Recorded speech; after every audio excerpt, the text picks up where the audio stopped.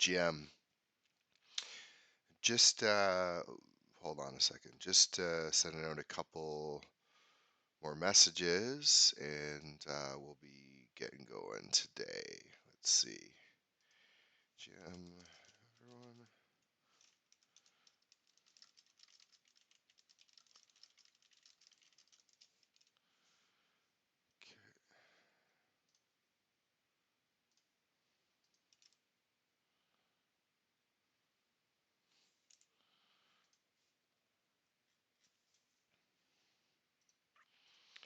Okay, let's get going. So close this up. Close this up. I'm feeling sick today, so I apologize. I'll try to use the mute button. Oh, let's get a little music going in the background here. 1 second. Oh, we don't want to do that because that's going to cause all sorts of issues. Give me a second here. Streaming tools, extensions. This one.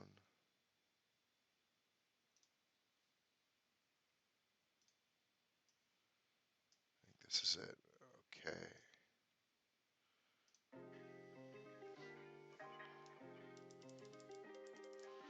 Okay, that's good. Let's check that out.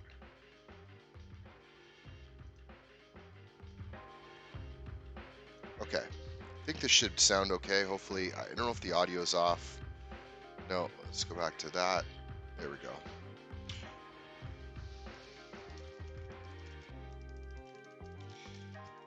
All right, so I think I got this right. Okay, so a little update on the Mount Fuji project. I did work on this a little bit. Been not feeling great the last couple days, so I haven't done quite as much. But just to kind of recap where we're at, and I'll get into sort of the goals for today. This is the project. So basically, I'm recreating this area of Mount Fuji in Japan. So there's an Airbnb right here that I stayed at during my recent trip, and it's on this lake, Lake Yamanaka, and the viewpoint is of Mount Fuji across the lake. So if we drop in our little dude here, it's probably not the exact spot I wanted. Let's try that again. Zoom out this.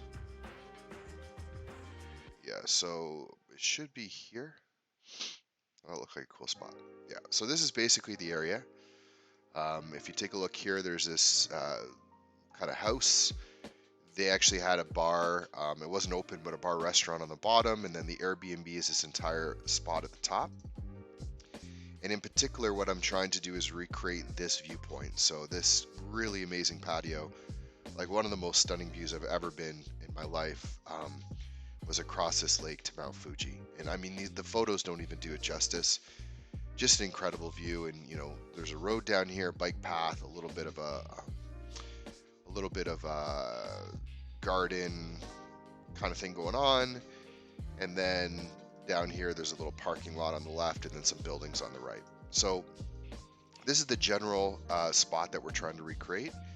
If we go back into Blender and we open up our images, I have a bunch of reference photos, which I'll go over really quickly, and then we'll get right in. So these are the references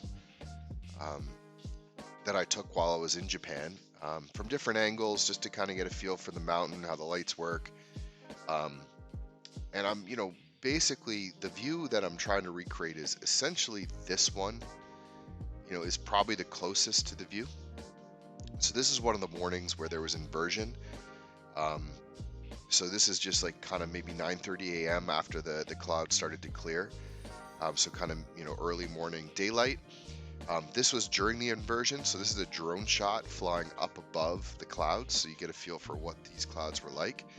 And then, the same view here, you can just see it's cut off. There's this kind of area here, which I keep wanting to research to find out exactly what this was, but this is sort of breaks up the textures of the forest that runs from the lake all the way up to kind of the edge of the rocks here, and then the snow. There's another cool view, which something I might incorporate into this, which is one of the ferries that went across um, the lake underneath the same kind of inversion. So it's just probably around the same time as I took that.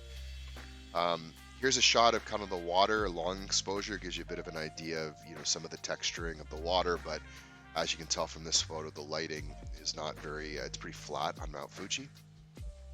Totally different angle over here. It was one of the compositions I'd kind of thought about. Kind of an iconic photo here from Mount Fuji, but I think this is just kind of a fun reference, but not something I'm using. This one is at night, so I've been using this for a little bit of reference for the way the lights are across and some of the lighting here. I'm not actually sure yet whether I'm going to do day or night, so I've got two versions of this going. I'm going to bounce back and forth between them, and ultimately it's on my list today to make a decision. Another spot of Mount Fuji, this was potentially for a derivative that I'm working on, but I'm probably not going to use this now. And then here's, you know, some detail of the mountain in particular. This sort of effect you get from the wind is something that I want to make sure I recreate, so you can kind of see all the texture here of the snow. And then you can see how, you know, certain spots you can actually see, well, hey, this is how they actually climb up. So super cool to see the path. There might be someone on this trail here all the way up to the top. And then you actually see, you know, how the wind is blowing part of the snow off the side of the mountain. So this is a good reference for when I get into this final detail. And then here's a reference of what the patio looks like. Far out reference of the patio. I do like this view a lot, and I had thought about doing this kind of a far back view. But ultimately, you know, it is kind of neat, but I don't think that this patio and this table is what I want to be focused on. So I'll probably bring the camera out a little further, okay? So where we're at in terms of the scene, if I go back here, a couple different views. Apologize, this gets a little slow. Let's go to this view for now. So this is the scene. What I specialize in, or what I'm, you know, really focused on, is making these 3D landscapes. But I think what I do differently that I haven't really seen anyone try to tackle, and I kind of know why, is I actually try to recreate the full landscape to scale, which is really crazy in Blender. You know, we're into a huge amount of vertices here, very huge space. To get an idea, you know, I've measured this out. I brought this up to 10% scale, so we're not even at full scale. This is in Blender, I think it's about 1,700 meters across, whereas in real life it's about 17 kilometers. This Lake Yamanaka, is famous with this little, looks like a whale. So it's one of the five famous lakes, or 5 lakes around Mount Fuji. There's, I think, one here, and then one on the other side. But the reason why I do this, the reason why I want this to be to scale is, one, you know, it is meant to be a digital recreation. So although I take, you know, some artistic liberties on like the lighting and the style, generally I try to recreate this from an exact moment where I was in the location. And I use, you know, 3D scans, I use reference photos, I use data from, this is radar data, as well as I think some LiDAR data combined. I use all this real data to try to recreate this as accurately as possible, because one, you know, I don't want to just guess from one angle. You know, I don't want to make it look good from one angle. I want to be able to move the camera, and I've done this in the past where I've done derivative products, derivative art from these renders from different angles. So like at the end of this, I'd like to be able to move a camera up to Mount Fuji and shoot down, maybe with some inversion cloud from that day, right? So, you know, if I wanted to shoot, going back to the scene,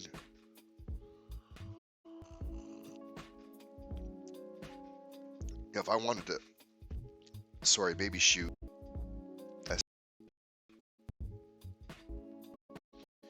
Let me see if maybe this is something to do with that. Give me a second.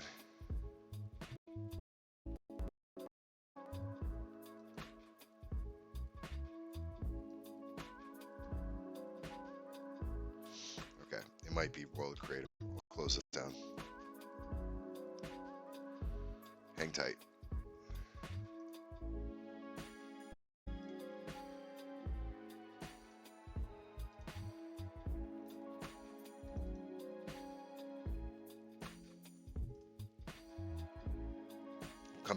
in a second.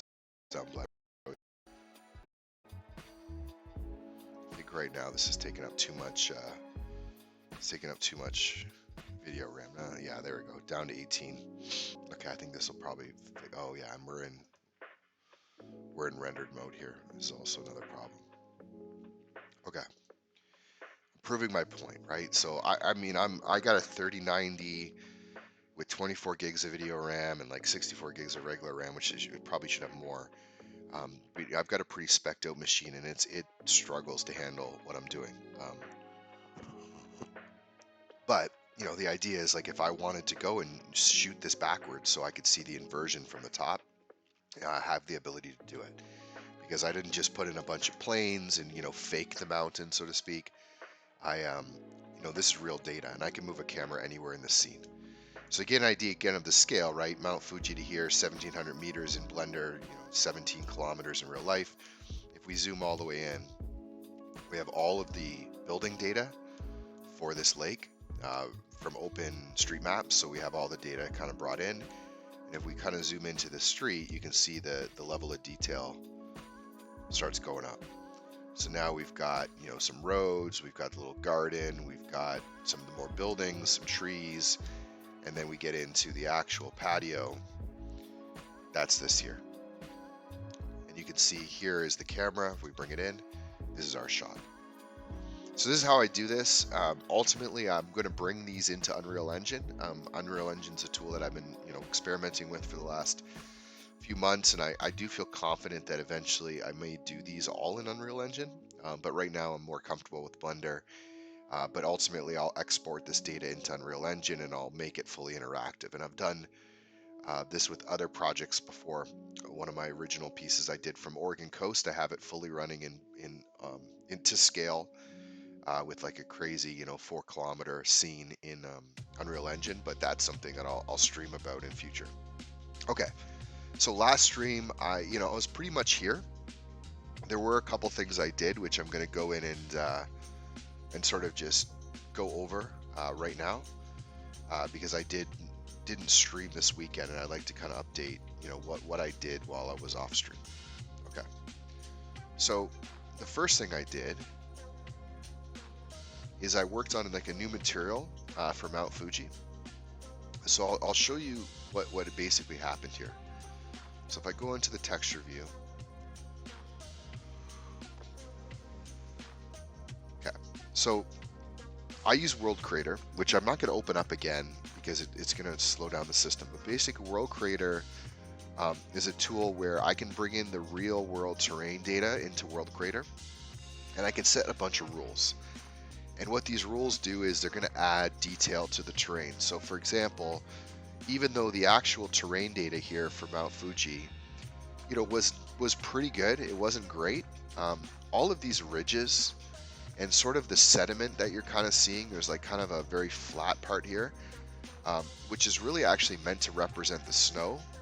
And it doesn't actually impact down here because I would generally put, you know, some trees or some texturing, you wouldn't notice it. All of this is created with World Creator with like real world geological rules. So things like, you know, how does wind affect the sides of a mountain? How does snow form on a mountain with, you know, the sun coming up in this side and rising on this in the east and, you know, setting in the west? Like, how does that affect the distribution of snow on a mountain? Wind conditions. Where does sediment actually, you know, pile up on a terrain like this? So I bring it into World Creator and I do that, and then I also bring in a satellite image over top, and I also use the satellite image to set essentially rules for where certain textures are going to be. It's called a splat map. And what I did over the weekend was, this was my original terrain. It should be called World Creator, I think, terrain. Yeah, so World Creator image map. So if we take a look at this, this is what the original texture was, right? So this is an actual satellite image. And you can see like it did some weird stuff here. I'm not actually sure where that came from, to be honest. But it basically pulled in, you know, some data here for the grass and in very low resolution. But I've been using this mostly for my terrain from the beginning. So let me see if I can bring this in. I never know how to do this. Right. turn that off. Turn this off. Turn off the shrubs. Sure, turn off this. Turn off the roads. Okay. So if I go out of this local mode, and we go back to here.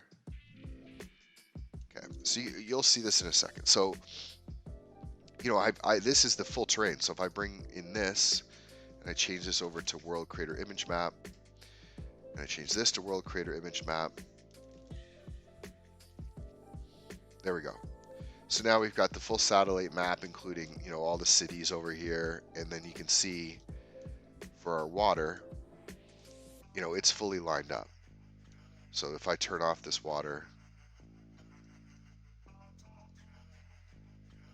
this one is also World Creator. Okay, there we go. So this is it, right? We've got the full image, the satellite, and then if I drop my water in, you can see it's just a plane that's sitting sort of at the exact elevation of the water. So when you scroll in, you get, you know, something like this. And it's obviously Blender struggles with this because, you know, I've got my clipping starting like really low and really high. So there, that gives you a better idea. So this is the water, right?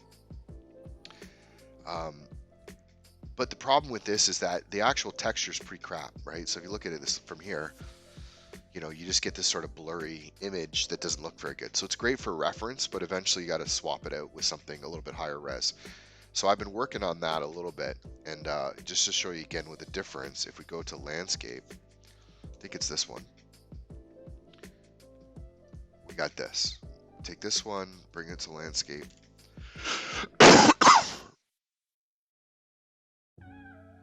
We got this. So now, this is not perfect, but it's been the start of me trying to bring in a little bit more detail, and I have a list of things that I need to do to fix this up. So all that's happening here, which I will fix up more in a second, is I'm just saying, all right, let's just make the whole thing a grass texture and keep this snow. So if I look at this, let's zoom in here, we're going to bring into a proper rendered view.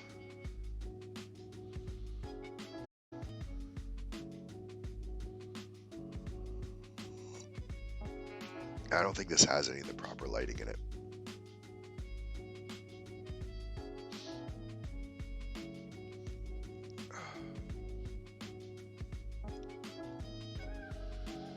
I think it'll do the trick. It's always been a weird thing to bring that in. But you can see the snow. We can go back to this. The snow is not bad, right? You know, there's a bit of detail here. Maybe it just needs to be adjusted. So I can go in. This is the actual two textures down here. So I think it's the top one. Yeah, okay, so the top one's the grass. Actually, so let's clean this up a little bit while we're here. Why not, right? And I can kind of explain it as I go. So I've got a bunch of these. I've actually have my own material that I created that I've been using, which I didn't want to use for this because it's so heavy on the scene. And this scene is even more intense than the last one I did from the Oregon. But I'm going to show you here in a second. So, what is it? Shift, Control, Alt. Is it Alt P? I don't remember how the heck to bring this.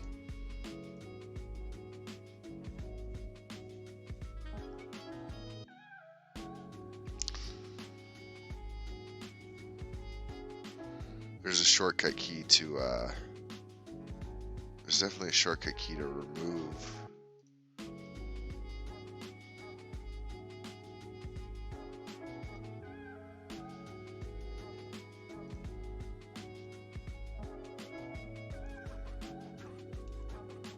Alright, well, we'll fix it after. Okay, so this top one is the grass. Which we can just leave this out for now. Okay, and this is it. So this is the grass. You know, I could frame this. What is it? C? I forget now what it is. Frame selected. Okay. So Node Wrangler. Node. This is mapping. This is mapping. Okay. And really what we just want to do is grab this whole thing. There is a shortcut for this frame selected. What is it? Shift P, right? Okay. So then what this is our grass. What I typically do with this is I'll give it a color, just kind of similar to whatever the actual material is. So it's super easy to see. Okay, so this is the grass. We're going to do the same thing here. So I'm going to bring this down. I typically just hide all these things because once I've set them, I don't really actually modify them after the fact. And I guess it's just the OCD side here, but I don't know. I typically love to just bring these all together. So these are all the textures. These are using Pixel Megascans, and the reason they're using this for now, I've used different textures, including ones I've created myself. I've even tried AI textures.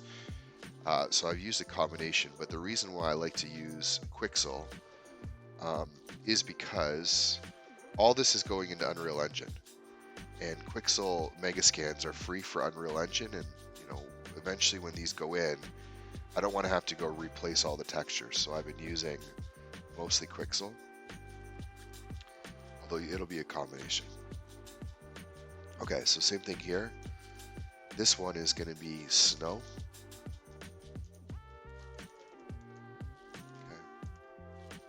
We're going to set the color of this to a white. Although it's going to be really hard to see, so maybe we'll change it to white. And can we change the... I don't suppose we can change the... Okay, we'll go with a gray. Just a little bit easier to see the mapping. Okay. So basically all I've got here with my texture is really simple, right? I've got a grass texture here set up with all the hookups. And then I've got a snow texture here. Although now the snow texture is in the grass, which I don't actually know again how to... If it's Shift P to add to a group, it must be...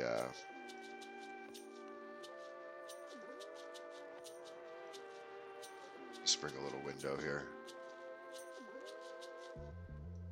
I've also been talking about how I typically have ChatGPT open, removing from frame blender texture. Yeah, I normally will have ChatGPT open, and I've got a little chat going where I'll say, don't give me a lot of nonsense, just give me like the direct answer, and I'll sort of use it as like a little assistant for just remembering shortcuts or remembering Alt P. There we go. So there we go, learn something. Alt P to remove from the frame, Shift P to add it. Right? So basically, yeah, I'll use ChatGPT just to kind of get quick answers. That they may have got the answer for that, but I think it was using a Node Wrangler plugin, so sometimes it doesn't actually work the way that I want it. So I won't have that on the stream, but I'll sort of share whatever info I get. Okay, so basically these two are coming together with this mix shader, which is the one that combines this and this. And really simply, it's using this splat map up here. And this splat map is, what is the shortcut to?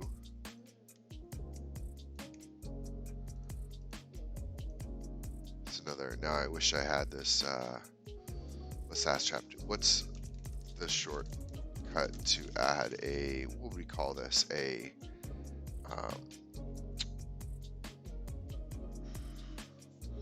It's one of these guys right here. I forget this shortcut. Reroute? Yeah, add a reroute to Blender's shader work to view.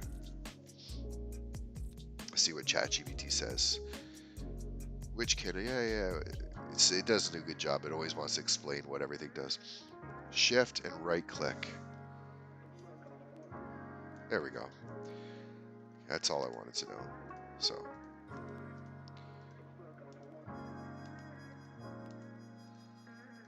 I got to figure out this. This is another thing, or another time. Just the general, like, setup of these things with these angles and all that. I'd like to look into it at some point. But basically, yeah, this is how this is set up. We've got this splat map, which is what's actually telling Blender where to put the grass and where to put the snow. And this comes directly from World Creator. And I'll go back and show you this really quickly. So if I go into splat map, it's really simple. All it is a black and white image, right? So over here is where there's snow, which was created in World Creator, and here's where there's grass. Now, as this goes, depending on how much detail I need it, what's in the scene, I'll go back into World Creator. I might set some other rules, like, let's change, some layering of where there's rocks and where there's grass or whatever I want to do. I'll export the splat map and I'll bring it in and use it to dictate where the texture is in the scene. Okay. So one of the things that I wanted to do is just play around a little bit with the scaling. So I'll show you. I wish this seems overly bright to me. I don't know why that is. I'm just going to try something really quickly. So what happens is when you import a Quixel image, it comes with an ambient occlusion and a base color. So I'll show you this. So basically what you do is you take the two and you multiply them. And all it does is it typically just adds a little bit of shading where there's like edges. And I don't know if it would matter in the snow. I think it did. It will do something. Let's just take a peek. So if I go to this principled shader node, you'll see that the base color is missing. So I'll just drop this in. And then I'll crank up the factor to 100. Oh, this is on the grass. Okay, it did something on the grass, but let's do the same thing. Let's do the same thing on the snow. Okay. So same thing here. Doesn't matter which one it goes in because it's multiply. But basically all I'm doing is just changing the base color. It's gonna take a second to load.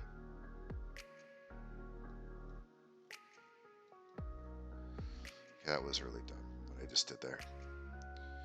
So I just dropped it into the grass. So what I really wanted to do is this one is the grass. Okay, and then this one here is that, and let's just double check that it's multiply. Okay, so this is the difference, right? So watch what this did. So all it did was it took, although it's really got some weird, okay, so this will be good for illustration, but I'll have to drop this way down afterwards because what we've got is a snow texture. If you actually looked at the snow texture's albedo, it's very hard to see it here. It's very bright. Maybe we've got the ambient occlusion. Yeah. So what it's doing is, see along the edges of the snow here, it's wind swept snow. So basically where there are spots of the snow where, the wind has blown it away, there's an edge, and that edge is darker than, the top of the snow where all the light's reflecting. It's just like a crevice. And it adds a bit of texture and detail, but the problem is when we get into tiling, so let's just show this. This is at scale of 1, and if I turn off this rotation, this is what it looks like. So on paper it looks clean, like it doesn't look too bad from here. When you zoom in, this is what it looks like. It's just blur.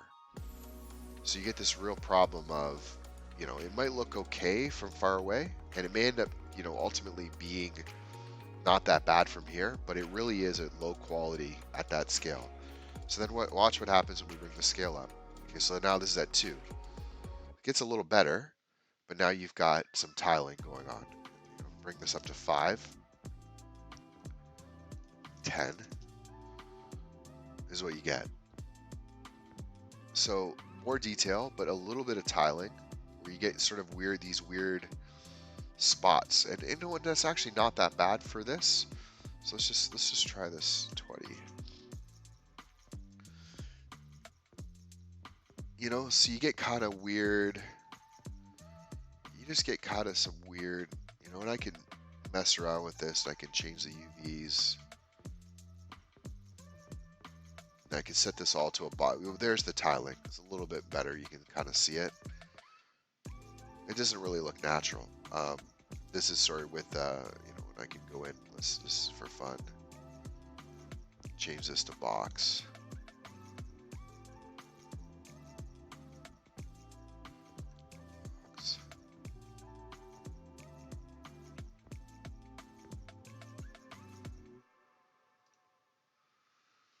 System's a little slow. Let's try this.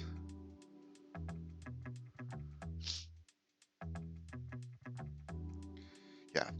So look, we've got lots of texture on the mountain, but we've got kind of weird patterns. It doesn't really follow any particular angle. It doesn't look super natural. So if I go into, say, 50 even, now we've got even more texture. You zoom in, you see there's a lot more texture on the mountain, but you really get a lot of kind of odd patterns on this. And you look from here, you start to even see some tiling, right? You can see it kind of looks like consistent. So what this Uber Mapper does is a little node from Blender Guru, a YouTuber that did this. It allows you to add some rotation and some noise to the texture. So what it will typically do is it will give you, something that looks a little less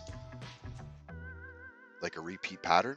Although if you look at this, I don't know how much it necessarily helps, but you can see what it does. So probably not actually necessary for this texture. So I guess what I have to figure out is, one, what's the right scale, right? So there you go. So at higher scale, you get this kind of repeat and a lot of, you get a lot of these little things, or at a lower scale, you get something that looks more natural.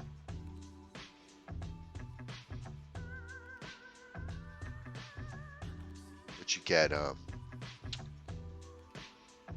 little less quality. But I think from here it's probably pretty good. So what I think I'm probably going to do is keep something like this. I think I would probably keep something like this. This is too much for me.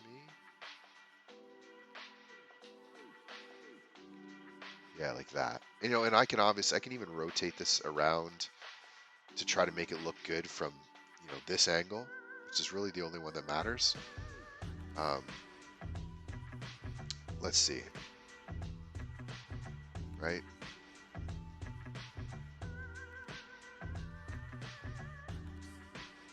Something like that, maybe.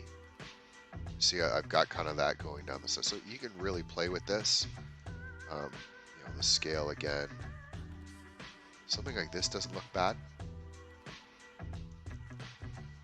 And then what I can do is I can go into the ambient occlusion, and I think, I'm trying to remember, if I bring this down,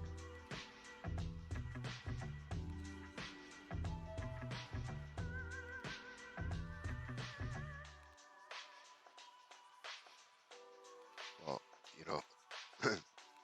this is just the base color. We lose that detail. Whereas if we have them both, it's definitely a good thing. I'm just wondering if I can reduce the amount. Maybe I can do it with an add. Let me try something. If I do an add, then I add the ambient occlusion to the base color. So now what we've got is, I believe we've got the ambient occlusion, the base color here.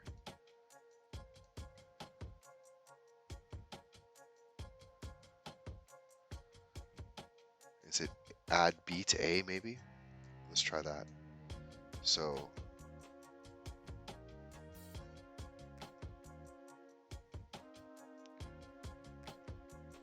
oh, that didn't really do the trick.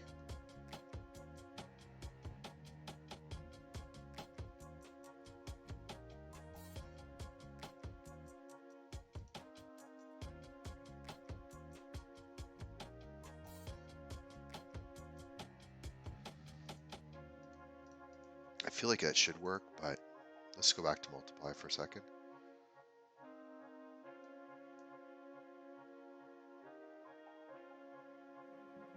Okay. This ultimately looks pretty good to me, you know, for now, from this view, and you'll see when I actually add the rendering in. You get a little bit of, you know, just a little bit of pattern here. We can obviously tweak this after. We can even change the aspect ratio, right, to stretch it out. You know, we can add it, translate it along here. So maybe if I wanted this, I'm looking at this, and I can say maybe that's, you know, putting it over here is a little better. But I think that maybe something like that. I don't really like that big spot up there. Let's go with that. Something like this. Bit of texture.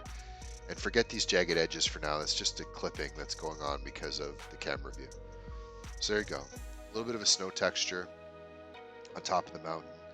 And then if we take a look at this one, here's another, you know, similar problem. So you look at this now, you know, we've got probably a lot of detail, but we've got a lot of tiling. So I can go in here and I can change this. You know, this is at 1, so that's basically a grass texture, right? And as we bring it up, there comes a point where it starts to look less like grass and more like kind of a pattern. And that's ultimately what we want. So we get a little bit of that, you know, a little bit of that splotchiness, right? A little bit of that splotchiness. And then, you know, this is again with, this is the mosaic. So this is with the mosaicing off. Doesn't really probably noticeable. But if you change it and then add a bit of noise, see, it just sort of breaks up any kind of pattern that there might be. Something like this looks pretty good where you zoom in. Yeah, it looks like grass from here, but from further away, it'll probably do the trick and it'll look, you know, like there's a bit of a snow pattern here or a bit of a grass pattern. And ultimately, I may put some trees in here anyway. Okay. A couple more things, then we're going to get working. What I want to do is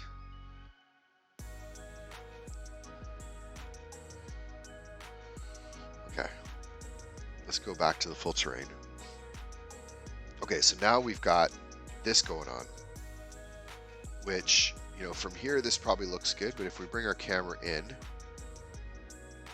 you know, it's not awful.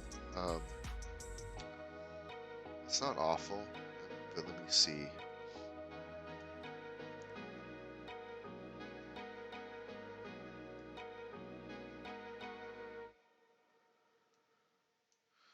This is just texture preview mode, by the way, so this looks a lot different when you're here. Okay, so watch this. So there's a couple interesting things you can do here. So there is a camera node. So always the problem with texturing like large scale like this is that the texture back here doesn't look too bad. And to even get an idea, if I go back to here and I'm just sort of adjust the scale, right? Oh no, that's our snow. Go back here and I adjust the scale. You know, it doesn't look any better if I go just more tiling. It doesn't actually look better than this. But if I go this way, you know, eventually you start to see, you know, maybe a little bit more detail actually. So maybe it's something like this. And you can experiment with the normal map, right? So add a little bit more. But you'll see when you actually add some light in, it don't look that bad. But over here, it's no good. So you can do is you can add a camera node and you can do the same thing. You can add a mix and say, well, if the camera is, you know, this far away, use this texture, and if it's this far away, use that. It's like a video game technique. But because we're static and because the camera is going to be here, I don't know if necessarily doing that is going to be the right thing, because it is kind of adds some like intensity, computational intensity to the scene. So because if you saw when I did this before, you'll notice that I actually separated the terrain. You notice that this terrain is different than this and this and this. And the reason I did that, although it looks a little sloppy, is this is essentially the camera angle with a little bit of changes. So this entire area I would say is my foreground, even though over on this side it's probably, it's much further from the camera. It gives me one texture set, to be sure that this looks good from a close angle. This is the medium range, which is in camera, but pretty far away. It's also barely visible. So if you take a look here, it's only this little slice here, right in this area, that's visible. A little bit over here, but it's not consequential to the scene. It might be covered in fog anyway. And then this is again where it needs to be really high quality because it's actually going to be like the subject of the shot, but it's far away from the camera. So we have to texture this to be accurate at a far distance. All of these things can be fixed like an Unreal Engine. You can do a lot of better stuff here with adding, different terrains at different view levels. And I've done that before, whereas like you're walking on the scene, you get a different texture than if you're far away. That's not what Blender is meant for. So you have to use a lot of tricks. And ultimately, I found that this trick of just separating it into different layers is the best. Okay, so let's go back here and I'll show you what we want to do. So what we want to do now is just change this texture, which is right now we're on landscape. So what we can do is we can add a new texture. It's like an instance. It's like same texture, but a copy. So I can change this copy without affecting the far away. So this is going to be landscape foreground.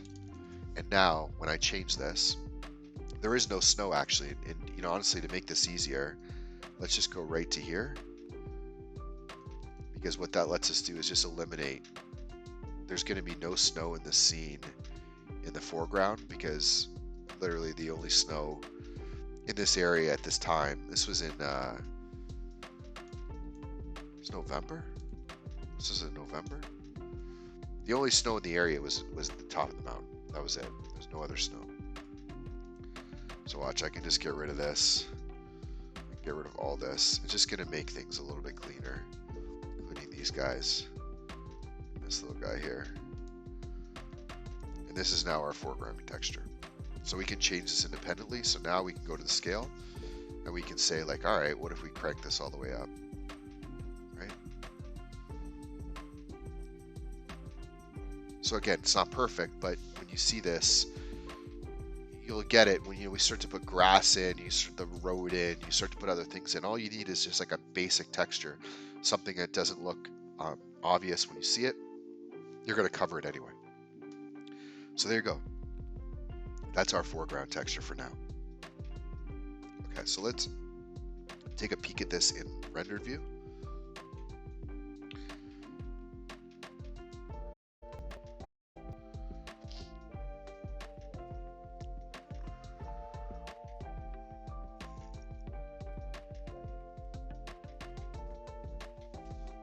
Okay, so we've got a bit of a sky. This is an HDRI. I gotta notice this seam right here.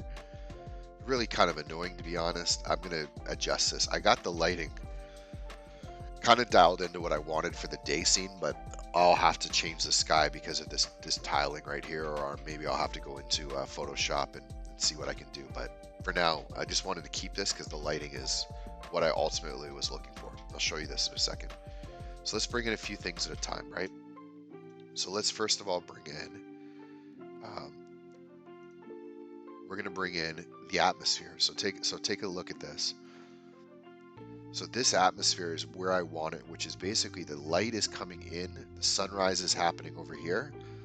We've got sort of a lot of, right now it's grainy, but this is like an atmosphere fog. So you can see without it, with it. It adds that kind of hazy look that you get,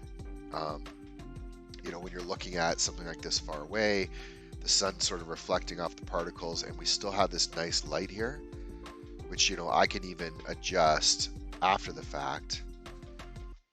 I could even go as far as giving it like a tint. So if you kind of look at adding a little bit of tint to this, you can start to see a bit of alpenglow going on Mount Fuji, which looks pretty nice. Okay, so let's leave that there. I'll show you the night mode in a second, but this is with the atmosphere dialed in minus this issue here. Okay, so let's bring in some buildings. So we've got our background buildings, which is all these buildings along here.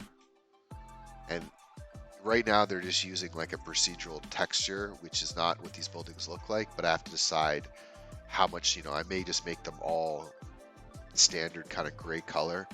I may leave them like this. We'll see once we get going. This is the side buildings. So this is a couple detailed buildings over here that I wanted to make sure they were perfect in the right spot.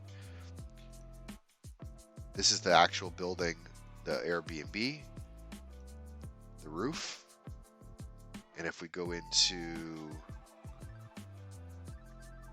the patio, which, don't ask me, why is that patio there?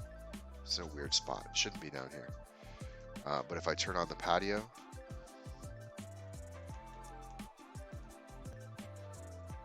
there we go. We've got the actual foreground element. Okay, we're missing roads. There we go. And we're missing the foliage. Get rid of this guy. Actually, let's bring this guy. Let's find these trees in here. I think it's this. Yeah, I think it's all three of these. I'm just going to bring them out of the scene.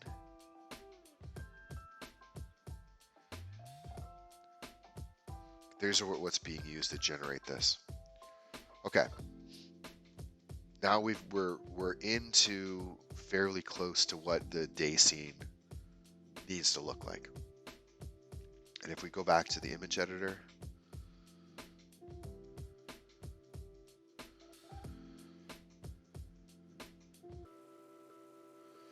I'm actually just going to save this because we did actually change the snow texture. Okay.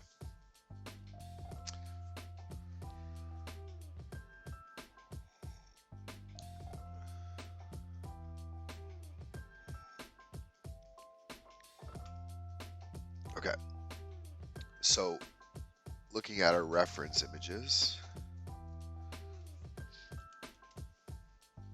By the way, this is a cool trick. If you're ever looking to use reference images, PureRef is a tool that like everyone talks about and uses. I hate it. It's really great for bringing in images and organizing them. This is the tool here. I'll show you. So this is my canvas, and it is very cool, right? So this is what it kind of looks like. You can zoom in, and you've got all your reference images, and you can organize them. It will auto, line them up. This really cool tool.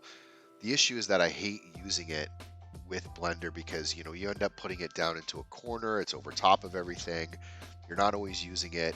It's like another application to switch between. So what I do is once I have it set up, I take an image, like a PNG of the entire scene. So I just export. Save this as export scene. So now it's like a shot of the whole thing, and then I just bring that into Blender. So now I have this, this is such a better, PureRef should do a plugin for Blender, by the way, but this is so much better because, I can do the same thing. I can zoom in, say, okay, I want to look at this today. Okay, I want to look at this one, but I can go full screen in Blender. So this is now the same deal as PureRef. Or if I'm not working on something that needs a references, obviously I can go, full screen here. And you don't have to worry about that PureRef sitting in front. So sure, with shortcuts and some hacks, PureRef, you can do something similar, but I just think it's way better to do it this way. Okay. So let's look at the day scene. And let's say, well, what would we need to do to sort of get this closer to that? And right now, what I have on my list, which let me just check this, is blend road parking texture. So you can see this here, and again, angle and stuff, I've been adjusting this angle constantly. I'll probably keep doing it, but basically I'm going to try to find an angle that I want. So obviously if I'm further out, it's going to cut off more of this parking lot, and I actually didn't really want to have too much of this parking lot, because especially during the day, I might have to put cars in it, make it look a little bit busier than it is, which causes, just this more rendering. So one of the things I could do is I could adjust the camera.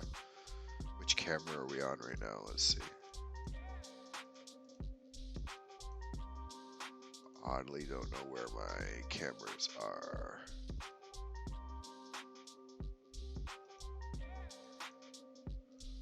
Okay, so we're on this camera.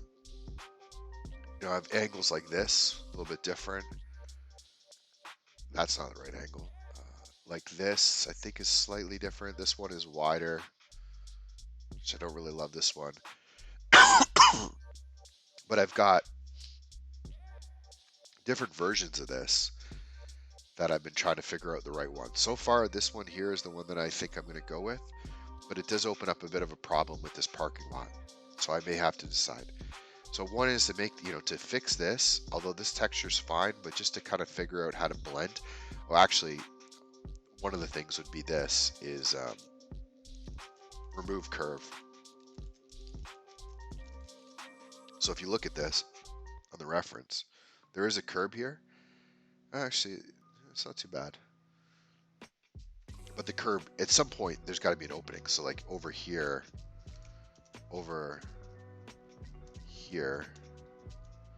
we've got to fix this curb up. And you can, when you zoom in, you can see where there's lots of issues, right? Just, it all is sloppy. It needs to be fixed up. But that comes at the end. Maybe we'll put this cool guy in this yellow outfit here in the scene. I like that dude. Okay.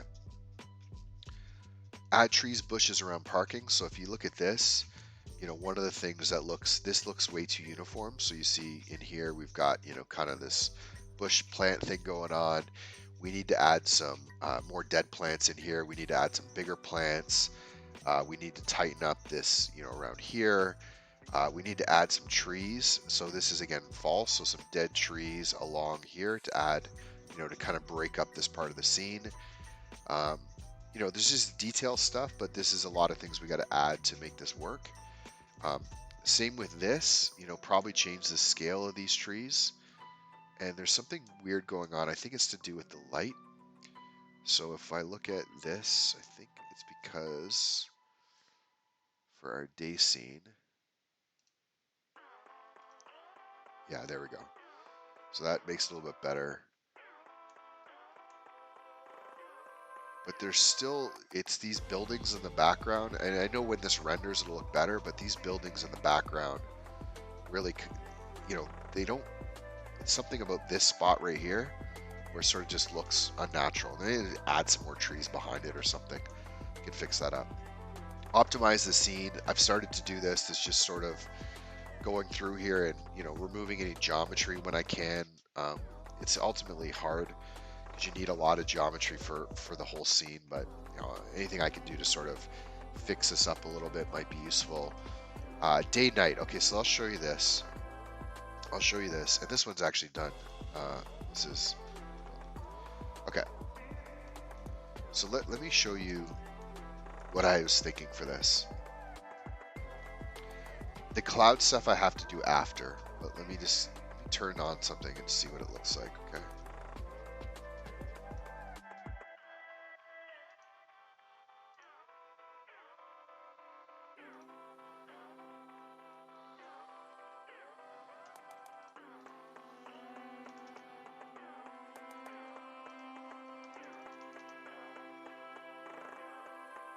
Okay. What happened here? Oh, right. Okay.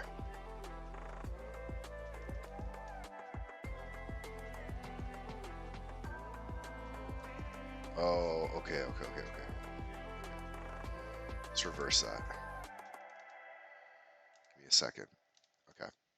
So what happened there is that I have a day atmosphere and a night atmosphere. So I just realized they're using the same output. So this should be night atmo. Or should we just go atmo night? Okay, and this one should be atmo. Yeah, atmo day. Okay. So So this one's perfect. As of right now, this one I'm happy with. The night one though is actually should have some emission, and that's that. So this is really interesting because I still haven't really done anything with this like a gradient, but watch as I bring that up. It's just creating like a bit of a fog, and it probably needs to be scaled up, brought down.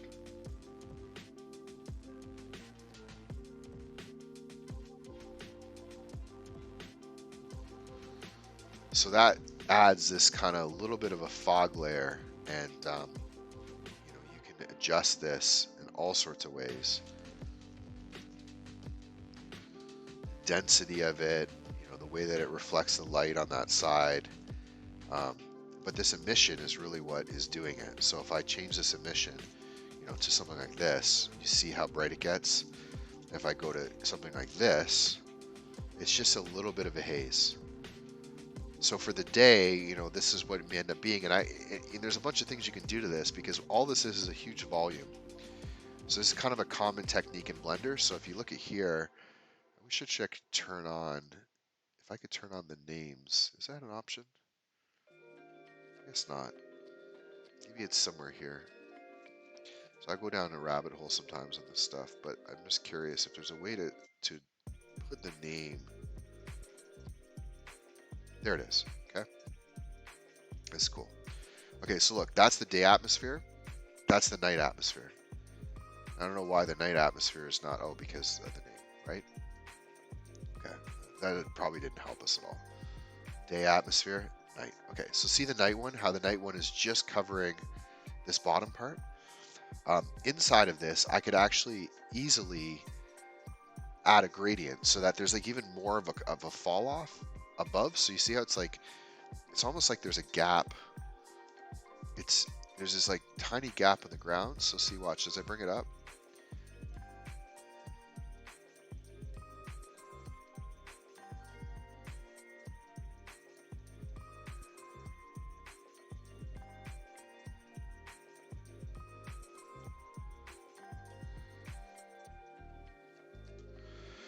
It's not too bad. What I'm seeing, and I'm trying to figure out why, is that line there shouldn't really be there. But I mean, there's 100 ways to fix that. But I don't mind that at all, right? And that, if I go to,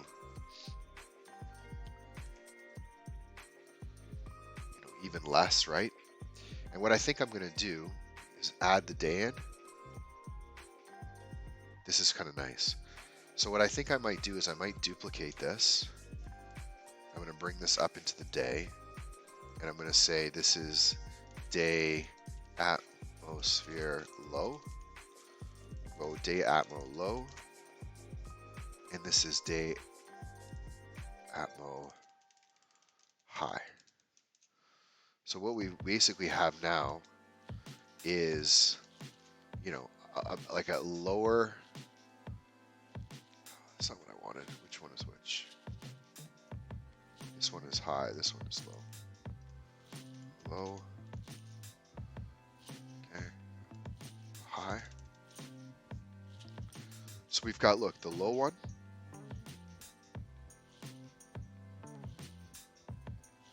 And the high one. We currently have the night atmosphere. Okay, so this is with all the night stuff off. So again, low is that part, which makes a huge difference. And the high is this part, which also makes a huge difference. Look over on the left, even the way that light comes in. So I'm really got to say I'm really happy with this. And there's all little tweaks that I'll just continue to do, like change the brightness of this, see if it looks better, right? There's lots of stuff we can do, but for now, very happy with at least how that looks, other than the sky thing. Okay. So now, if I turn off all of the day, look at the difference, right? Huge. Okay, so let's go into the world. So this is what's happening right now for our day scene. So I'm just going to say this is world day. And basically this is just this HDRI just lighting up the scene. It's very heavy and an intensity. There's really nothing to it. Um, so if I wanted to go to night mode right now, and there's other ways to do this, like view layers on and off. There's lots of ways, but just to show you, this is the day version. If we were to turn off the day stuff, so now we're back to here, and we were to actually change this to this, and we'll call this world night. Now we've got a night scene.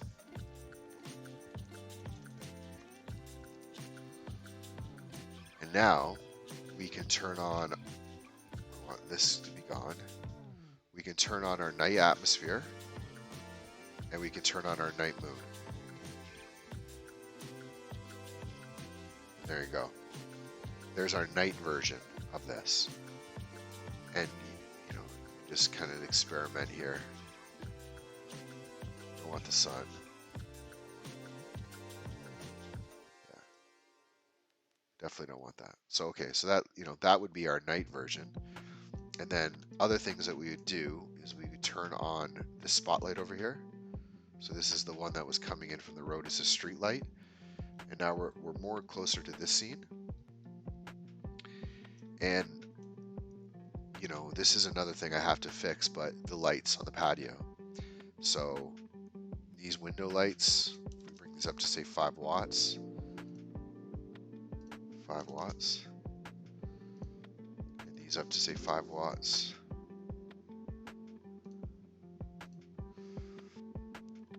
You get a little bit of lighting on the patio.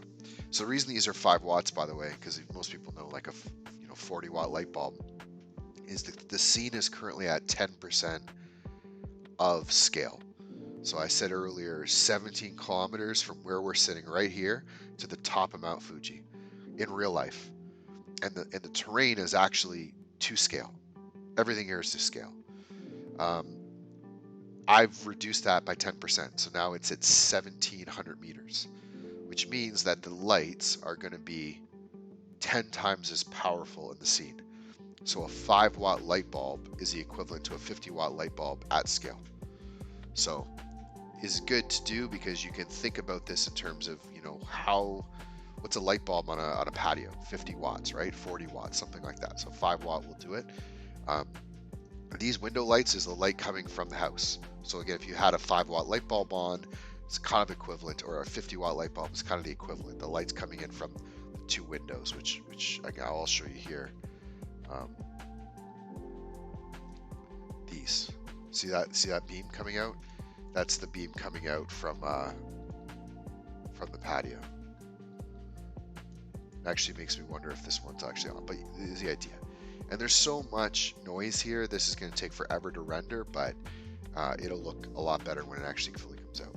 So this is our night scene. You know, it looks pretty good with the sky, stars. It's kind of a replica of this. Something that I wanted to do, which I would have to do if I did the night scene, is I would want to do this sort of like cloud thing going on, which looks really cool. And oh, one more thing, if I go into our buildings, there's a setting, which this is where view layers are really cool, because a view layer is essentially you take all your stuff and you say, this goes in this view layer and this doesn't. So what you can do is basically I can swap, and I say, okay, turn on this view layer, all the night stuff, turn on this view layer, all the day stuff. I just haven't done it yet. So for now, it's sort of a manual process. But if I go into here and I go into our building data and I say, give me 90% of the windows lit up, look at that. So there's the night scene. So, you know, honestly, what I might end up doing for this,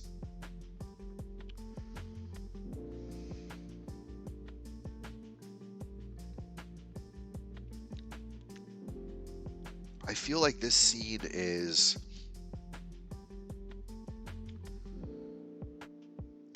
nice at night and day, and ultimately my goal is to make these dynamic, which I'll never be able to do in Blender. Like I could I could render this and have it change from day to night.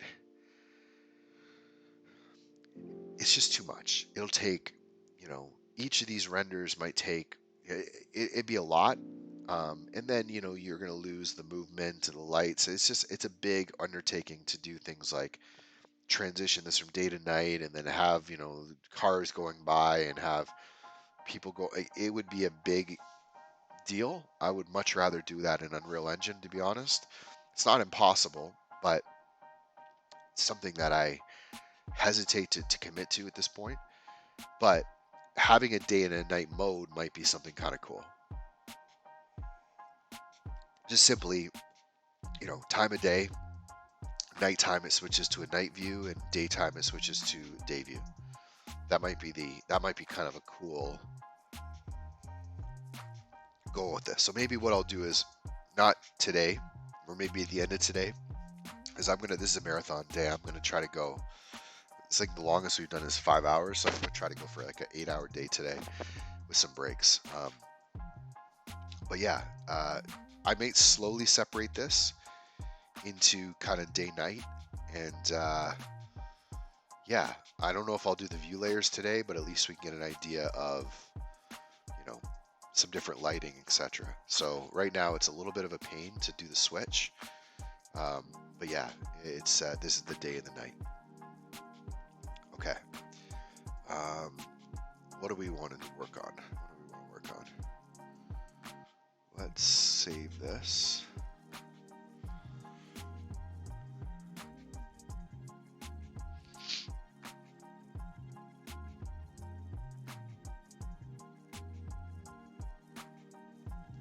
Okay, so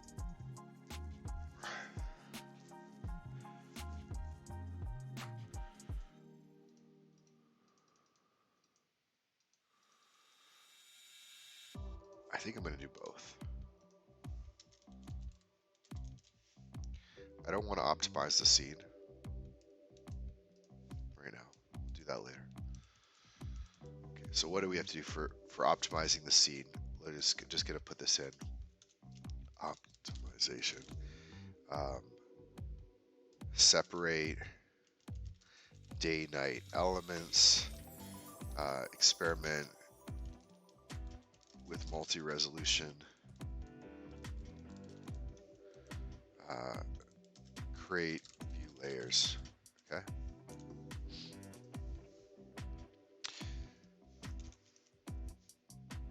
So I think for this is parking lot improvements. So first is blend textures for road, parking lot. Add bushes along, or add grass on edges. Add larger trees.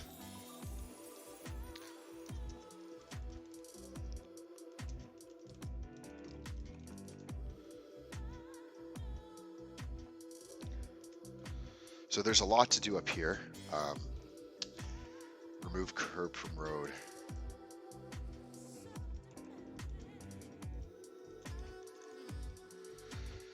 Okay, so if we break this down, and I would say, like, what do I got to do to ship this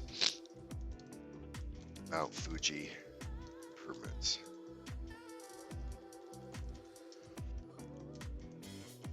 Add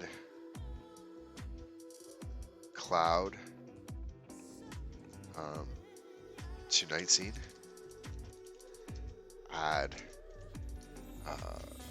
wind, snow to day. Okay.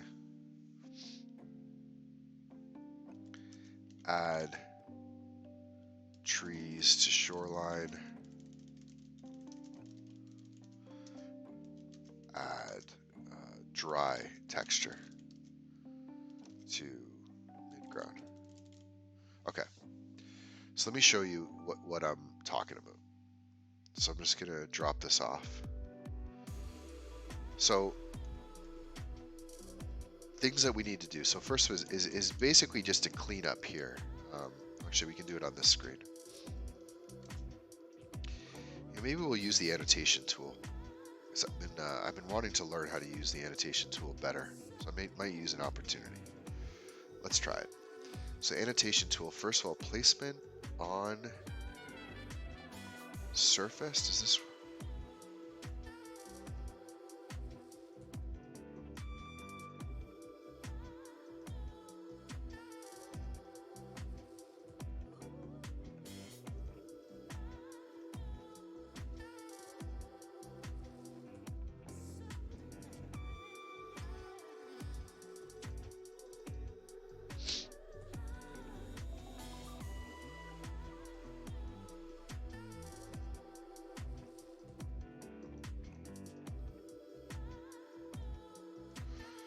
I never get this thing to work, to be really honest.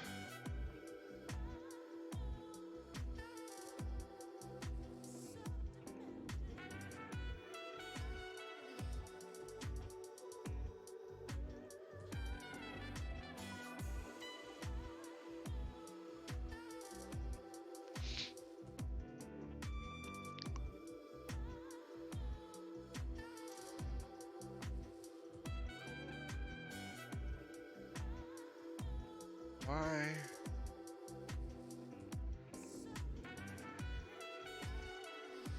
After all this, does this not work?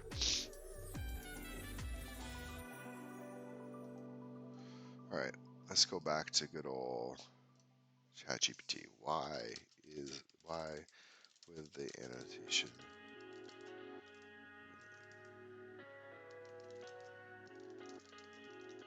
See what it says. If I just say, why did the annotation tool not work, or why isn't it working? Let's see what it tells us.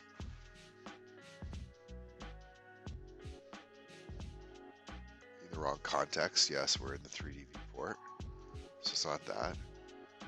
Layer visibility. Is a layer visible? That would be this. Aha. Hey, ChatGPT. Does the trick. Okay, so I'm going to actually do this because I wanted to get better with this tool. This is a long stream, so I apologize if this is not going to be exciting, but okay. So what I wanted to figure out here is this. So say I wanted to say, let's fix this, right? So from this view, currently we're placement at 3D cursor, and I don't actually know how this works. So if I went like this and said, let's fix this, right? From this view, it looks good. Now what happens when we change it? No good, right? So that's not what we want. If we change this to view, and I say, this is the problem, does this work? No. Okay, what if we go to surface?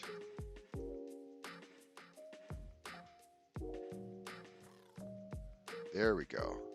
Okay. Still would like to figure out how those other, so this is what I wanted, other than the fact that it kind of drew over this, but that's not bad. Okay. So what is only endpoints?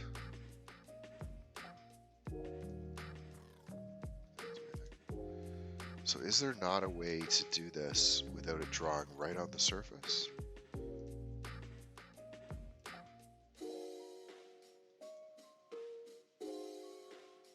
That's not what I want at all.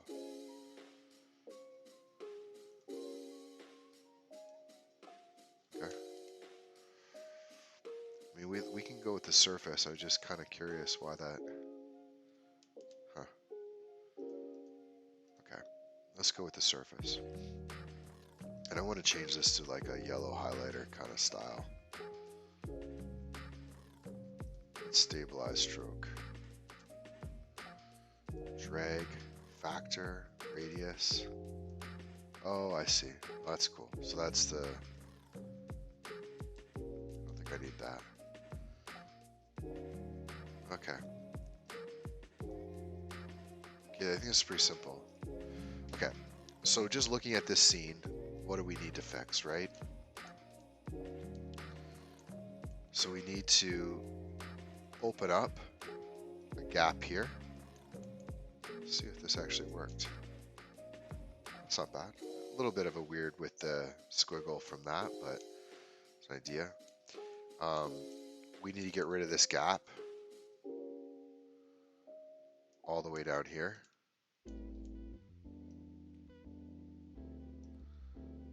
Right, need to get rid of this gap. We need, now this is where it probably won't work very well, right? Because if I wanted to draw a tree here, yeah, it's gonna do that. So if I switch this to 3D cursor and I draw my tree, hey, there we go. Oh, that's kind of cool. Okay, so basically I want to draw, you know, tree here. Now let's see what happens if I do this one. Oh, that's what it is. Got it. Okay, so basically you put the 3D cursor where you want, and then you say tree, 3D cursor, tree. Ah, that's neat. Okay, so basically we want that, and then I would say, you know, probably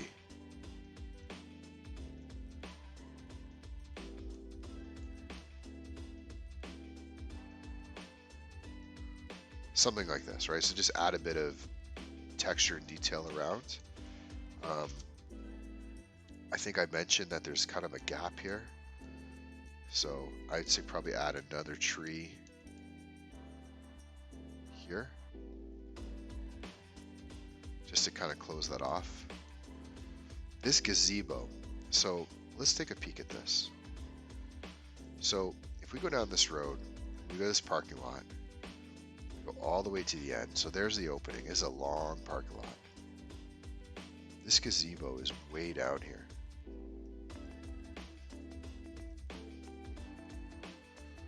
So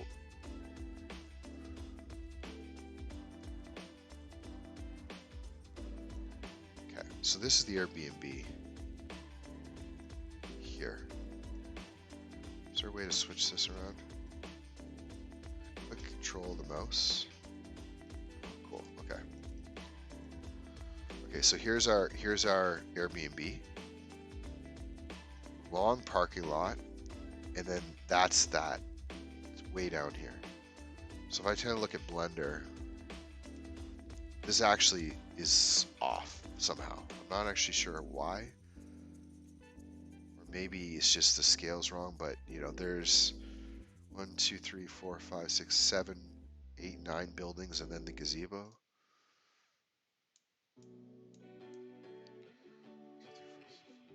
Maybe.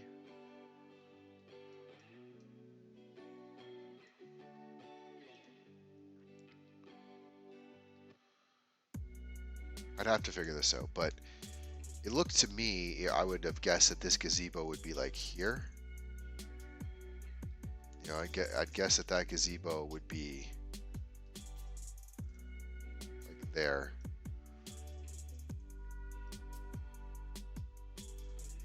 And then the parking lot would have went like probably all the way down to here.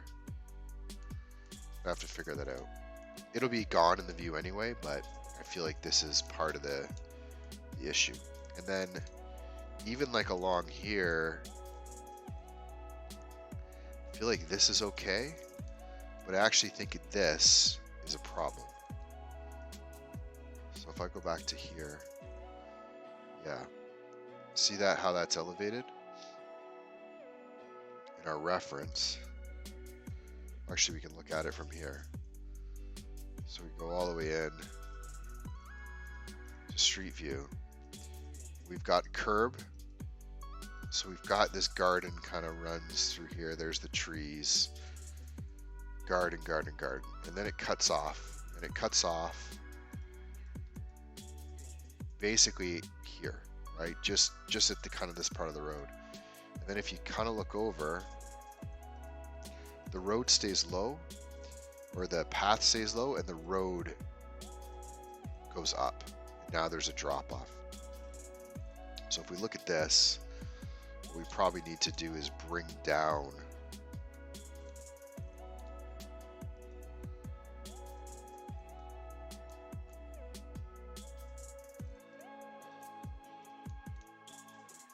basically need to bring the road down.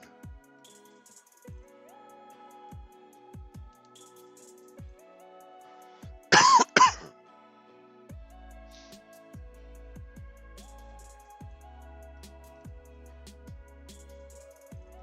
don't know why that's working, but yeah, this needs to come down. And then if you look at, what I kind of have here, this is sitting up too high, and I can actually extrude this down, to be honest. So I could just either add some thickness to this with the solidity modifier, or I could just extrude the entire plane down and just have like a bit of a lip, which would help a lot. Same with this road. It really would be nice to have a modifier on it, but I don't think it's necessary, because as long as this lines up, here you can see some gaps. Gotta fix that up. Okay. I think I'm going to start with just fixing up the general layout of the roads and stuff and kind of cleaning everything up on that side. And then after that, I'll start to add some of those trees and we'll go from there. So now, can't forget this next time. I'm going to turn this off, which I guess I could do the other way to do this. Would be just leave this on and go to here and just turn off annotations. Okay, there we go. Okay. So typically what I do here is I'll go to a rendered view.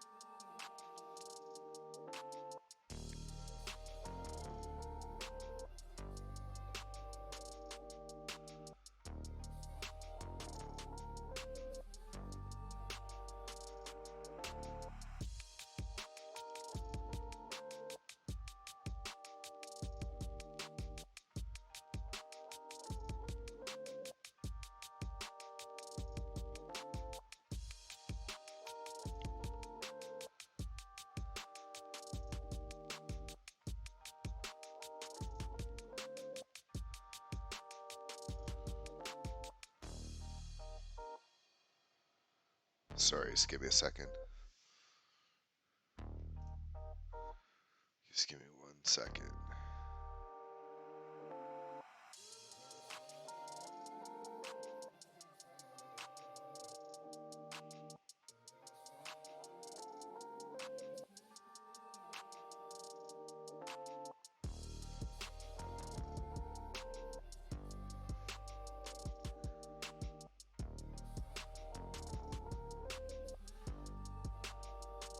Okay, just gonna fix up the road a little bit, and then I might take a break, and then we'll jump back in. So what I want to do with this is just bring down the road Actually, okay, a couple things. So we're going to add another subdivide in here. There we go. So basically, just so the road is just above the dirt. Oh, I didn't do it.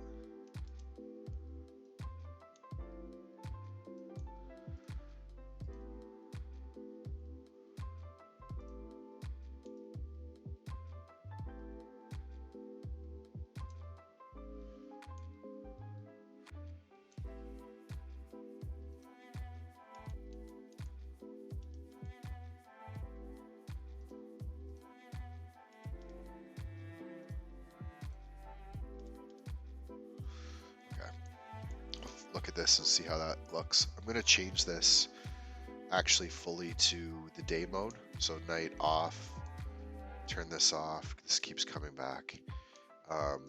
Bring the day mode on, change this to world day, and turn off the road, turn off the patio lights, turn off the spotlight. Okay. Just to get me a little easier to see the road. And truthfully, for right now, I think even just turning off the atmosphere. Maybe not. No, I'll leave it on.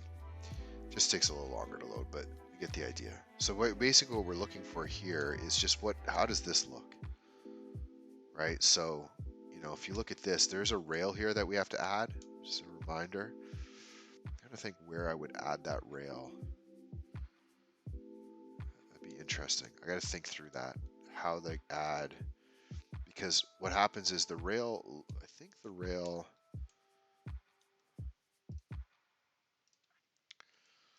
yeah. So when you look at I mean, obviously the railing is all different, but this railing here runs all the way to this spot. So I could probably just might have to do 2 roads and then connect it.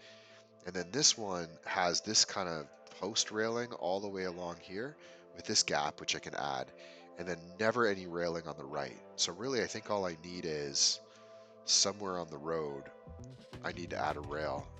And I think if you look at the way that these roads are made, it's a geometry node. So if you actually look at this railing, I've just hidden the rail posts. So I'm sure I could just do a duplicate of this. Maybe the best way to do it. Let's try something. What would happen? What would happen, for argument's sake, if I split this? Okay. So now, actually I should have done this the other way, so watch. I'm just gonna try something. So the road is just a bunch of curves. So what I really need to do is just say, bring this curve, or this point in the curve. Oh, that's not what I wanted. Really all I need to do is bring this point in the curve to the spot where the railing started. Call it that, right? And then I take this curve and I say separate. So now we should have what looks like the same road. Don't think it changed. Nothing would have moved. But now this road is this one. So now you've got this road, we'll say main road far. Well, actually, why would we say main road no rail? Okay. And we'll say main road rail. And now this road, we can go in to the railing and we can change the post object to, I think it's just called rail post.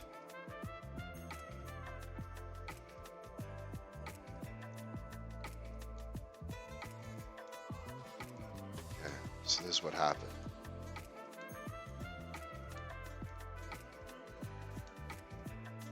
So now what we want to do is change the height. No, That's not it.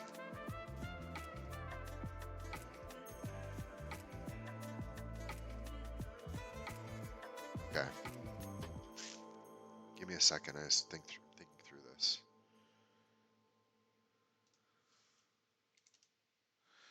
Okay, so here's what's happening. So I'm just going to talk through it. So basically, the rail as it applies to this road is essentially a bunch of things. It's the curb.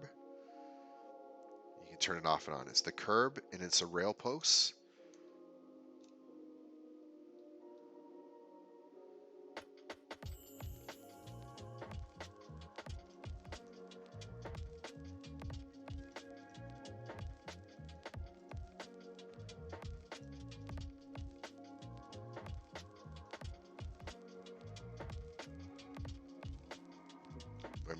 I'm racking my brain with how I did this.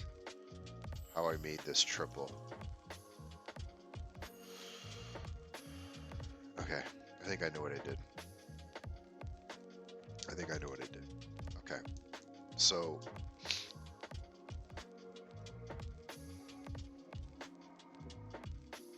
just gotta think through the right way to do this. So I bring this up.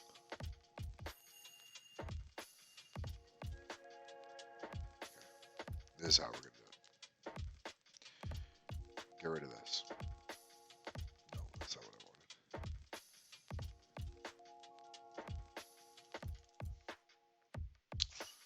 I don't remember what that was.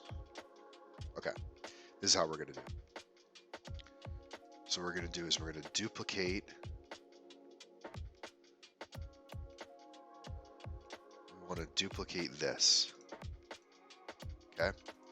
So this is geo rail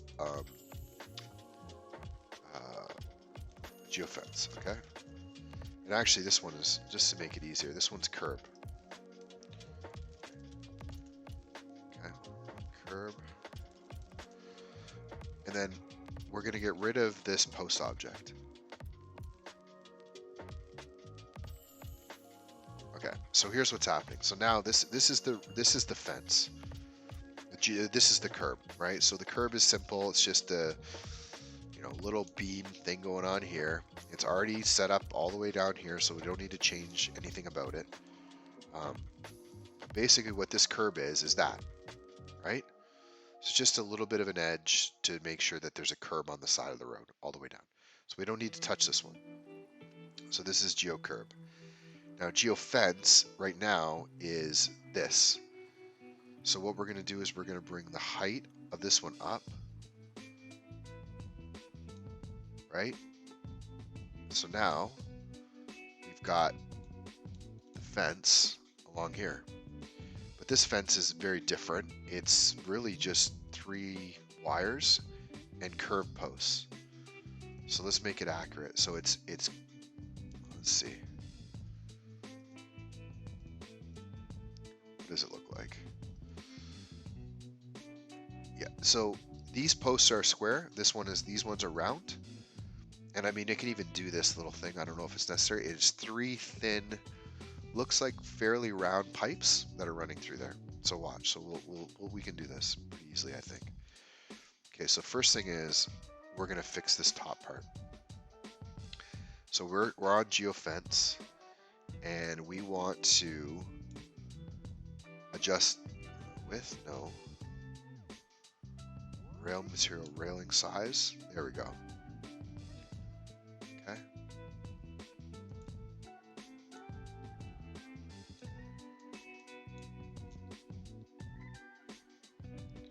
Again, it doesn't have to be perfect.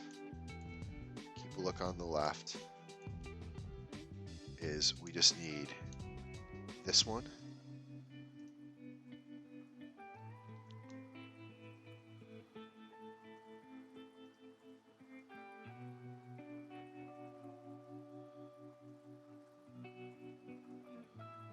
These about halfway.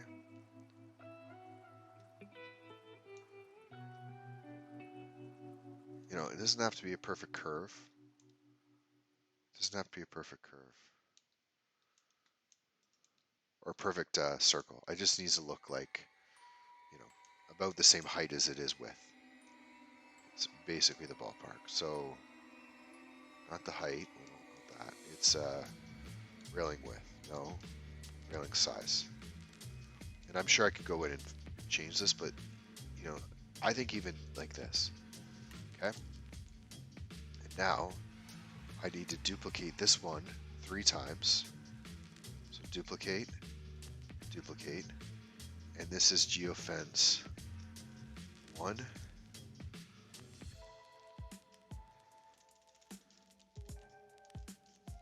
And I'm sure I could also go into this geometry node tree itself and, you know, tell it duplicate this 3 times or whatever. But honestly, this is a faster way to do it. And then all you got to do is just change the railing height. Right? There's number 2. And there's number 3.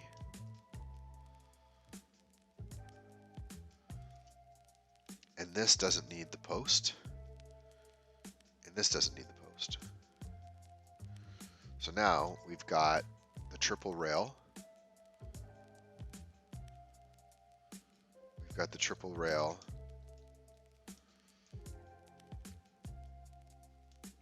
We just need to fix a couple things. So first of all, this is the one with the post. So we're going to change the height down. I would say to there. There's our reference. Yeah, it's pretty low. And if you look at our image, it's pretty low compared to this fence. So we need it to be something like, you know, maybe even like that. And then we're going to bring geofence 2 down to say here, and then geofence 3 down to like there. I like the look of that. Now we're going to change the post. So right now, this is using, the top fence is using rail post. So there's this rail post object. It's the same object here. I just saw a little issue here. Give me a second. There's something kind of wonky happening here.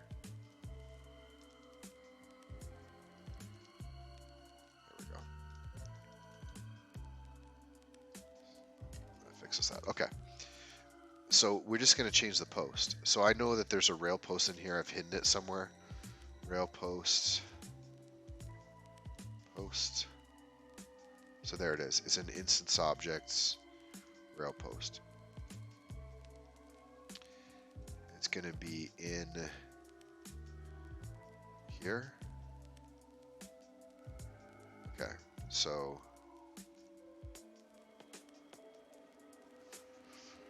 trying to remember how I got access to this before.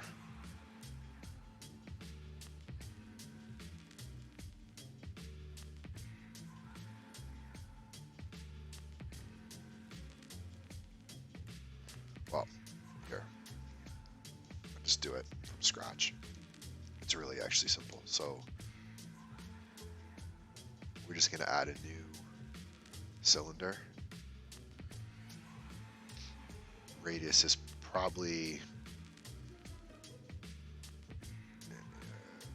10. So I would say in meters, it would have been 10%. It would have been across maybe, let's go with that, ballpark. Depth is like probably 0.1.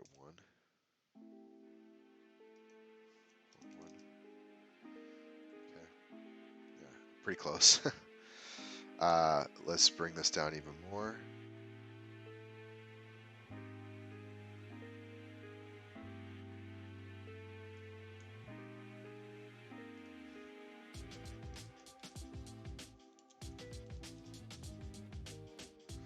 I'd say that's probably pretty good. It needs to be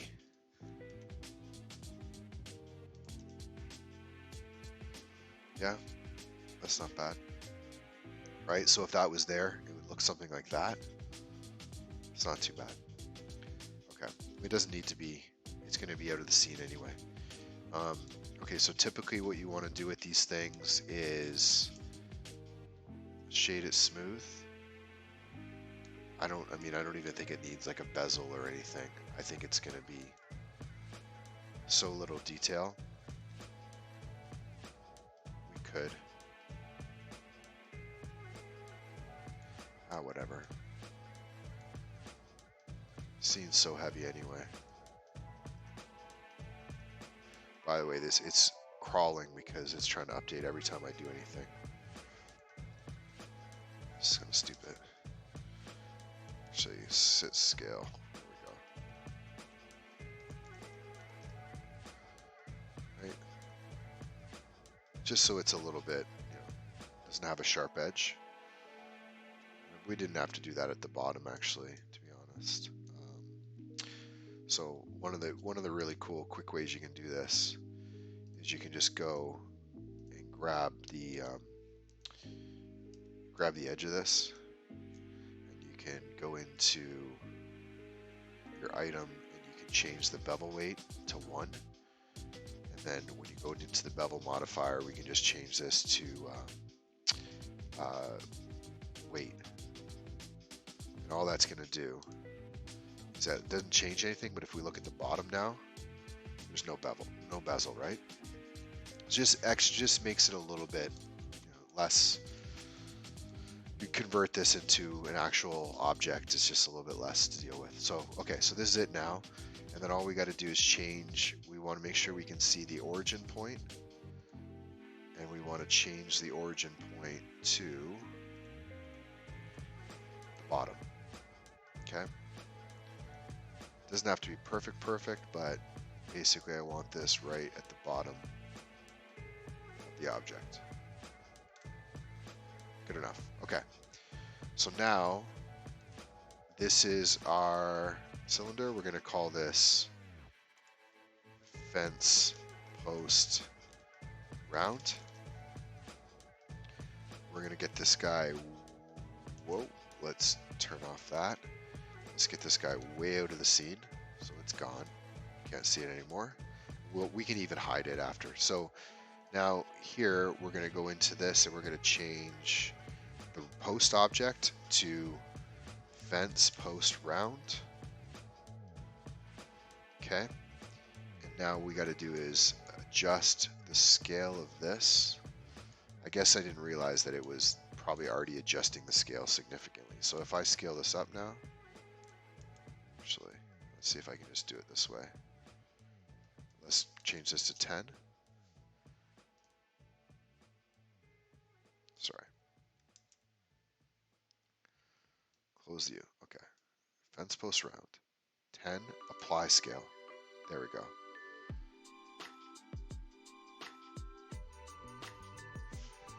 Okay, I got something wrong, which is I thought that the origin point was at the top, but it's not. So let's go.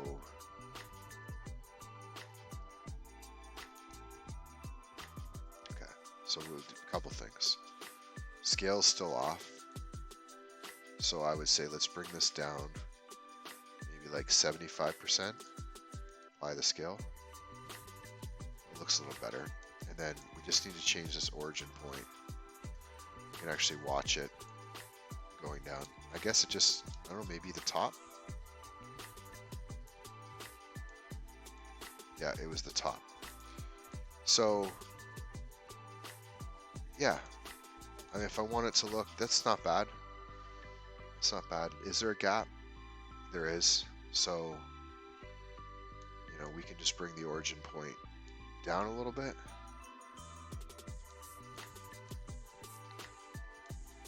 That looks good. And, I would say from the post, I would bring, so I would go into here, grab this face, and just bring it down. You can actually see what's happening at the bottom, about halfway. Okay. So all that did was just added this little bit of a gap here. Okay. Look, so we got a post. Looks not too bad. Distance apart, maybe a little bit more. So we go in here, change the distance apart into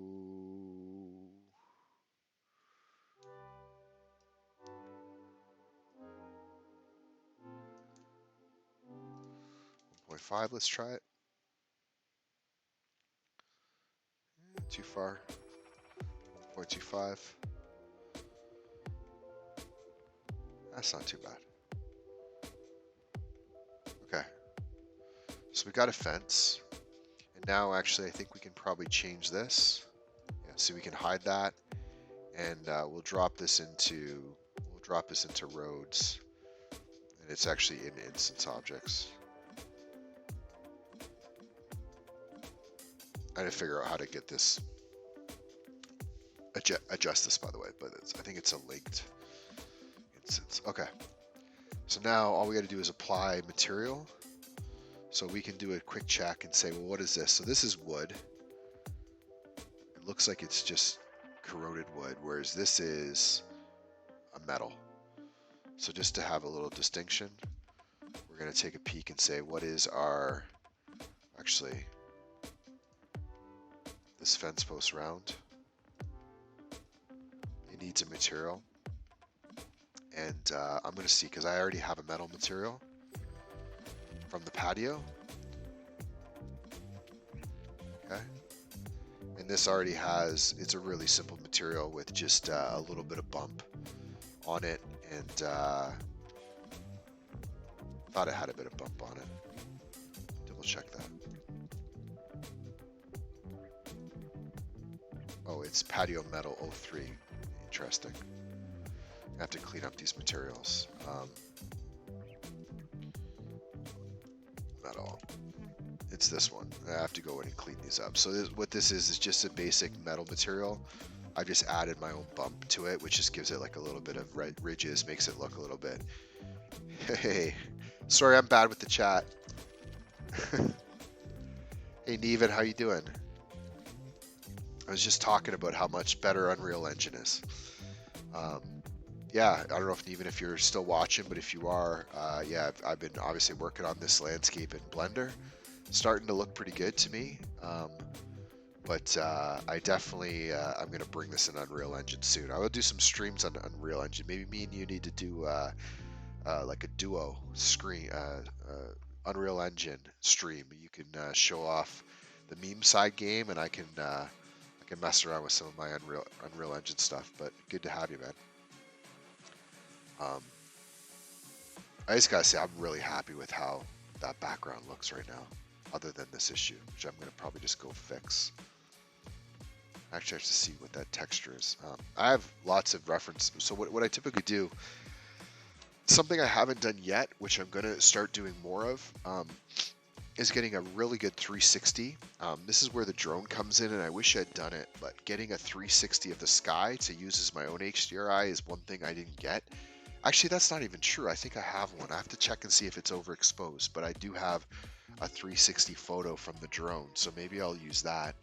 I also just have random sky photos I took, so I'll take a bunch of photos of the sky and I can use those as textures in this scene. Okay, so we've got our metal, and if we zoom in, I don't know how well we'll be able to see it, but there you go. Although I don't know if I like that bezel. Just fix that. I think it was, which one here? Light post? Something about putting it in this. Let's bring it out for a second.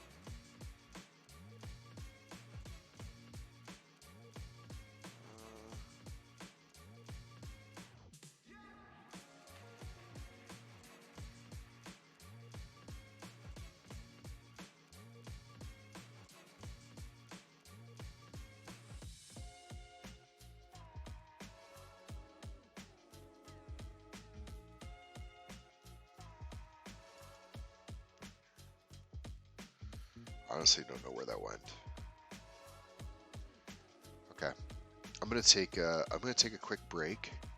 I do want to find out where that went. I'm gonna take a quick break and come back, and I'll fix the bezel on the top of that, just make it a little bit more obvious. The rest of this looks okay to me, and then I'm just gonna work around the edges of this, fix up the garden, fix up the parking lot. Um, Gonna probably get some reference images to see what's going on down here in the parking lot in particular.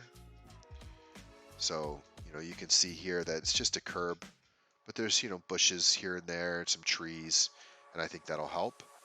Um, and yeah, we'll keep working on the scene. So I'm gonna go to be right back, but back in about maybe 5-10 minutes.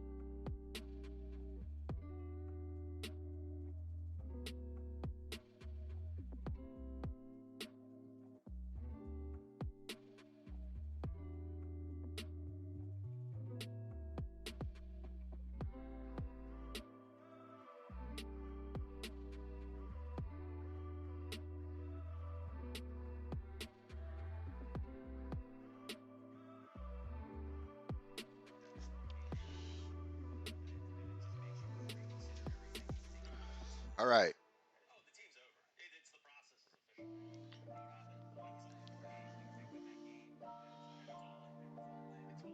Okay, we're back.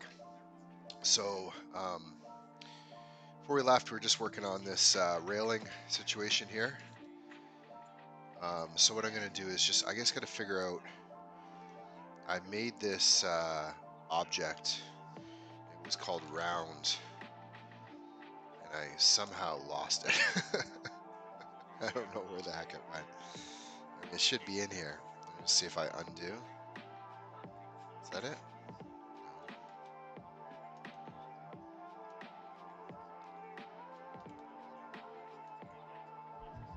Fence post round.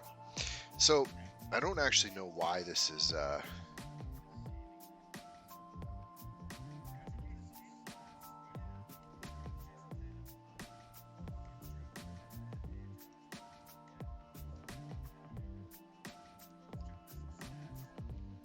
Okay.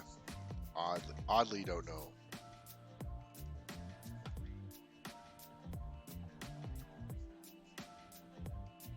Okay, this will do the trick.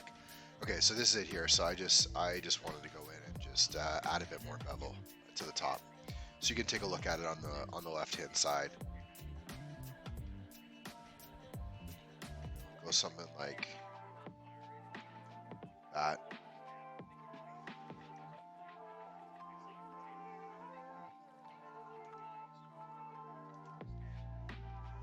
Just looks to me a little bit nicer. Not a huge difference, but it's there. Okay. So if we go back to here, this is our scene as we're sitting. And really, I think most of this problem with the scene, although I might turn the lights different and really just kind of look through, is I mean, I love the way the light's coming through here. I think that this rail's a little too close to this line, so I may just move the camera. Although I've done this now, I mean, probably 100 times, but might as well just show you again. So if I go to the camera and I just, adjust even just a little bit, I think that this part here, if you're seeing, is actually the roof, and I think it's just a distraction, to be really honest. So I think I'd rather something like that is not bad. So now we just have a little bit more. Yeah, I mean, we have a little bit more of the road here. Just noticed something. So when I look at the patio, there's this patio lighting, which I'm going to turn on the string lights, which are these guys up here, just so that they're in the scene. The rest of the lighting, I don't have a day-night version yet, but you can see if I turn it on, it just adds light to the patio. Makes the scene a little bit slower to load. I mean, it doesn't really matter on or off. I think, though, I'd probably want to have him. I explained this before, but let's bring this down to 2.5.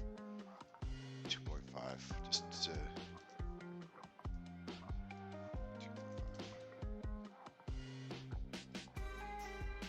Yeah, you know what? Let's just turn these off. I don't really think it adds anything at the moment.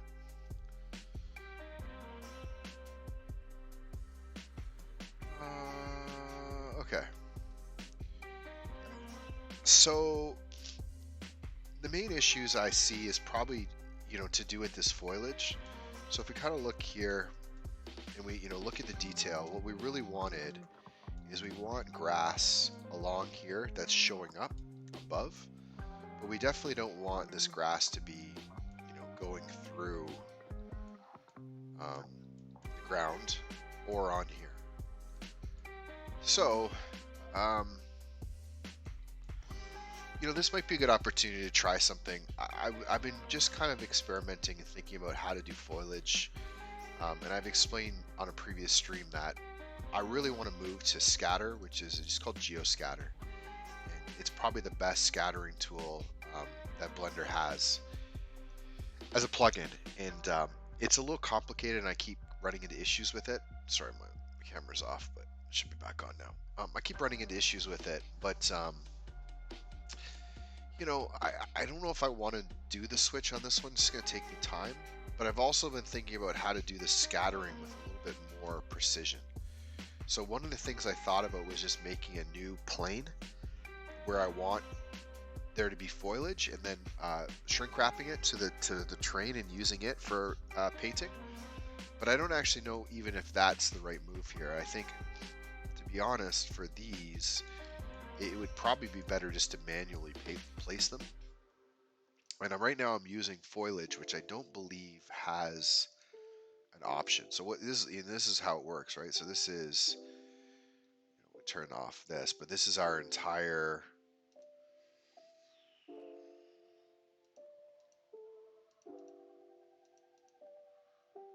What is causing that?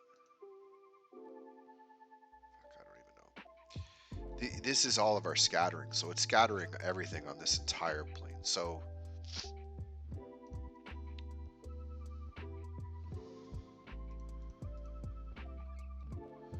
I honestly don't even know the right. I just wonder why this is showing these extras. Origins.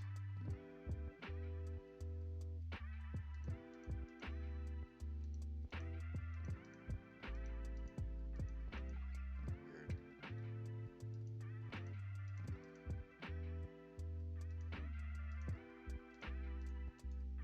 That's why. Okay.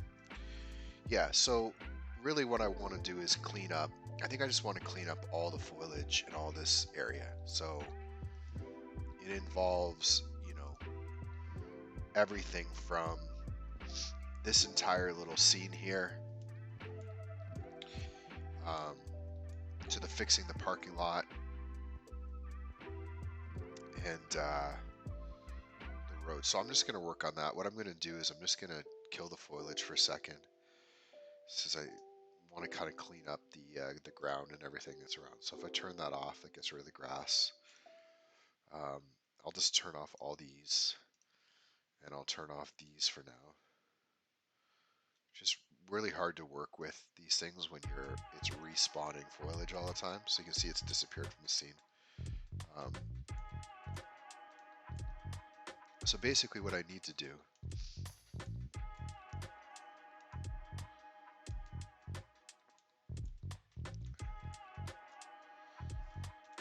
is just kind of clean up everything. While we're here, let's double check something. So where does this end? It's really nice to have Google Street View for this one, I'll tell you. So where the fence starts, the curb ends. Okay. So if we look at our scene, what we really need is we need a couple things. I think we need, okay, so this comes in and it gets very close to the road. Basically at this point it pinches, right?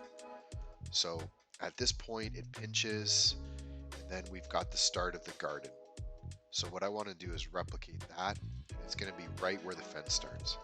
So really, I can start by just, seeing if I can mess a little bit with the scale. Although I don't think that's going to work. And this is a disaster in terms of geometry. Why did we have this? Right, because of the texture painting.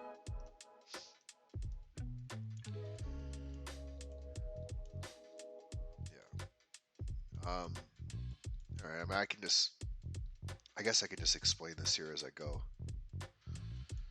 Basically, to scatter geometry, like plants and stuff, onto this surfaces, you really need a lot of bases. So I've always struggled with this, the right way to do it, because we don't need really any geometry for this thing. We just need a tiny bit. But when we go to scatter and we do the weight painting so that it doesn't go over the edges,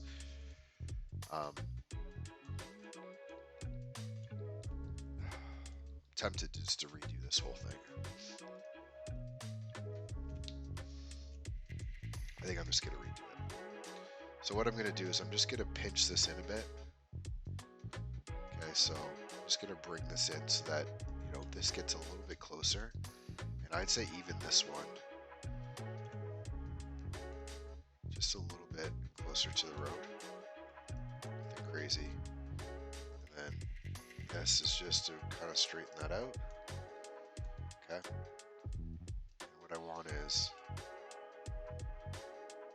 yeah, just something like this, right? Just, I don't know what I just did there. Actually, I don't know what I did.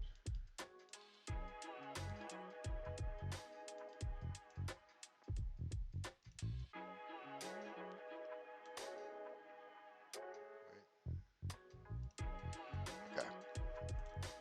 So what I really want is to just make sure that the actual shape of all this stuff makes sense. And even the road, I think, is a disaster. I feel like I should just redo the road. So let's take a peek at, you know, let's do this. Let's get a good reference. Let's add a couple references to our image, okay? So I think one reference is here, just to get an idea of how that works. So it's sort of just curves around here. So what I'm going to do is do a screenshot. So I'm going to do a screenshot of this. And I'm going to bring that into PureRef. So I'll give you a chance to show you PureRef at least. Okay, so there's the PureRef image. So we can just kind of add it down here. Then we're going to do is go back to Google Maps. This is why I don't like PureRef, because it's always in front. Okay, so let's go out and let's get like a really good feel for how this garden works, right? So we go to 2D mode and say, okay, just want to get zoomed in as far as I can. Okay, so take a look at this. So it looks like to me that the garden actually goes all the way around the parking lot. So we know that this is the start point here, but then it actually goes all the way to the end. So really what I want is a strip, this, and then the parking lot. So I'm going to get a screenshot of this.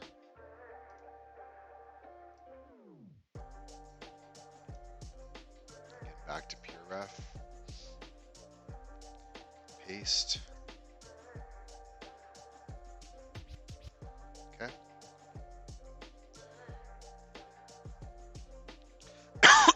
Something like this.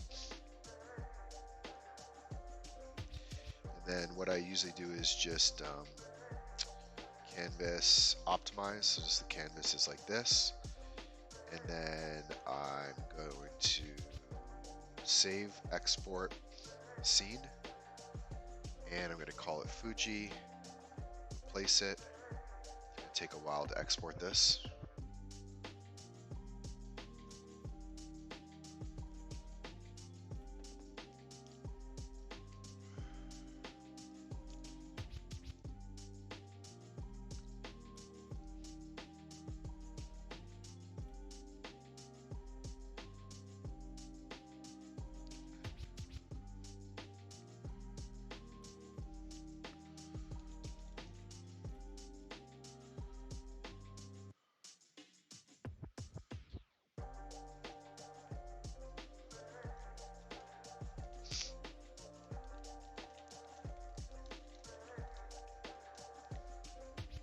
Okay, so it's exported. I can close PureRef now, save it, back to Blender, and I think I just have to reload this.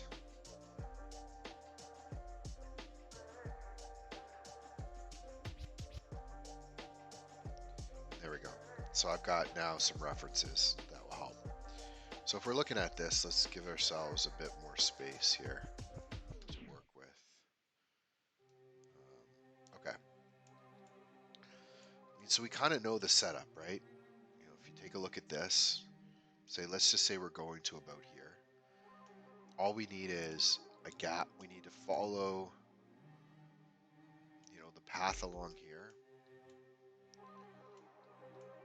The question is, what is the right way to do it? Because I have 100% gone down.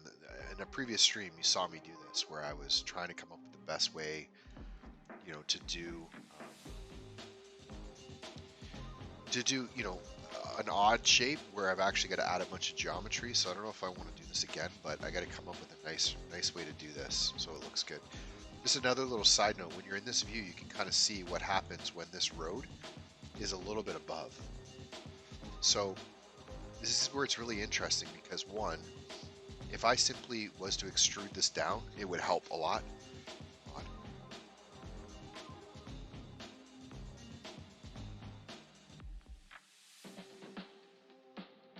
Sorry, I was on mute. So when you look close like that, you can see what happens when, there's a bunch of things, right? One, there really should be a cement area on the edge. Like there should be a railing, essentially, where that rail is. So we could do that pretty easily, actually. And that would help. But you always have this problem, right, of there's a gap here. And watch, if we go, so if we say, well, where is that spot? So it's there, right? So I just put in a 3D marker. And we actually go look really close. You can't tell from this angle, although if I maybe change this to matte cap, no. You can't really tell from this angle, but there's a gap here. There you go, right? So I can try to bring this down. In fact, I can just add between here and here. I can subdivide. So now I've got another spot. And I can just slowly bring this down. And it's going to close the gap. The trick is, see that? As soon as you get there, you start to go beneath the gap. So the key is to be as close to this.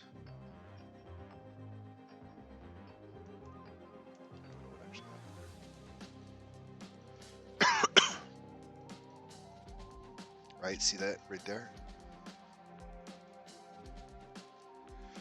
Right,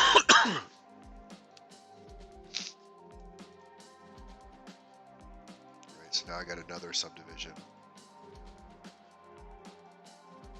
This one down. But see, no matter what you do, you still have this gap. So now the right way to, maybe another way to fix this is you go to this. You say, okay, let's bring up the terrain to match. And I've tried this in the past with sculpting. It's just a disaster to get right. I could try shrink wrap modifier on the road. That might work, but what I found that's done in the past.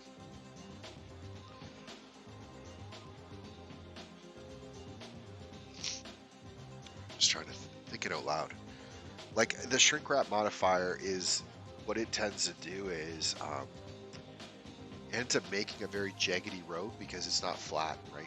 When they pave this, it's going to be pretty flat. I was thinking I could select the edges and shrink wrap the edges so that it's always touching the ground, and then in the middle it sort of has a bit more movement, but I got a feeling it's going to end up looking bad. Something I can do after, I'll just show you a quick manual fix, is just this. So we're doing proportional editing on the ground. And what we're doing is I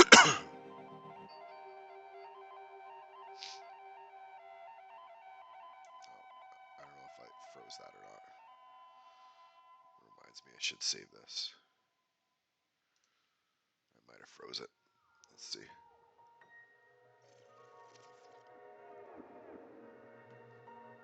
I might have froze Blender.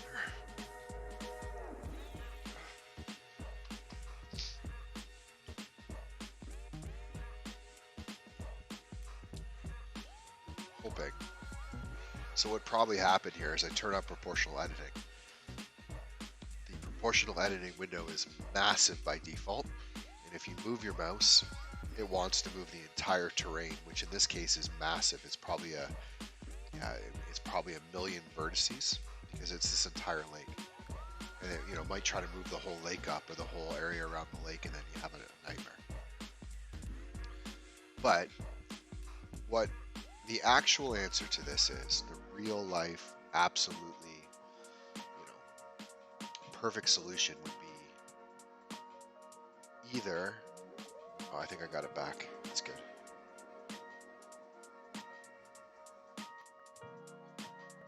Hopefully I got it back.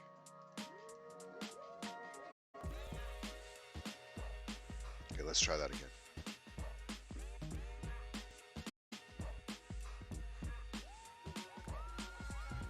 We're going to save this first. Yeah, the perfect solution would be, either having a shrink wrap modifier so that that's always sitting right above the ground. The other option would be, getting a technique for smoothing where it really is properly adjusted so it's right up to the edge. There's something called virtual texture mapping, which would allow you to blend these textures a little bit better, although it would still have to be flat. But then I was also thinking that I could make like a curb, but have the curb slope down into the ground, so there's never a gap. I'm thinking out loud here of ways to do this.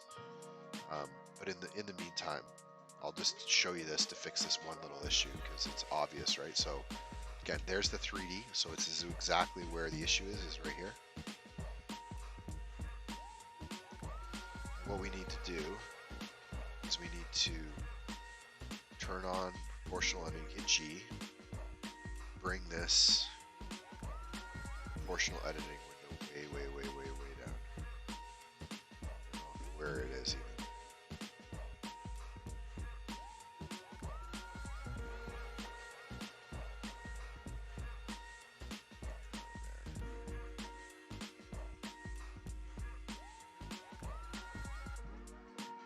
Would help if I turned off the render preview, but then I can't see exactly how it looks.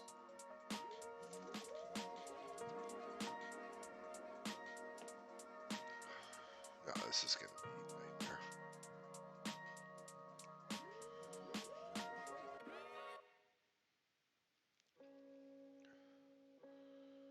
I'm gonna try something with the road. Once this unfreezes, I'm gonna try to add a curb to the road, and I'm going to see if I can make an object or make the rail somehow so it tapers down towards the ground. I think that's the only option. The road looks good. I don't have any issue with the road. The rail looks good. The rail's also here, I don't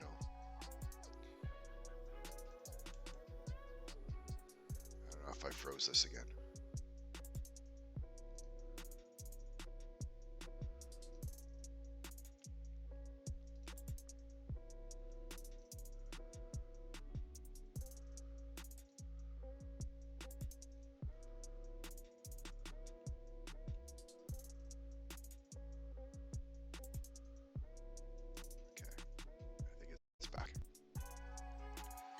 Show you what I'm talking about. So again, the idea is, we can always try to bring, this is where that issue is, we can always try to bring this down. So we can add another even subdivision, and we can say, okay, let's bring this down. Let's see what happens. We just have this, oh, it's because of this. See that? Actually, oddly enough, that proportional editing is a good move. But we want to bring it down in a way where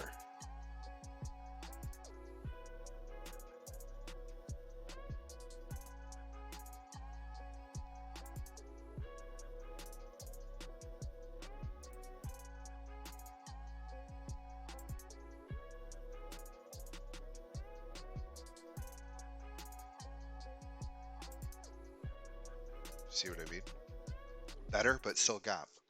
Okay, so let's just try a couple things. So the way this works, oh, this is interesting. We could use this actually.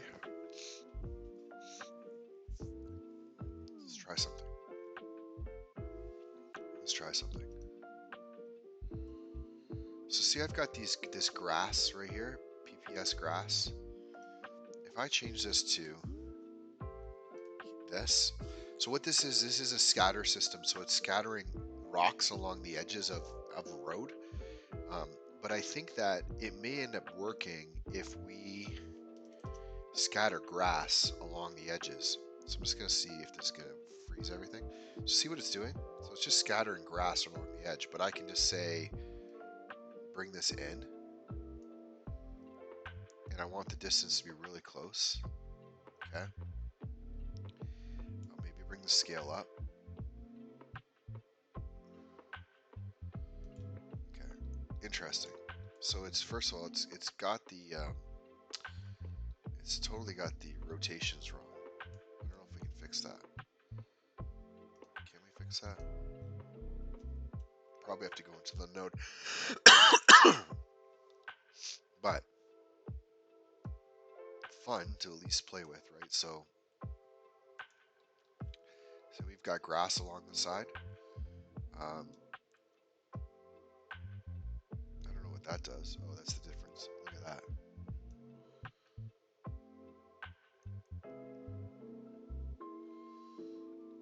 It's interesting, right? So we can bring the scale down.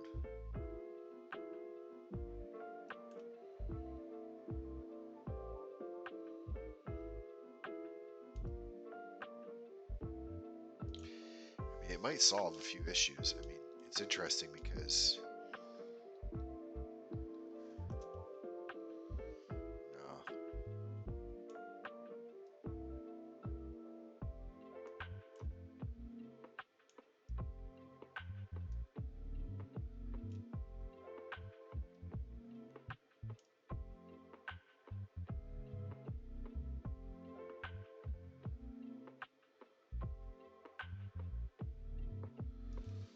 the major issue is that it's not turning the grass on its proper rotation. It's flipping it. And it's not flipping it consistently. So if I was to go in, I'll check this really quick. I don't actually know whether or not this will work.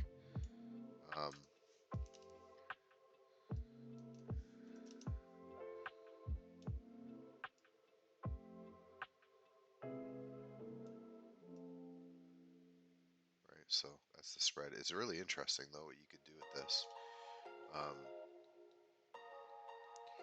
You know, you could put, if you looked, you thought about, well, what would be along the side of that? Like for example, see the edge here. I could put dirt, a little bit of grass along the edges is definitely cool with a dirt texture. But I'm looking at it right now and I'm thinking like, man, I don't know, with the rotations and stuff.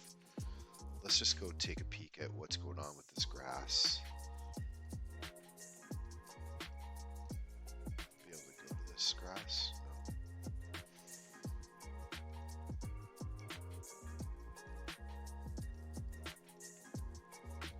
Okay, so it's on its side. It's on its side. It's on its side. It's on its side, which is normal for Blender. But this is not putting it outside, it's rotating it. Okay, so let's take one quick peek. So this is the curves to rocks node group. So if we look at, where's the node editor? Right here. So I definitely am not, I'm not super experienced with node groups yet. I know nodes from other programs, but I can't say that I'm super comfortable with it yet. So I just want to take a quick peek. So see rotation. So it's random values. This might actually solve it.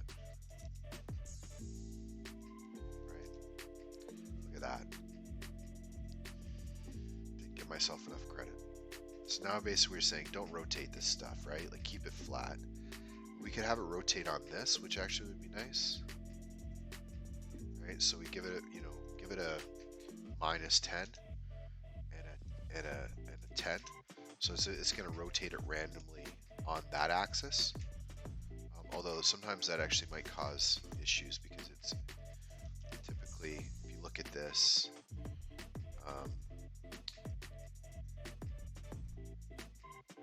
it's not. Okay, let's go 5, -5. Okay.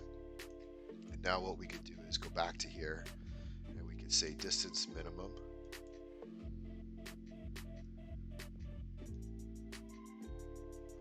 Am I doing the right thing? Oops, okay, here. So again, distance max, so we want to bring it in line.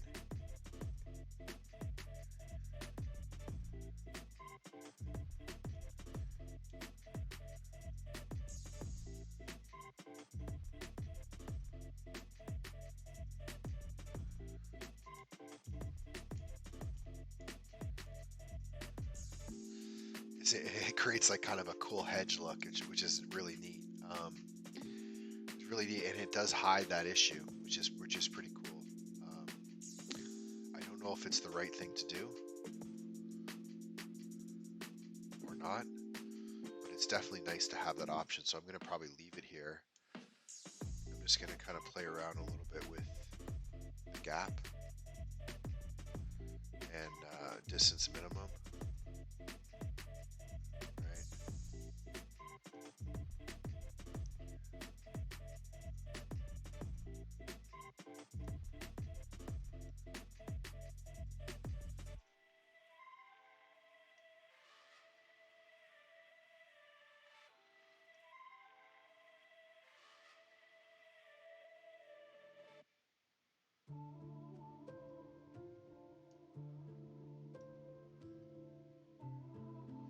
It's really actually incredible, to be really honest.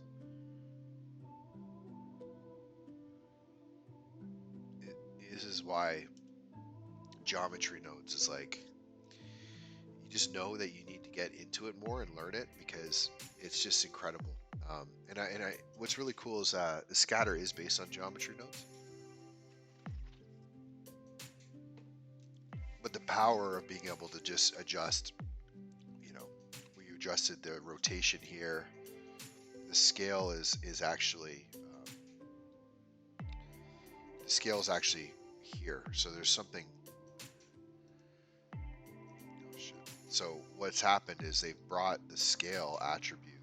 I can't remember where you do it, but there's somewhere you can bring the scale attribute to be an option to toggle. I have to find where they did it. So see these group inputs, right? Length, distance min, distance max. Well, somewhere there's a scale.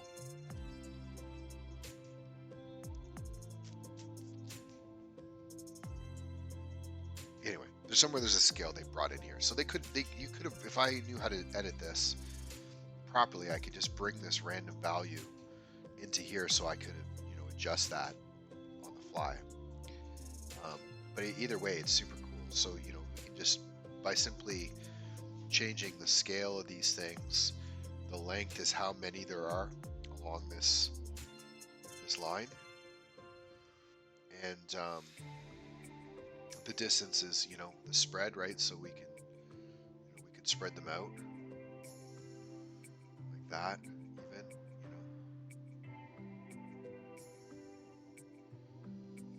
And, we could even put them on one side or the other. So you just start to see the power of this. I think what I'm going to do is just put it back to where it was, which is just sort of this like little hedge along the side, and bring the distance out so it's not covering that line too much. Something like this, and maybe that scaled down. You can really separate it out.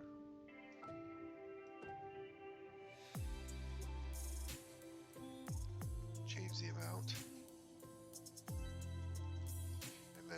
that off, right? Off and on. This definitely solves our problem of, you know, the truth is when we bring in the rest of the foliage, it might actually end up being not that bad. So this is good. I'm going to call this geo grass. Okay, so that's how we add the grass on the side of the road, and we can do that actually for both the road and the path. So we could easily do that here too. Okay. Okay. So what I really wanted to do before I got distracted. This is like constantly what happens in Blender. It's like you're working away and then you're just like, oh, you see a little annoying thing like this. Yeah, here's another illustration of how cool this is. Watch, when I move this, everything moves with it, like in real time. That's actually incredible. Okay.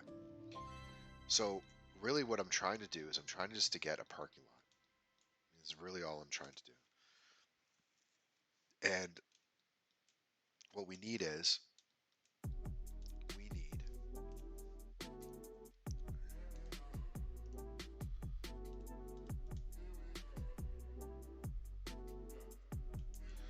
we just need this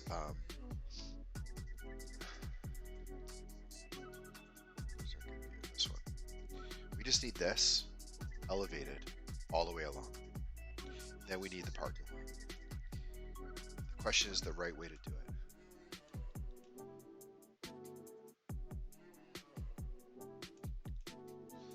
So I'm going to try it this way this time. So I'm going to add a plane. One of the kind of rules, I guess, when you learn Blender, a lot of people say is, you know, start with whatever geometry is closest to the object that you're making. So let's try it this way. So we've got a plane, and we know that we want this corner to start here. We know we want this corner to start here. We can zoom right in, because we know that these are going to be something like this. Okay, so these are the two edges. We got to bring this down. Is it down? Right. So we're going to bring this just above the surface. And then what we can do is we can just add, let's just add geometry as we need.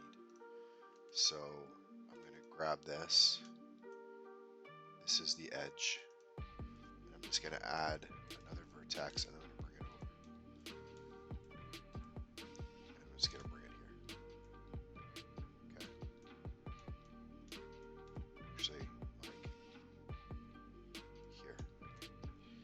And now, since I know I'm going to do a bunch of these, I'm just going to add a bunch.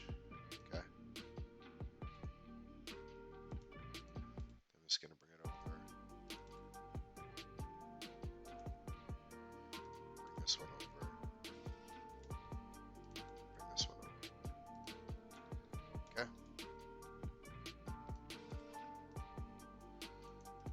And you can just keep doing this. You know what? Let's turn off the grass for a second.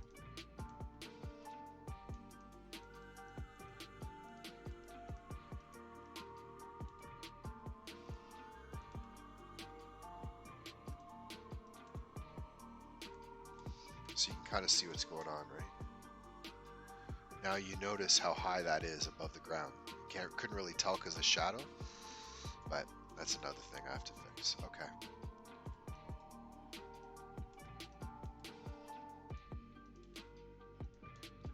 All I'm doing, right or wrong, is I'm just trying to follow the basic outline.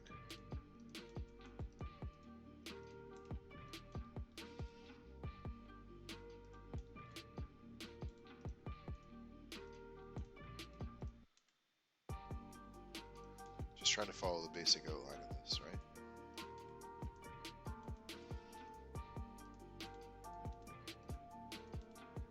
Okay. Let's do this side.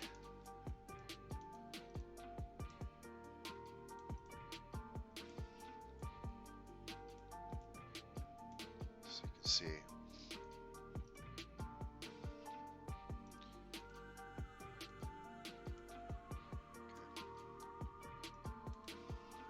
Here,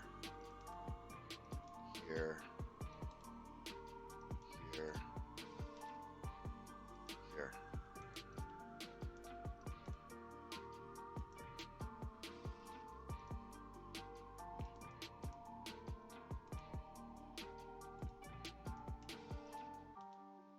Okay. So this is the basic shape. Now, a couple things I can do is I could try to add subdivision modifier.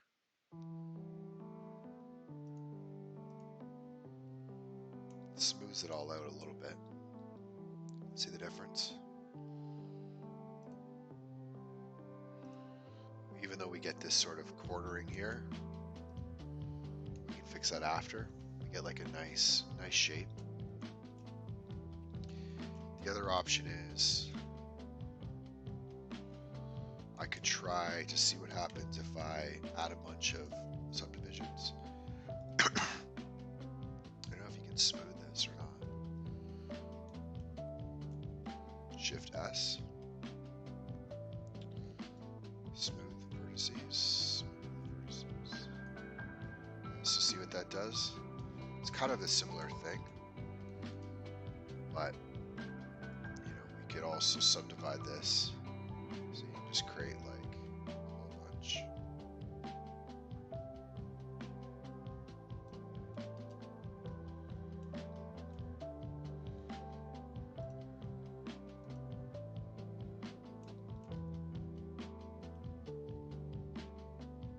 And if you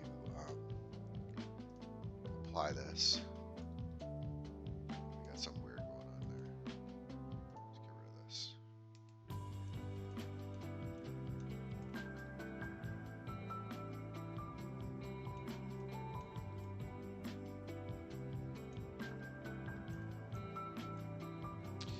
So many ways to do this, right? Like I could add a ton of these.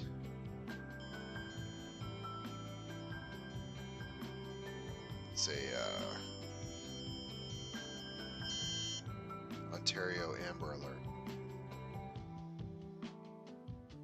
Emerson. Thunder Bay. So, look, I'm not trying to say anything.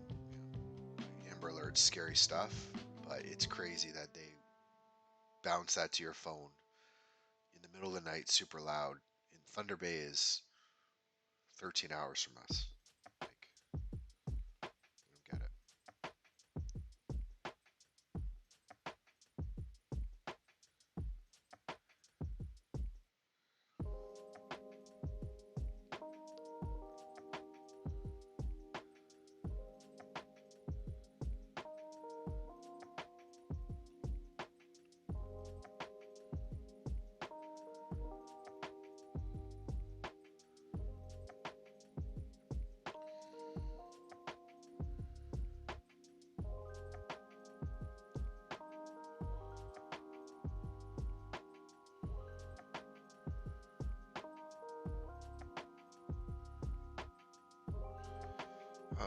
Okay, give me a second. I'm going to grab a coffee. Be right back.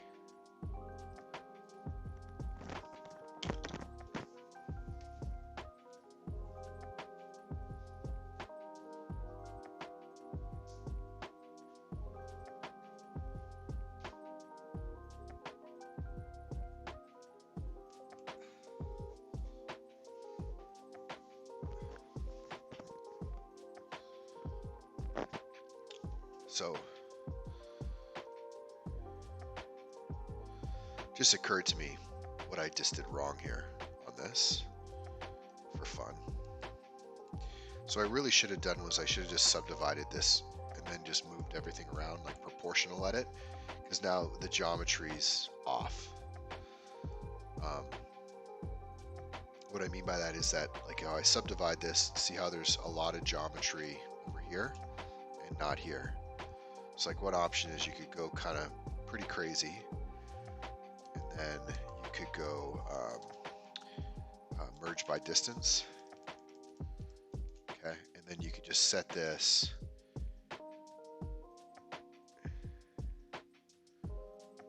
Right, and now they should be fairly close, you know, fairly. But look, yeah, I mean, look, it didn't do this at all. Okay,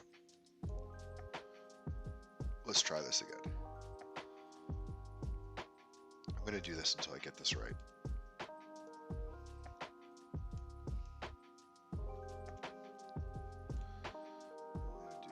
Until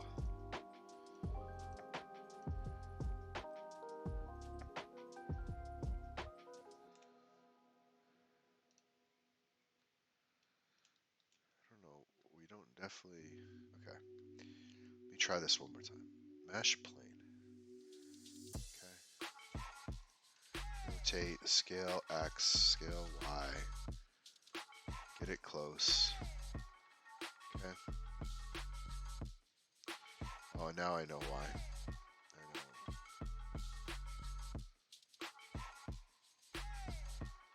So,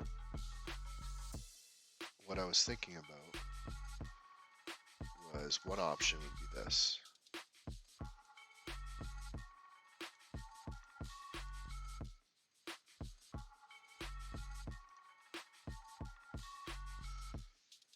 Right. So one option is like going into a grid like this and then turn on the proportional editing. But I just feel like this is going to cause, yeah, this is not what I want.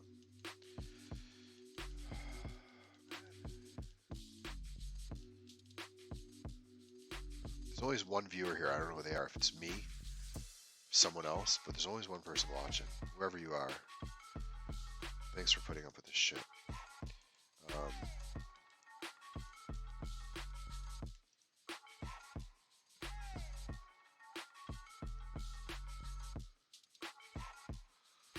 Okay. Current challenge that we're having is just how to. This is not too bad.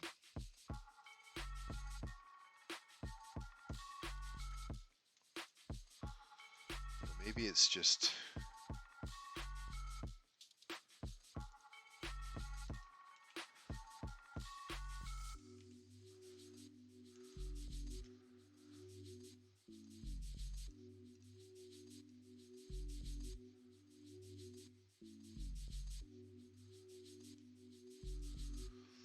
No, that's not too bad.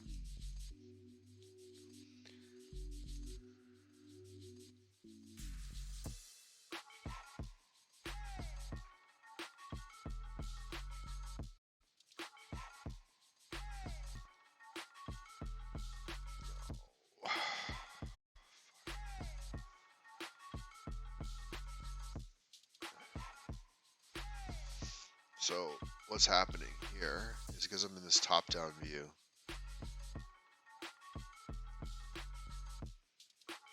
All this atmosphere stuff causes so much issue because it's this big volume across the whole scene. So I think there's a way to basically say like not selectable, not selectable.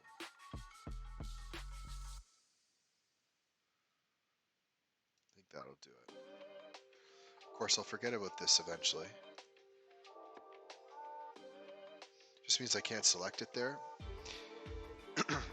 I'd like to just not have it, showing up at all, to be honest. But I wanted it for the scene, just because it was a little bit easier. But it's these lines. Okay, that's fine. Let's go back to this.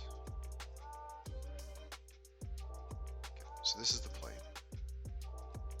right? This is our plane. Okay, there we go. So the question is, can we take this? We could take this scene, consider this all pavement. We could then extrude up from these corners.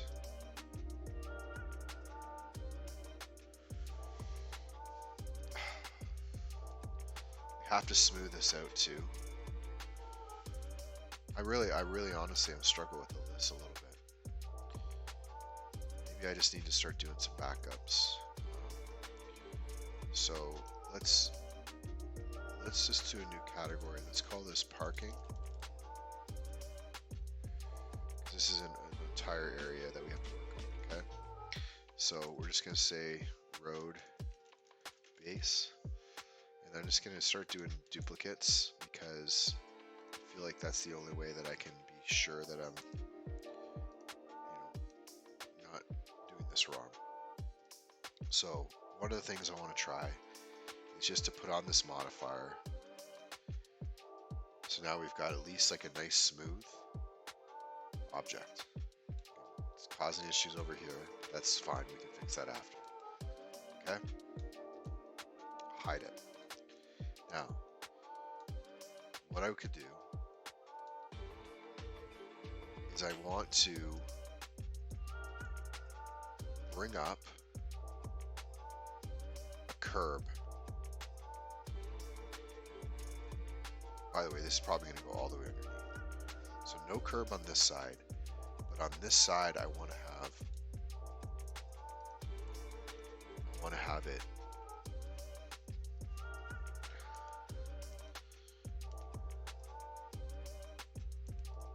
what happens if you inset this? Does that work? Actually kind of does. I'm not going to like it. See that? It's not what we want.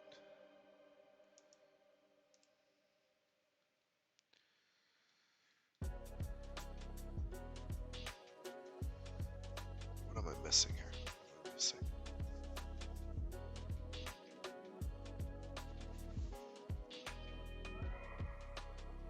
What am I missing?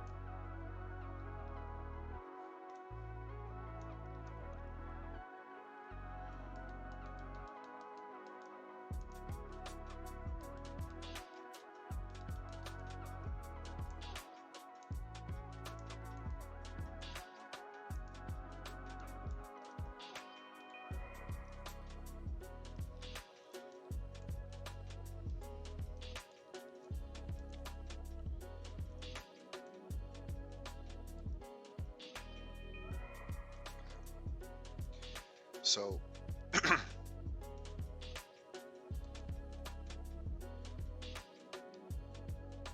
you look on the left, so at least what that's doing is it's getting a bit of height, because it's going to represent this, kind of curve thing. But now what I was thinking about is, well, how would I bring it in, right? How would I bring now if I wanted to extrude it? Could I do that? Is it an option? Oh god, okay. Can I extrude this in?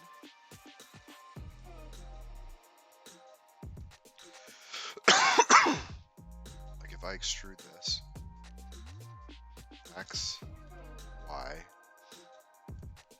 might do it.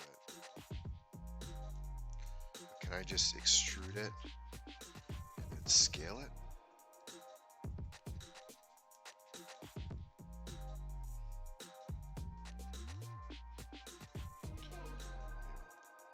Like, this kind of works.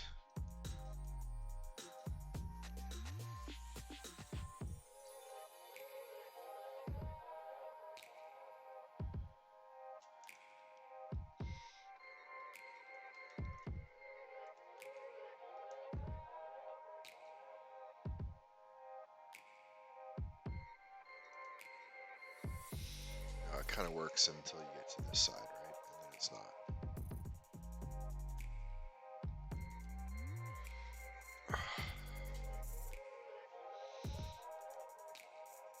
Solidify. happens if we add a solidifying modifier to this name?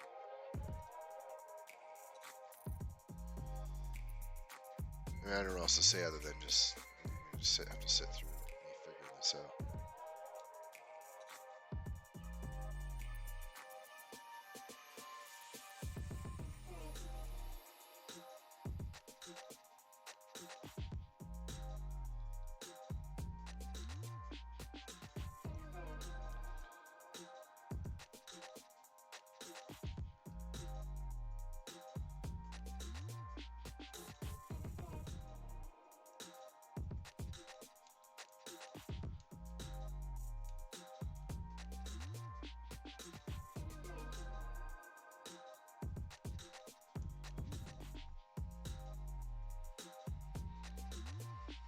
This is pretty rough, I gotta say. This is pretty rough.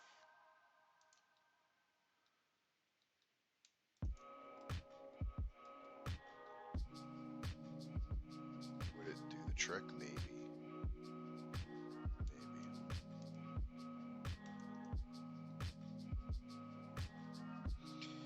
Might be some of the worst.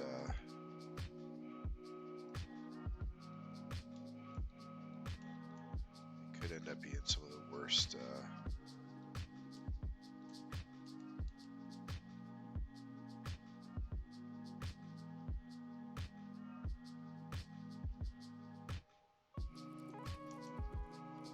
I can't do it like this.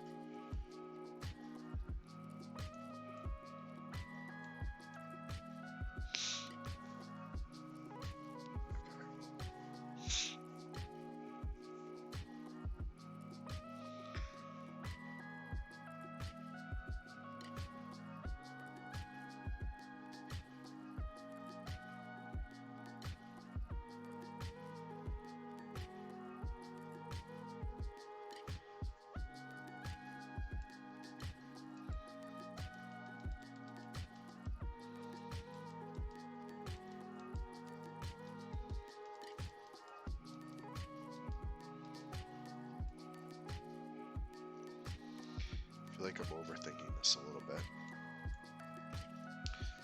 but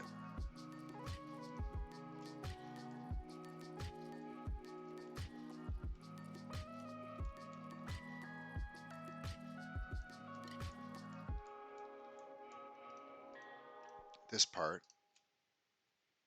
needs to go. This part just needs to go under. Okay. Not a lot, but there needs to be an overlap here.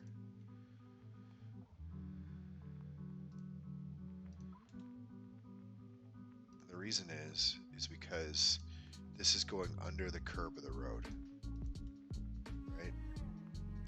It probably should just sit. I'm just talking my way through this. This is the parking lot. It really just needs to sit below this curb because the curb is on the road, not the parking lot. It doesn't need a curb at all. Okay.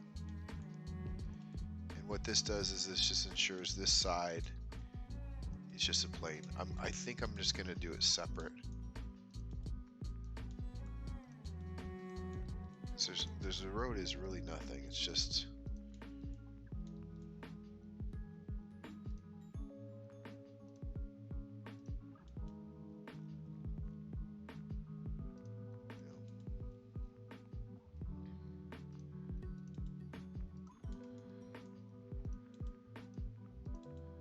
okay.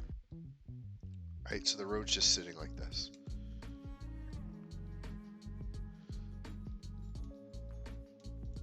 On this side, there's going to be a curb. And this is going to be, you know, let's just do the same thing. It's going to go underneath, pretty much underneath.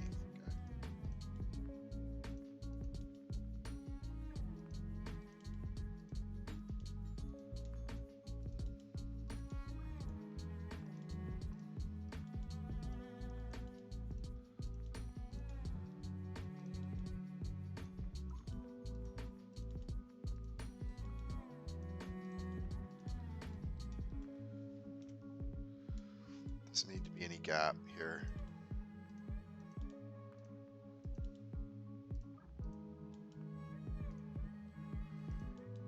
In fact, we'll make sure the road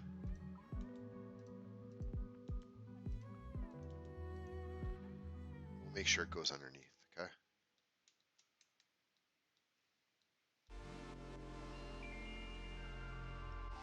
And you know, just for fun, I'll show you this. So if we add a shrink wrap and we set the surface as this, so here's what happens. So it's going to now conform. Change the offset.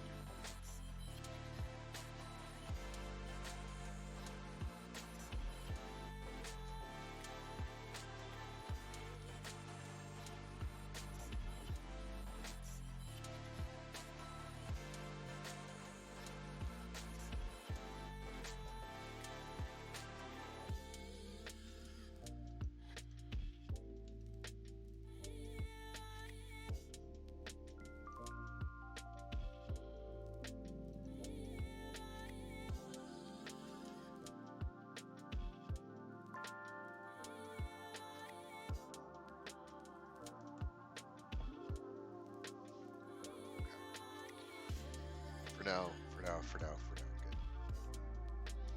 Okay, so now what we need is we need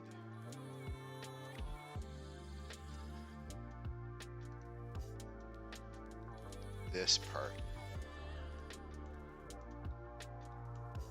And I don't see why we wouldn't do it separate. So I think what we want to do,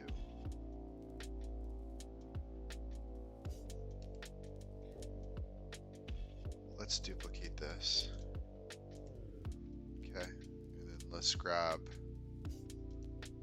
rid of this one. Let's just use this one. And let's just get rid of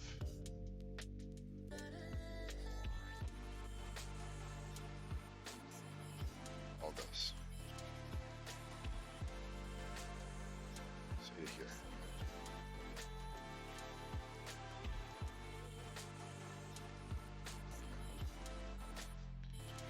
So now, we've got this thing.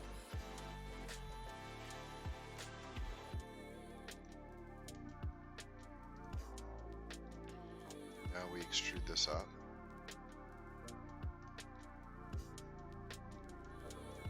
First of all, just make sure it's fit.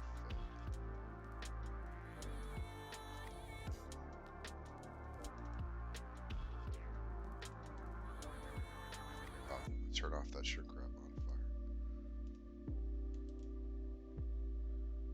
Okay.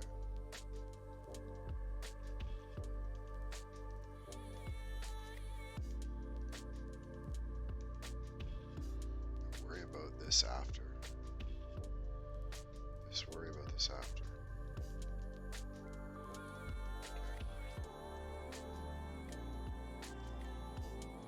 I don't know if this is gonna work or not. Really honest. I want to inset this in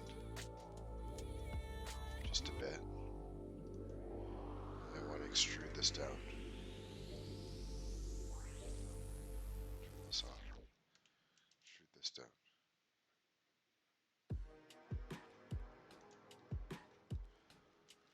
Okay. So at least now I have, though it's like kind of crap, at least I have extrude down, down, there we go, right? So now, at least what I have here is kind of like a flower bed thing going on, right? Now I can bring this down.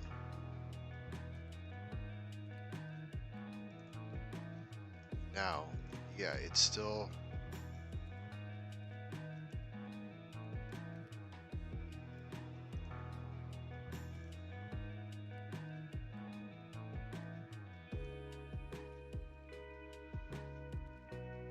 it's still a bit of a disaster in terms of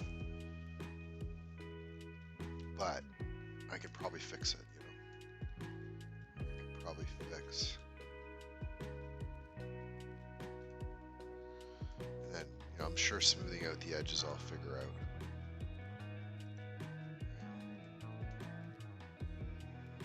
I'm sure I can figure that out after.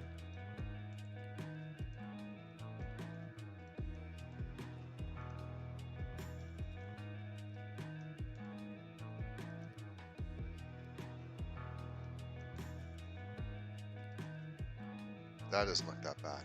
Maybe that's a little high. It's probably a lot high. But it's pretty easy to fix. Let's bring it to here. Grab the top. Should be all this. Bring it down. Right? Okay. I think this is better. This is better than what we had before. Figuring out the smoothing and all that, I can work that out after. The question is now, if you have this, how does this look? Okay, so let's apply to this for now. Let's apply the road texture.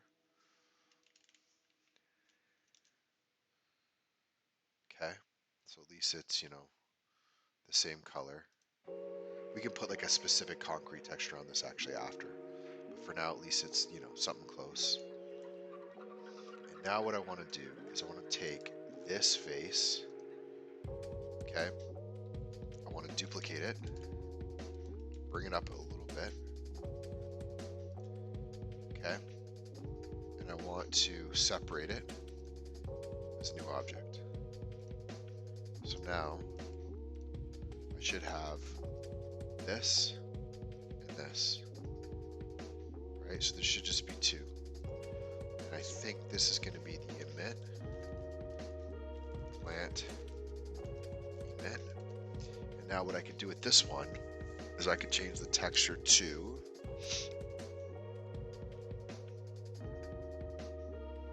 see if I have it.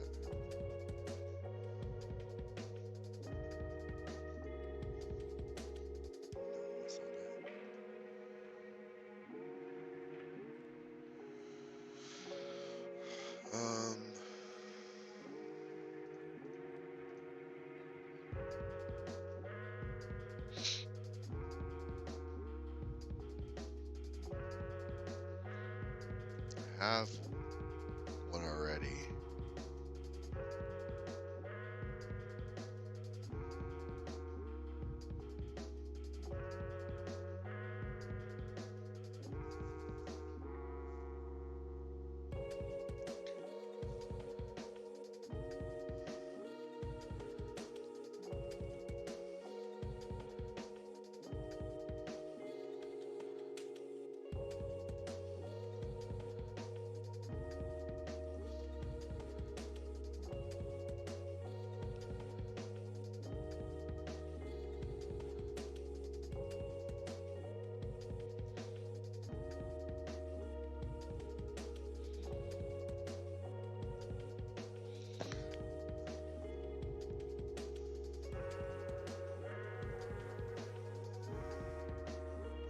That's what I wanted. So basically what I just wanted is to grab this base soil. Actually, I know I have a soil texture. What is it? I know I have it because I downloaded it here. Rocky grassy ground. Wild grass and fern.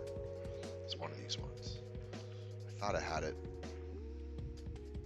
Base soil. No. Garden dirt. I thought that was it. Is that not it? I feel like that would be it, right? Okay. Let's get rid of this for a second. Am I missing something? Did this?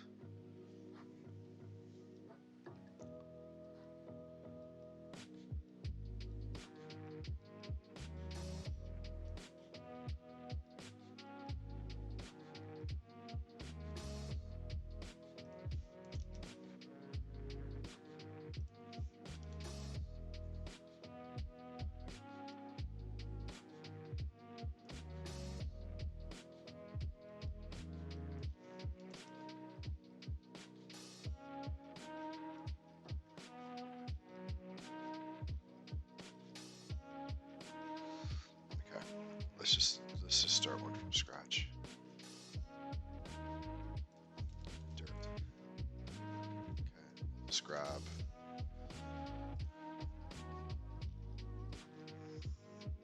Rocky, grassy ground. I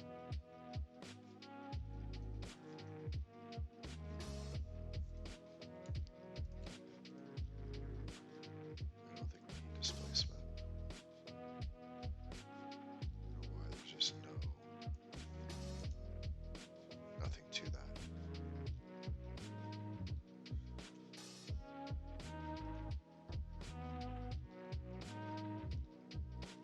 Oh, I know why.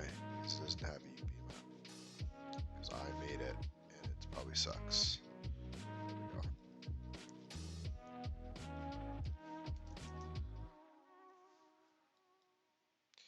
Yeah, in fact, I think I can do this now. Garden dirt. And I just have to change this. We'll say garden dirt.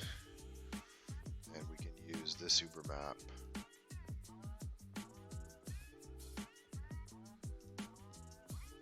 Use this one. Okay. And I think we can change this to generated. There we go. We'll change the scale to like 5. There we go. Right?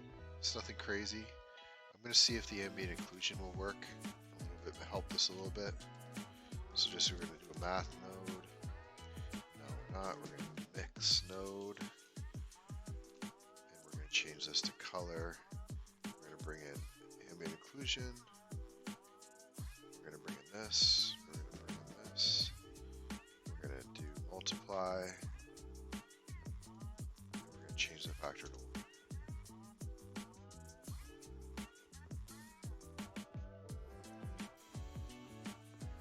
Crash Blender.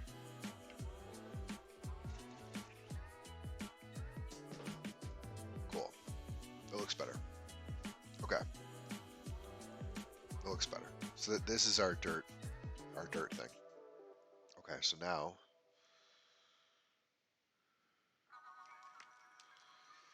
what we need is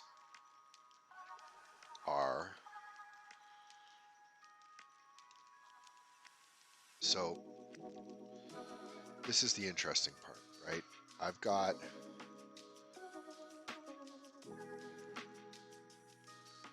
I need geometry on this, and I can't subdivide it because I need such a crappy job. So I'm curious what happens if I remesh this.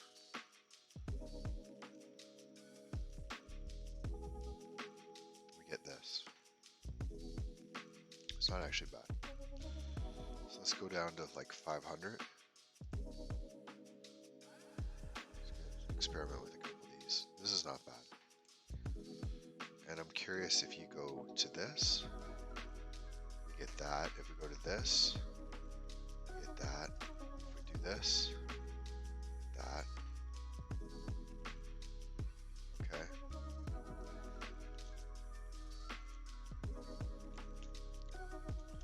So this is not too bad. So there's our mesh.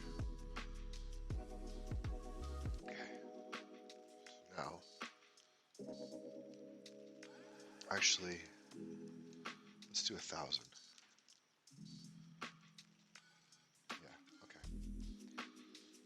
I was curious if I could keep them the same size, but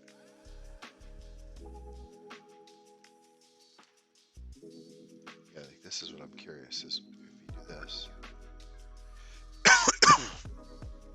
Doesn't seem like it actually worked though.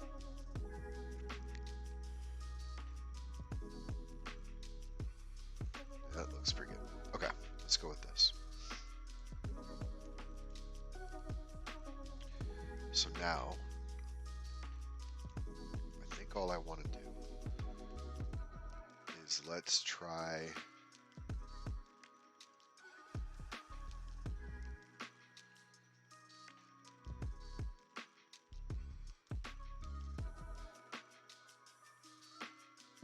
There's definitely in here somewhere. I think it's the flower bed. Yeah, this was the old one. And it would have had this on it. Shrubs.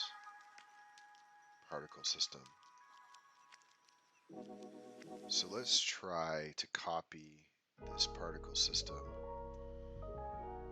to this. I don't know why it's called road base, but okay, so we want to make sure that this is the one that's highlighted. This one is there, and we want to copy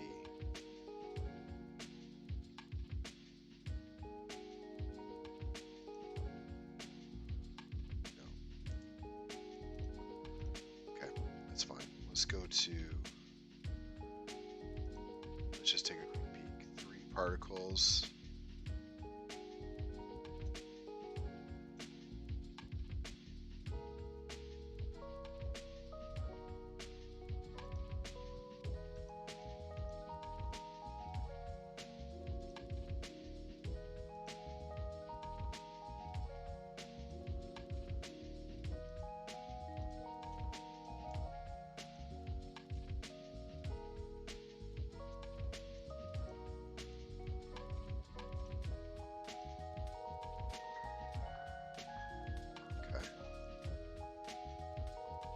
On something now.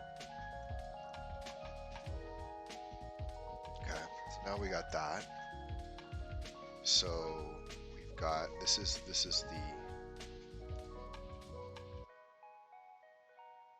plant. This is the plant emit. I don't know why that. I have to just try something here. What is this one? I don't know. That might have been a copy. Just turn this all on and see. That's the road. No, that's the road. Okay, what did I do? So this is the, we don't know what that is. This is currently what's emitting.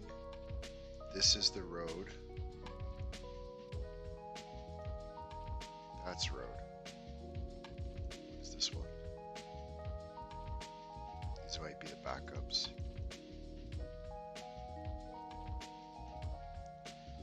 I think that's just the, I don't think we need that.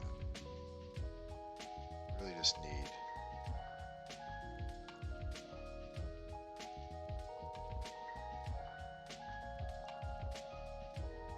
we just need this one.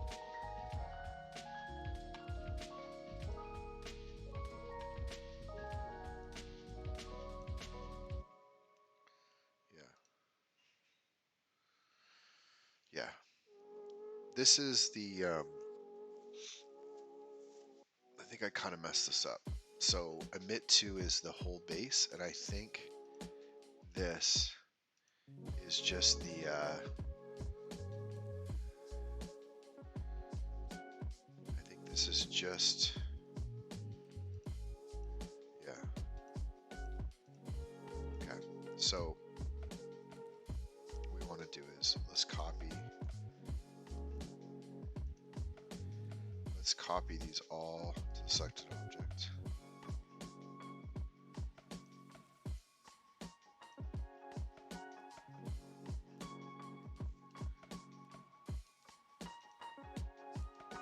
Yeah, this is the one. I don't understand. Copy.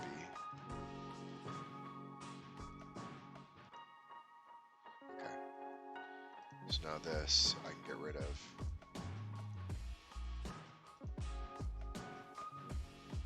Perfect. Okay. So what I got now is really this is what we want. So let's go to, this is going to be garden front frame. Okay. And this is going to be garden front emit. Okay. So when they're both on, what we got is we've got the frame, which is this outside, right, on and off, and we've got the inside, which is just this emitter. And I don't even think I need to do anything here because now with this, bit of a thick edge, this is not, these plants are sort of spilling over, but they're not popping through anywhere. So they look good. So now I can just play with these settings. So if we take a peek, see what these are all doing. And we can even take this emitter. I think we can even hide it.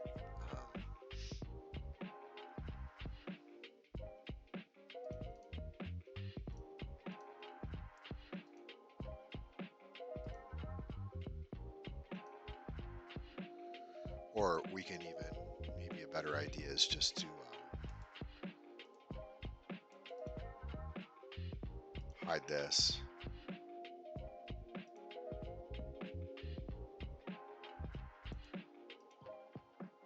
Take the frame.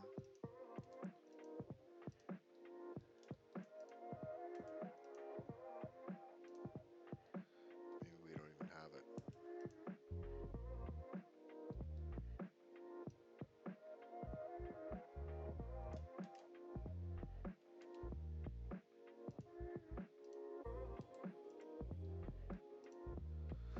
I don't know why that's not working. It's fine. It won't show up anyway, but I was just trying to hide one of these so it doesn't show through. Okay. We can do okay, cool. So here's what's happening. So we've got grass first, which is this, which is the base. Then we've got these flowers, and then we've got these bushes.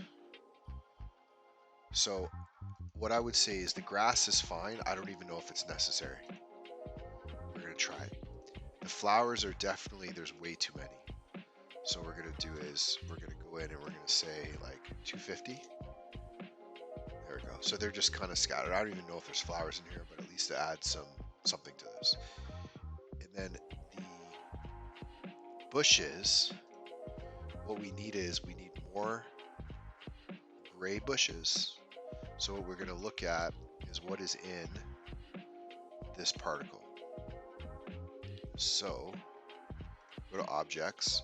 We can see there's this bush, and this bush. And you can set how often they appear, the size, the whole thing. So for example, if we want this bush, you can bring the size up. Right? That one is sort of a more, and I would say let's bring these two up. So for example, this is sort of like the taller bush in here. But we can bring, we can even just bring the Z scale up. And we can even go up again here. So there's not that many of these things. Right, so like the more we do this, there's like a 5-to-1 ratio, 6-to-1 ratio. And you can really see if you bring these up, that's how many there are overall. So, 7-to-1, 8-to-1, not that many of these things. And I would say probably overall, we probably have too many. Okay, so now we can just bring this down to something reasonable, like this.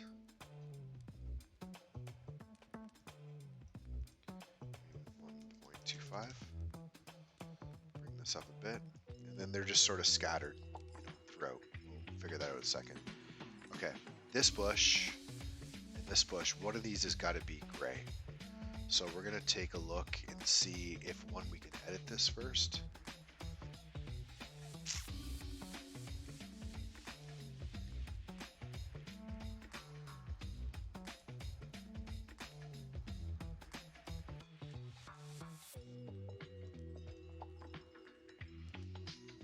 I think that did it.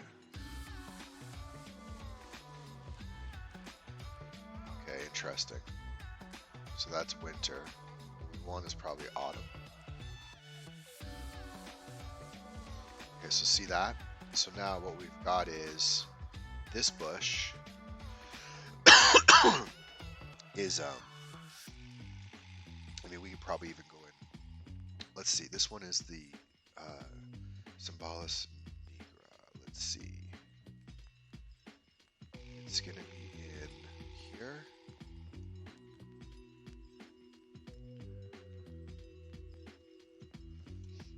Okay, so just bring the saturation down. Right? So we're just basically bringing the saturation down of this plant. Just sort of getting a bit more, just a bit more of this sort of, I guess, to match what it looked like in this scene. So there we go. So green on this one's, kind of a saturated color on these. And what I'm going to do is I'm going to bring this down and this up, so there's more of these ones. And I'm going to make the size of these bigger. And make the size of these ones a bit smaller.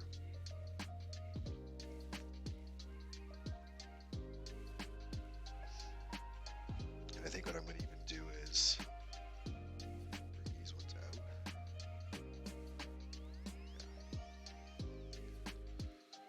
Yeah. Okay. And by the way, if it just sometimes just flipping the seed, so you can even see that sometimes like they're kind of bunching over there in that corner, but pretty easily fixed with just some randomization.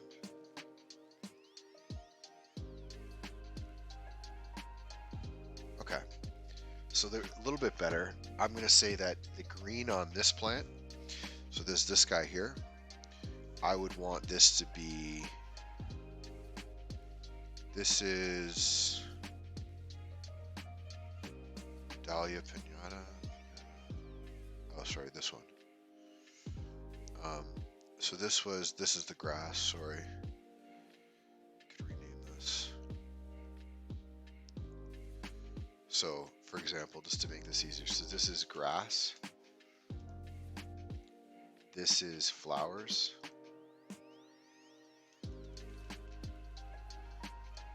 And this is bushes, right? So that's what I was saying earlier. See the grass? You don't even notice it. It's not really making a difference. Okay. So bushes is what we wanted, and there was these three. So this is the green one that we currently have. And what I can do is go into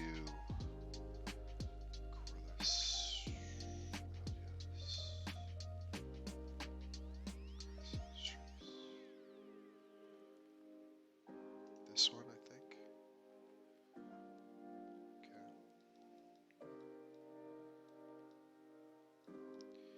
And where you can do with the hue on this one, see that goes to a green color. It's going to go to more of a fall color.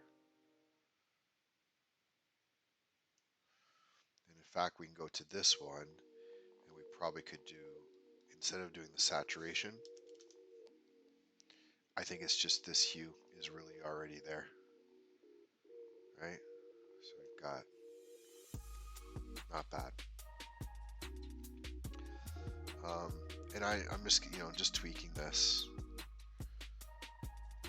I'm sure there's some things, to add it to make it a little bit more random that I could do. But I think for the most part, the only thing that's sort of bothering me is this height of this one, I think. Maybe they all need to be a little bigger. Maybe the volume down. Like if I went to 250, so that's 25. So if I went to 100, and if I went to the scale,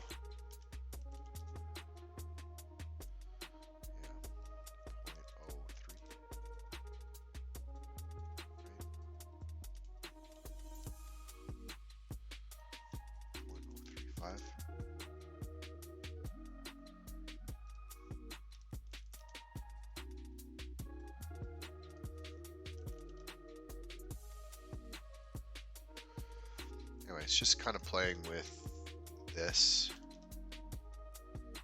just to get something that looks right. That's not too bad. I'd say pretty happy with that. Now, here's where I'm going to see if I can do this right.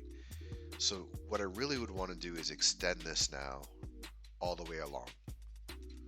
So if we just hide, because we've kind of got our distribution right, if we just say, let's just get rid of the bushes for now so we don't see anything. The question is, could we extend this thing all the way down? So the way I would do that, man, I don't know. Okay, so we could try a couple things. We could take each of these, 1, 2, 3, 4, right? And we could just subdivide them. And now what we've got is this. Oh, we've got this whole thing. And could maybe, I'd like to try to figure out if could I extrude. I know I could extrude that, but then that would be the edge.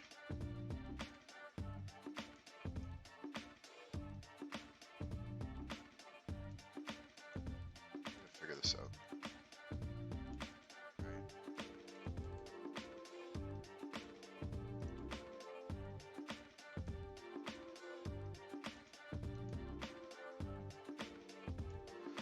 Yeah, I actually don't even think I need to do any of that.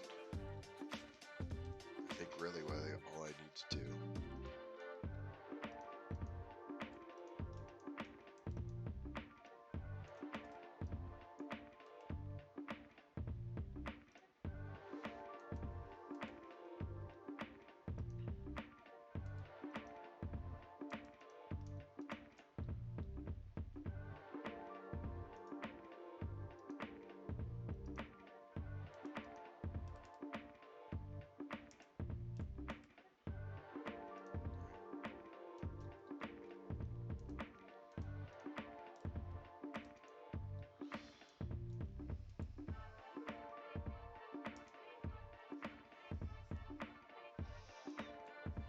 let's try this.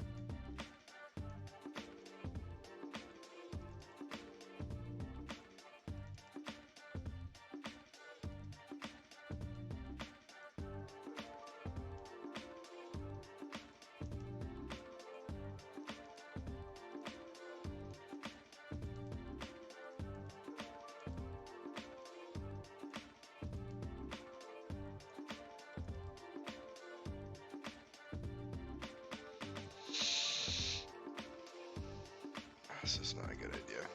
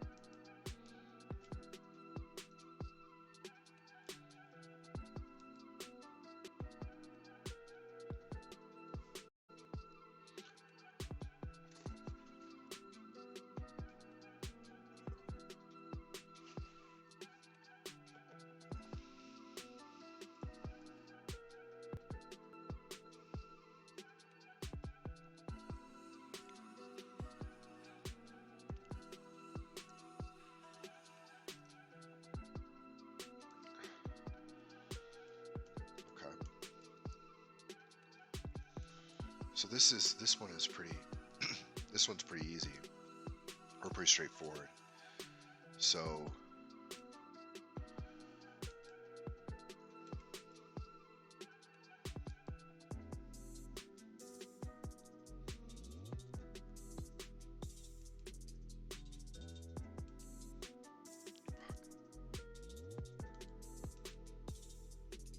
I hate this shortcut. I thought I fixed this. I swear to God, I thought I fixed this last time. Ah, damn.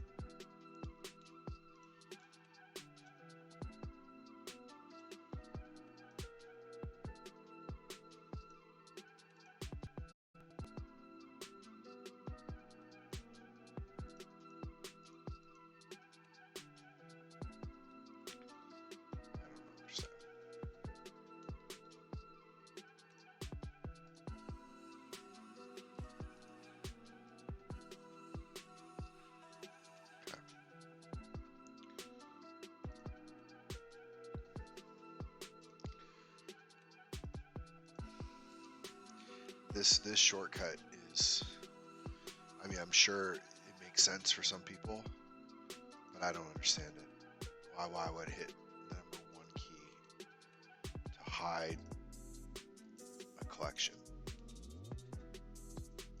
Don't get it.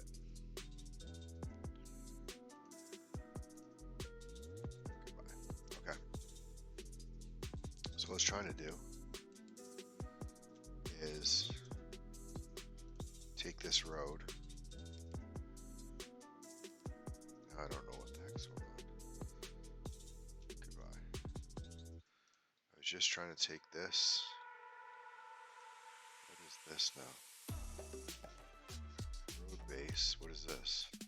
Parking. No. No. This is what I want. Okay, so this one here. What I was trying to do. Oh my god. Just trying to grab this object. There we go. I was just trying to see if there's a face I could grab. There's not. Why?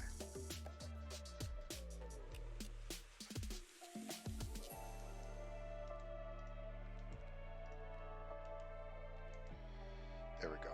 Okay.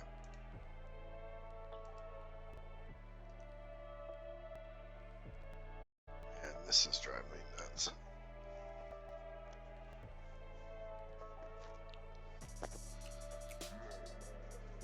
What's happening is every time I tab into edit mode, if it selects the terrain instead of this, I end up with it taking 5 seconds for it to load. Okay. So what I wanted to try is I want to inset this. There we go. Right? I want to just inset this about the same as this. So if I bring in, I don't know why I can't see the garden. Oh, there it is. Okay. So see that?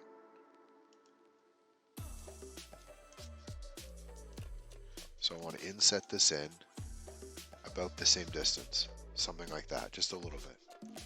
Okay? Now, what you can do is either select all these,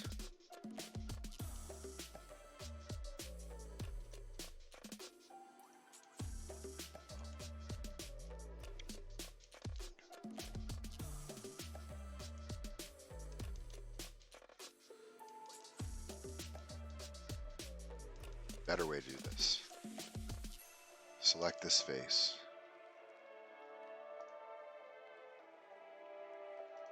Man, this is so painful. Object mode. Select this face. Why can't I select? Why is there all of a sudden no? Jeez. Is there 2? Okay.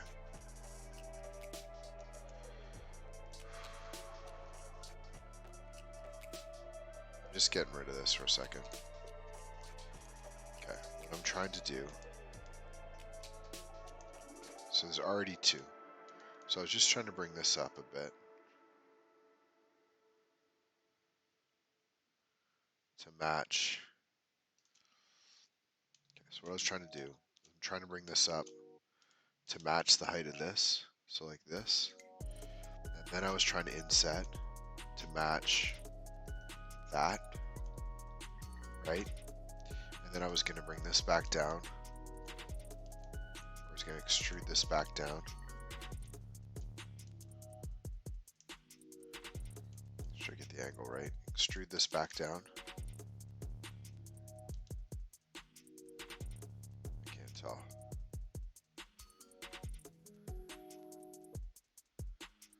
Right? And then I was going to go rake like these. Which I don't know if this is a good idea, but well, you know, this curb, question is that curb okay? We want that whole curb or the curb for the road.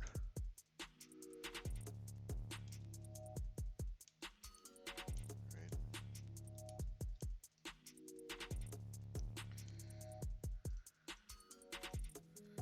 Probably better to get the road curb. So basically now I need to get rid of all this. Should be easier than I thought, but I don't know. Getting sick of this. This way.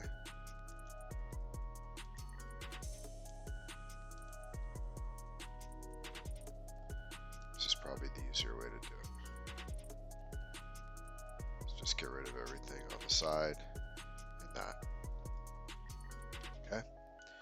So now at least I have this whole part selected. Get rid of this. Delete this. Let's delete vertices. No. Delete faces. Sure. Okay. So now at least what I have is the parking lot with this kind of thing going on around the outside.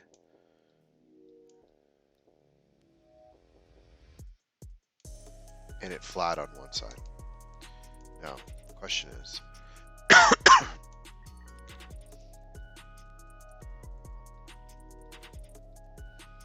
we need the same thing though.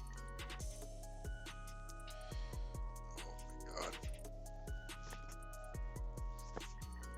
This is a very frustrating modeling exercise, I gotta say. And I know there's better ways to do this. It's just like I know there's a better way.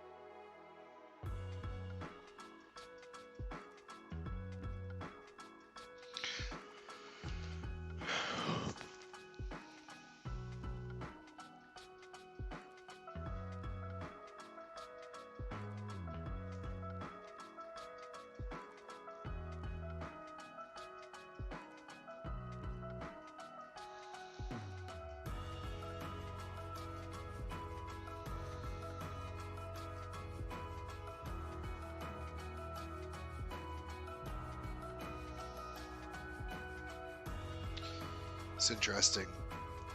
And then definitely do a exercise in modeling soon, because I was just thinking about this parking lot, how easy this would be if I just made a square and then made the little flower bed on the side, and then after I made it fully square, very simple geometry, could I curve it, could I modify it to fit the path and the road, and then would it be look good from there? But like right now, what I'm trying to do is I want another flower bed, because when we looked at the references earlier, we noticed that there was this part.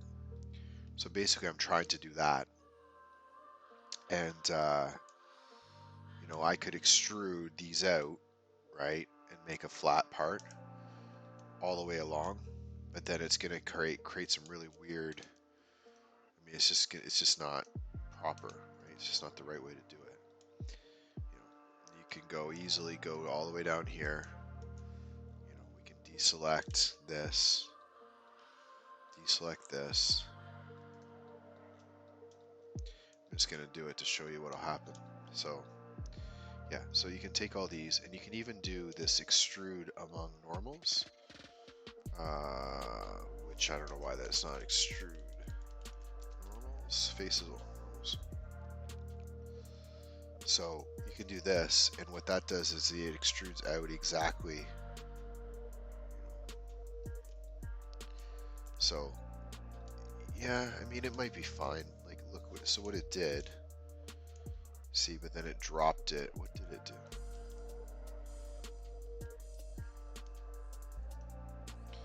So it brings it out. See, it overlaps. I think it even overlaps some of the.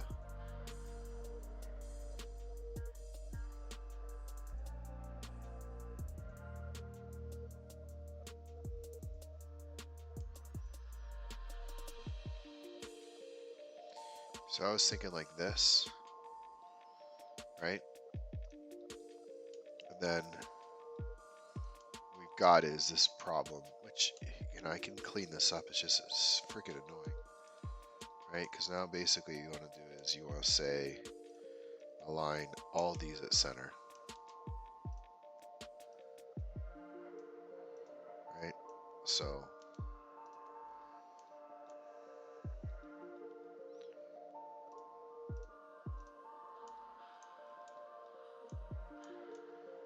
there might be some in here, I can't tell. Yeah, see, there's all sorts of weird. It's not too bad. It's not too bad. Okay, let's just, for fun, let's try it. So now what I would do is I would take this and I would select all these. I might just have to do a.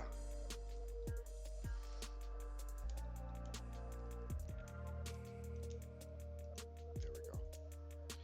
Right? Okay, so now you have all these. Now I think we could inset. Yeah, so inset all these.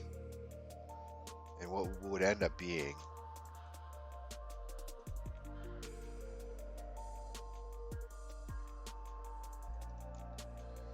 when it's done.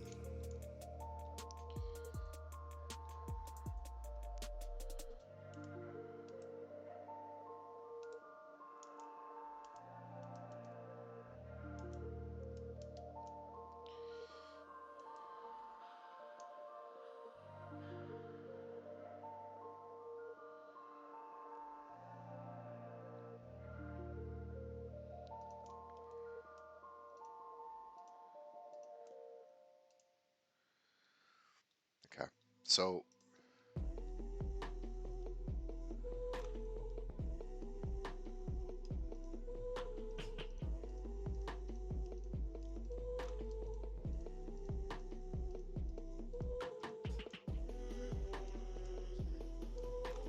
interesting.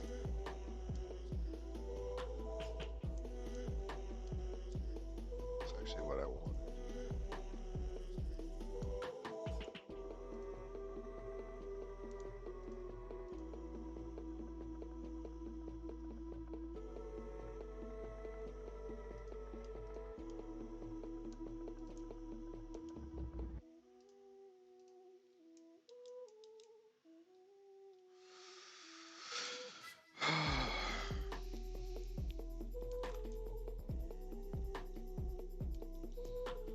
doesn't matter that much. So I just want to show you what I was gonna do. I don't know what I did there, but basically these are the way I want them. It's just sort of a little, it's this little area here that's kind of a pain. So what I would do here is I would separate this, okay? I bring it up a little bit. Actually, I'd probably keep it here. Okay, then I would hide. Okay, so I'd go back to here. I would hide this. Go back to this thing, back in, and I would say,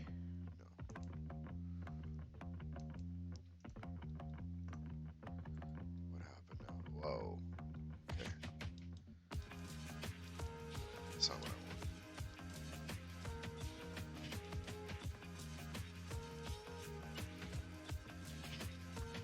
What I wanted to do is duplicate these.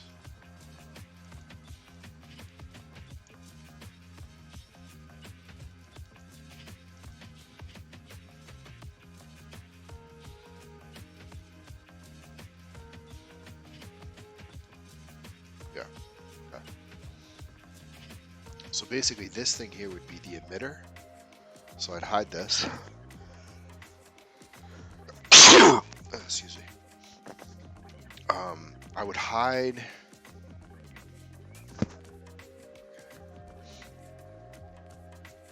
this is so bad. This is just so bad. Oh, man.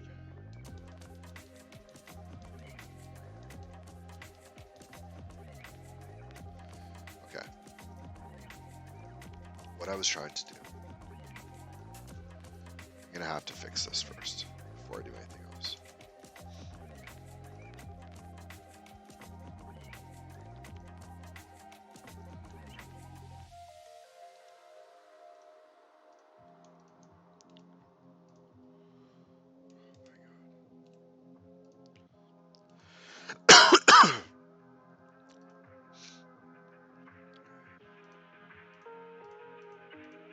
I don't know if this is gonna work or not.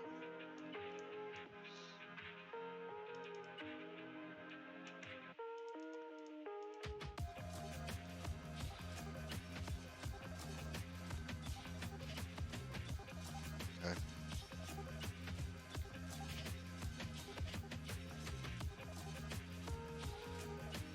This is all I was trying to do.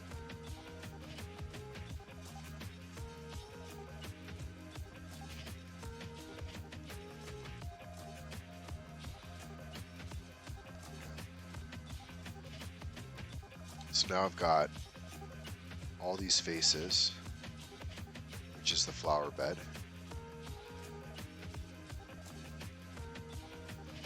And if I extrude this down, right? Now we've got a bit of a flower bed base. What I wanted to do is duplicate this, bring it up a bit, and separate it. Yes. I think I got it. Okay, so yeah, this is what I want. So what I've got now here is at least I've got something to emit the flowers. Okay. So I've got something to emit the flowers and a bit of a frame. So now I can go over here and select this and this, go to this thing, go back here, copy all to selected object. Boom. Boom. Literally all I want to do. That's all I want to do. So now, turn these back on. Now if I look at this is, I can play with the densities of these things, because if I go here, I think that this should be independent. So for example, if I say, well, I don't actually want Um, well, for bushes, I only want like 5. No. Okay, so we need to do is make this independent. So, okay. Bushes, flowers, grass. So now for here, I want to say bushes separate, and we're going to say bushes parking side. And now if I change this to 50, there we go. So see, so now I can control what is in here. You know, so I can just say, hey, let's do, like just a lot less. So if we kind of look at our reference here, we say, well, maybe it's the same, but whatever. I can just kind of decide what I want in there. That looks a little better. And I've got the grass, which is this one, which is probably way too many of these things on both actually, right? So there's the grass.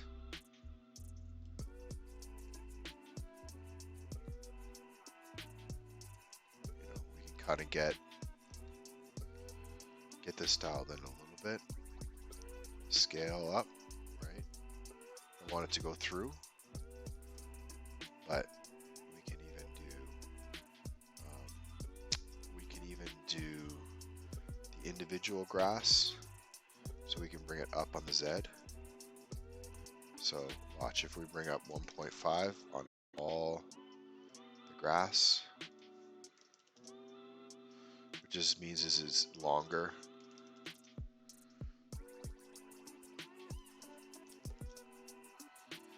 And then, you know, how many do we need of this? 2,500. So now we've got grass all the way down. Oh, okay. So just notice that that was for this. So I can say grass, parking front, and then this grass here is this one. Grass, parking, side left. I'm thinking of it from this angle. So I was like parking, Okay. You know what? And this actually may end up working, because what I can do here is just say that this is like, I can flatten this and say this is the walkway, you know, to walk through to here, which I'm sure there was. I don't know if we can see it, but that should do the trick. Okay. So now at least we have a bit of a garden, and we can play around with the amount. And you know, you can do, so we could put the trees either way. We can now put a tree in here, or we can just plant them where we want them, which I think might be the better option.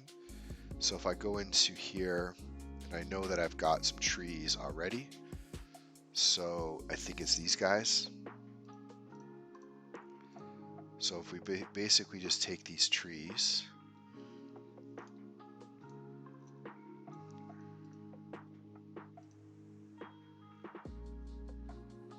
so that's these guys here, and I'm gonna look and see if there's a winter version of these,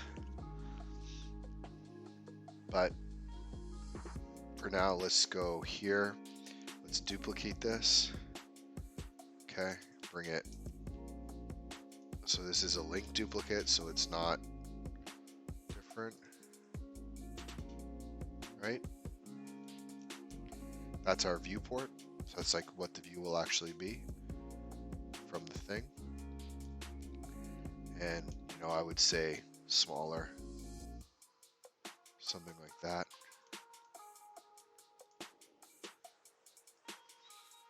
Just for fun, let's see what we have for deciduous trees.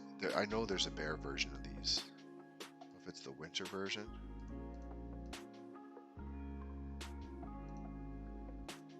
Is there a autumn? Summer? So summer's green. Spring is same. Winter is nothing. So it will be interesting to see. So let's grab. So we know this one is it's autumn. Betula pendula autumn. So let's go to this. Um, Betula pendula A winter. Okay. Let's see what happens here. Big tree.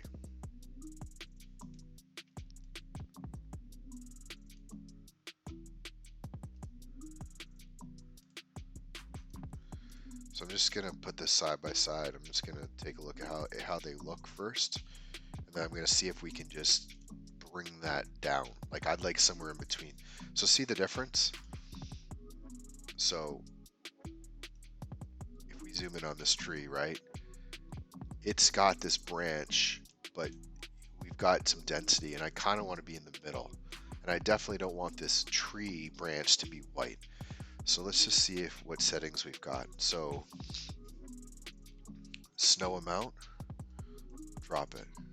Didn't do anything. Okay, moss amount. I don't know if it maybe did something. What we can do is we can isolate this tree over here. That's probably a bad idea.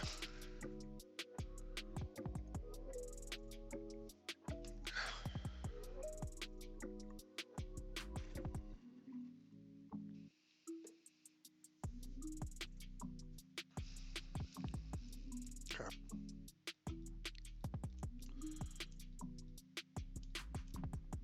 This should work. Okay. So we're trying to figure out is what can we do? What's the difference between this tree and this tree?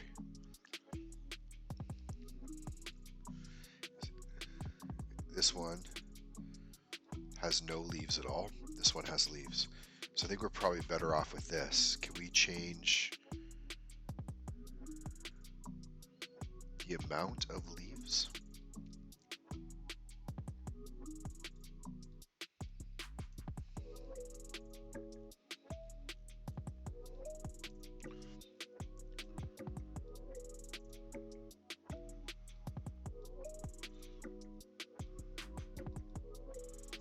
Super interesting. That's the random leaf hue. Season masks.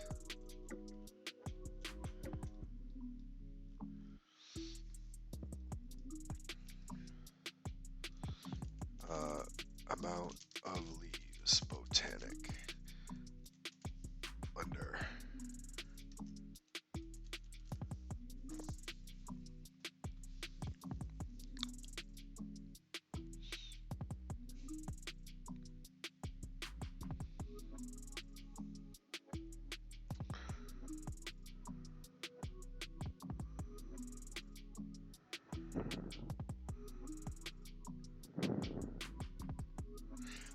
So I think they're prefabricated.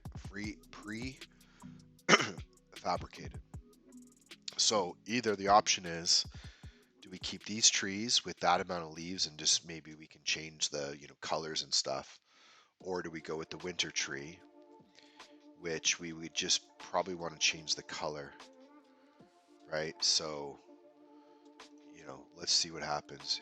Yeah, look, that's not bad. Okay, so let's get rid of the moss. Let's just get rid of this overlay. Can we do that? Or just like put it in the middle? Or brown it?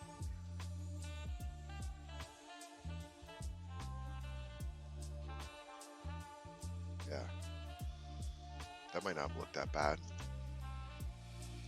Which one's gonna look better?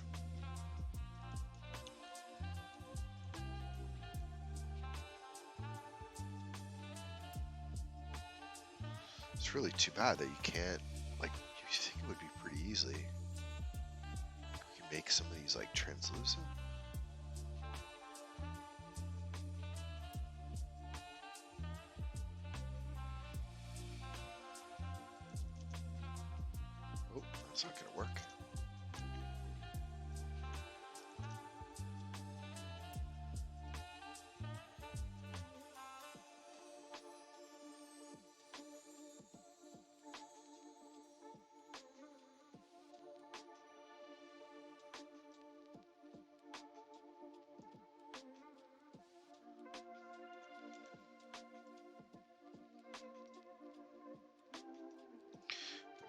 those now.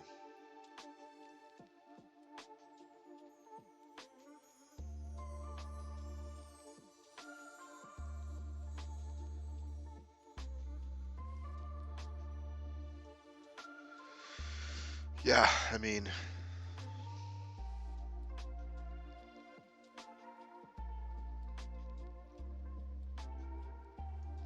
probably shouldn't have done this.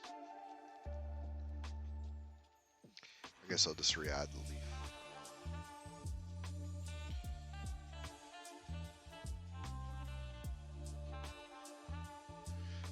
I mean, the truth is, this one is, this is more true to the render. It's more true to the render. You know, my references, you know, if you look at my reference here, even these trees, there's, if anything, there's very little in terms of leaves. So I can maybe mix these, but I would say for this one, we want as dense as possible, and I think we're going to just duplicate this down here to match the photo. So let's say for now we've got, we'll go 3 and maybe we'll duplicate, maybe we'll go 1 more here. And, you know, I would just say this one we can bring something like this. Go here, go here, go here. It's not too bad.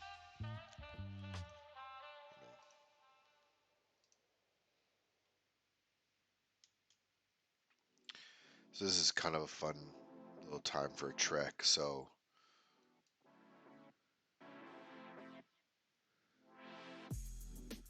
you know, getting the height of these is good. If you want, say, if you wanted to scale these and you wanted to scale them everywhere but Z, right? So this would scale it. It's scaling out in all direction except up. So you get like a little more width to the tree. The problem is, notice that these other ones didn't change. So it's interesting. I think you can do the same thing if you just go into the tree itself, select all, scale in the same way. It's just going to throw off the origin point. See if I can fix that. I don't know if I can. Origin to geometry. No, it caused all sorts of issues. Okay, disregard. Disregard. Bad idea. Okay, so if I wanted to do that, a better way to do it would be just to do it in this mode and then just copy it. So you can do is grab this tree, this tree, this tree, right? So we got all, and then we can scale each of them along the X and Y. And I think if we hold Alt, yeah, there we go. Alt and Shift.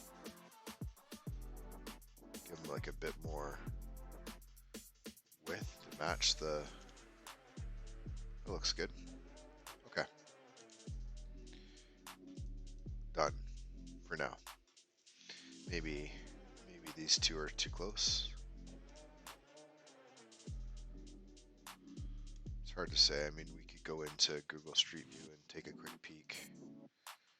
Let's find out. We got lots of good references here, though. I just noticed something. So they're not uniform. So there's 2 down here. 1 gap. There's actually some interesting to kind of get a peek. So lots of photos taken here. So look at that. Different when so yeah, so interesting, right? So interesting. That's what I remembered. So 1, it does just drop off here. So this is something I could do, is consider at some point just modeling this. So it does drop off, but if you go further down, it's a beach. So rocks. So it would be really interesting to do this path, and then for the geometry node have like a instead of a rail, have like a little cliff and then rocks, and it would run all the way along here. It'd be pretty cool. And then this is basically just grass and bushes. Now they might change it season to season, but you know, something else I can consider. Lots of interesting photos. This will show you how popular this spot was. I mean, it was literally, this is one of the most popular spots you could take a photo of Mount Fuji. So, you know, the fun part about doing these things the way we do it, here, I'll show you something kind of fun. So we've hidden everything, right? So let's go bring back all the, let's go bring back everything. I don't know what these were, to be honest. Let's bring back all terrain, buildings, roads.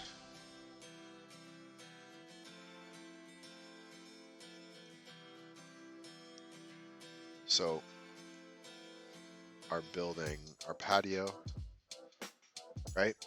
So take this camera.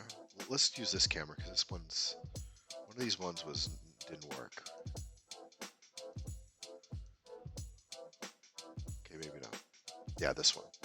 So this camera is garbage. So let's take this camera and let's move it. Okay, let's bring this camera up. So let's bring this camera over here.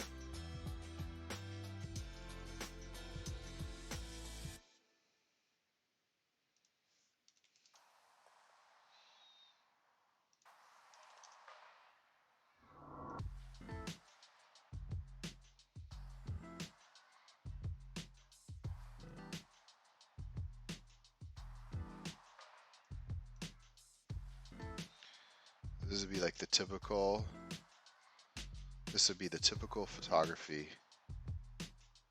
shot right here. Even up our, let's make our lens, let's go back to 24. And let's go into, let's move it over top of the rail. Or, you know, we probably just did this.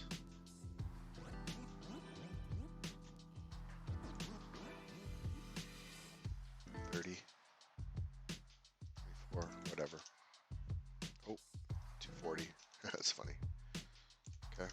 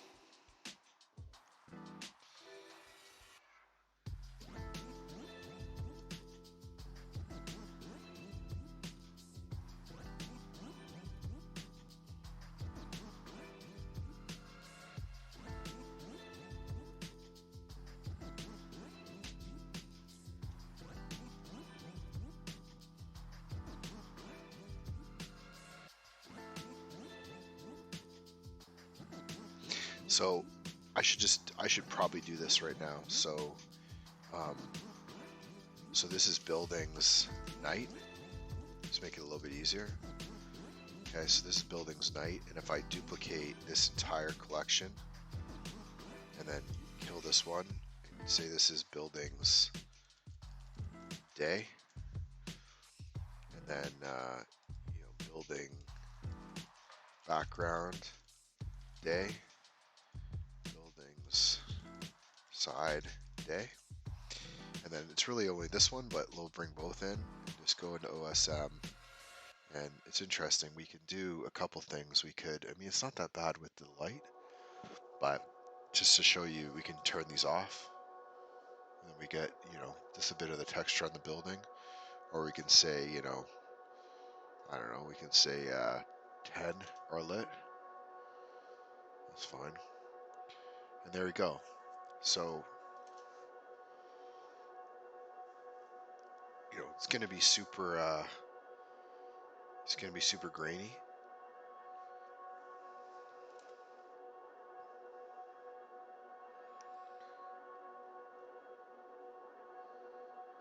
It'll be interesting to see how this looks with the denoiser.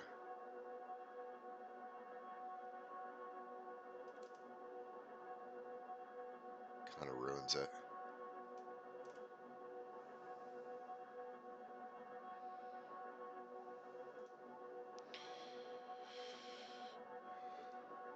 Really shouldn't do this, but I'm going to do it anyway.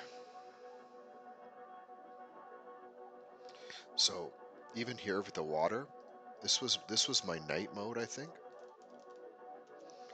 and this will be. I'll use this later when I do.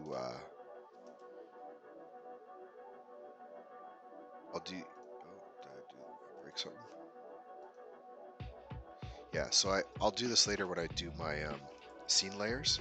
But this is water night. This was the night version of it that I wanted, which is a lot rougher. You get with the haze a lot less of the reflections. But if I go water day and then I change this one, I'll show you what I had it at before.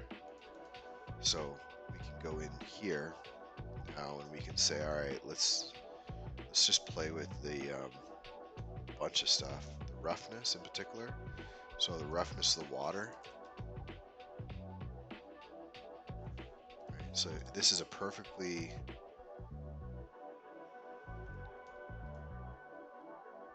really should change this to. Right, so you can see the reflection. This makes a difference. To 0.5, 0.2, right?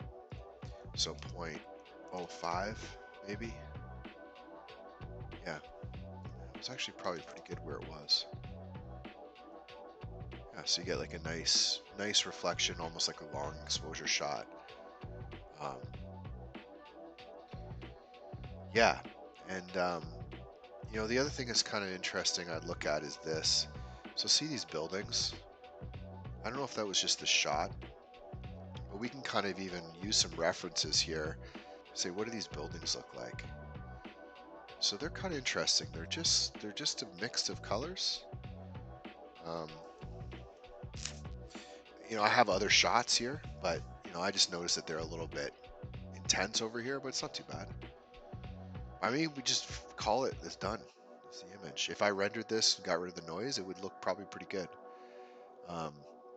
It's kind of fun to switch the camera angle. So let's call this one cam. I think we're gonna go 5 water. So that's our main, you know, that's our camera view here. And then I think this was the main one. No. Okay, so this is, let's rename these. Let's go cam 2 patio wide.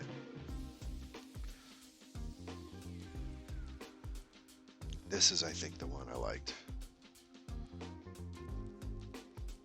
So we're going to call this one cam patio main. This is my primary. This one, I don't feel like this one is really of any value, so let's get rid of that one. This is the wide one. I like this.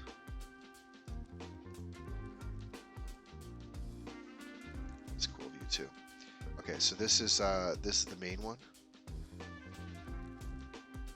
This one is, I don't think this is much good either. Yeah, so we've got this wide angle, we've got the water angle, we've got the main angle here, and you know, we can even mess around with a couple more just for fun.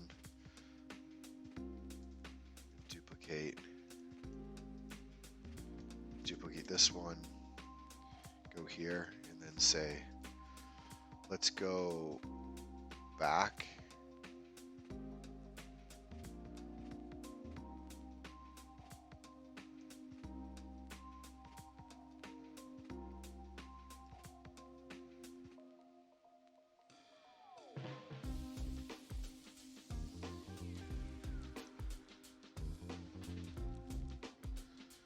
It's like a fun exercise in how much detail do you want to see, right? Because if if I was to put this up here, it's not bad.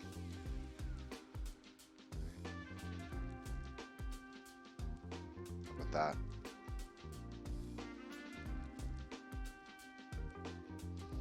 How about that shot? Obviously, buildings and stuff look fake down here, but it, can definitely play with that one. So there's a good one. Cam 3 drone.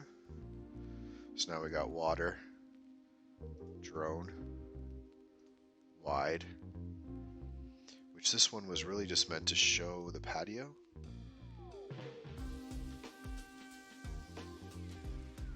Really just kind of meant to show off how that patio looked.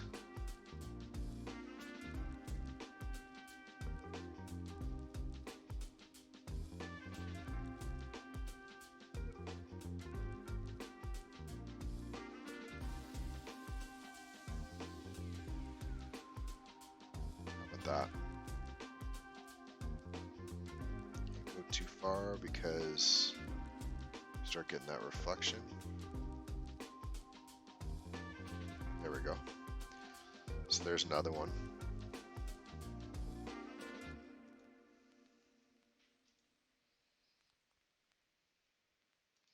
Drone shot's nice. I'll tell you, you can do, I'll give you another one more option. So duplicate this one. And then I think if I have this still set up, I should have a camera. Photographer? Do I have a photographer? Cam. Okay, so watch this. So go in here, and I can say for this one only, let's change this to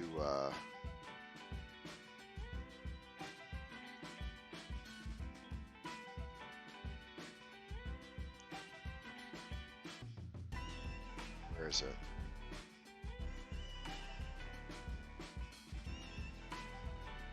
Resolution.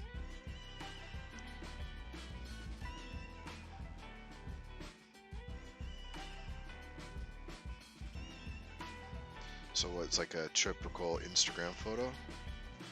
1350, no, 1080, 1080. Oops. 1080 by 1350. There we go. Oh, sorry, I could have done. What is it? 4:3? What's Instagram? 5:3? It might be 5:3 portrait. No, 5:4. That's probably right. Yeah. So there you go. So, I could go crazy here with this. I don't want to, but let's just add this one in. Cam 04 drone.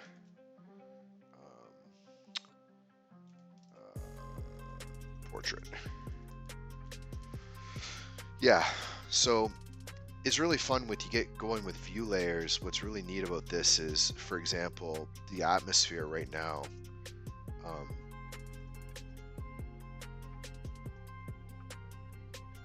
I could probably play around with where that atmosphere is.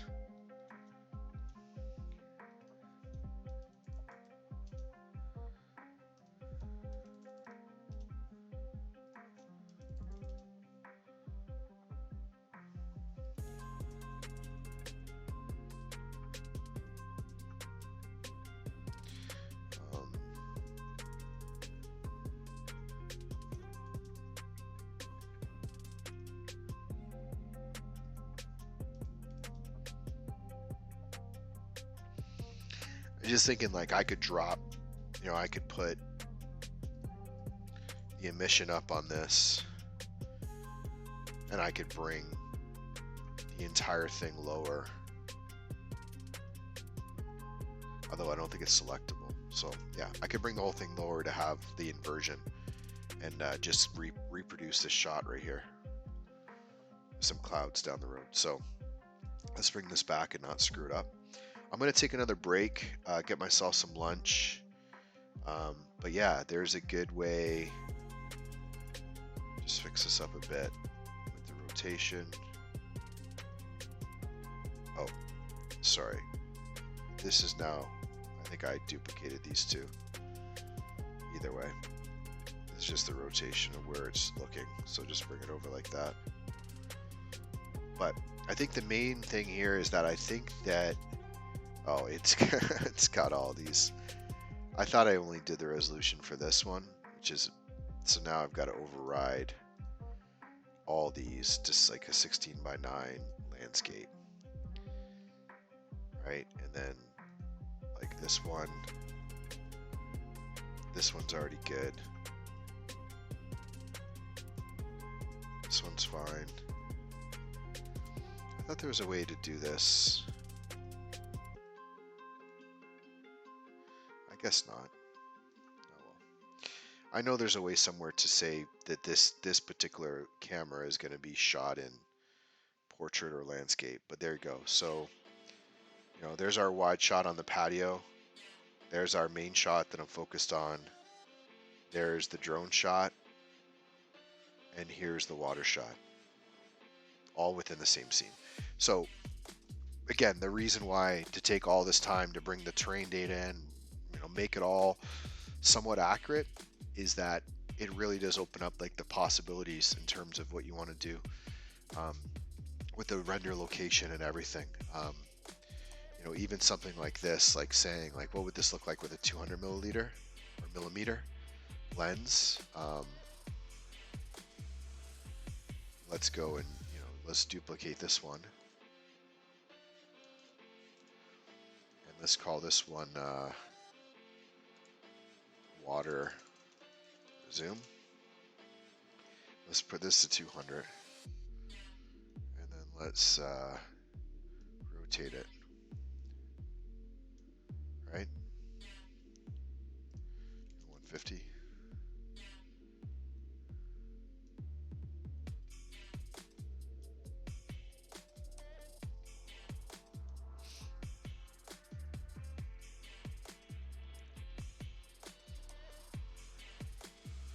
Right, so if I'm looking at this shot, this is like a good way. Obviously, there's a lot of noise. It's just like a good way to, for me to go and double check and see. Like, oh, right now I'm really happy with this side. Really happy with this side. There's some weird edges here I got to go figure out. Maybe smooth, and this needs to be smooth. But in terms of where that light's hitting, right there, it's perfect. This side of the mountain's not going to really get any light. I could, not going to do it now because I want to save this and maybe dial it, make some copies or whatever. But I could easily bring the sun around. So watch. See that?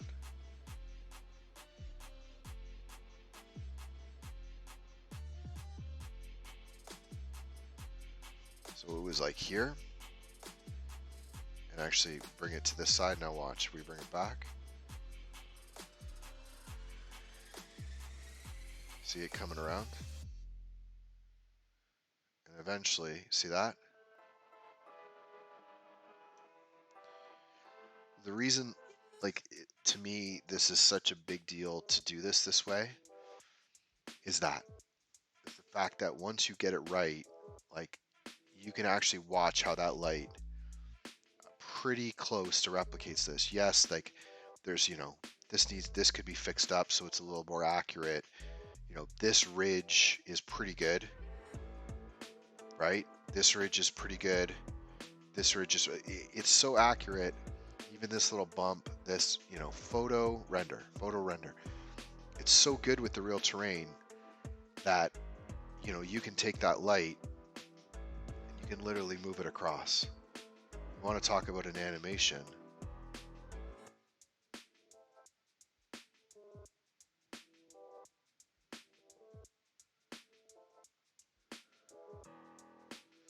You know, straight on light where you get no detail, all the way to the light we had, all the way to maybe, you know, if I actually wanted to do this probably a little better.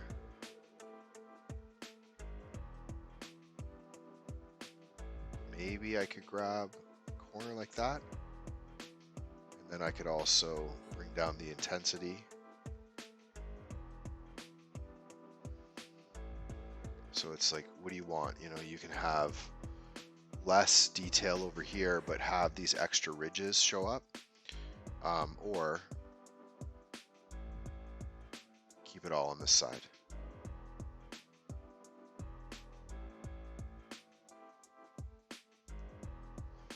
Oh, there you go, right?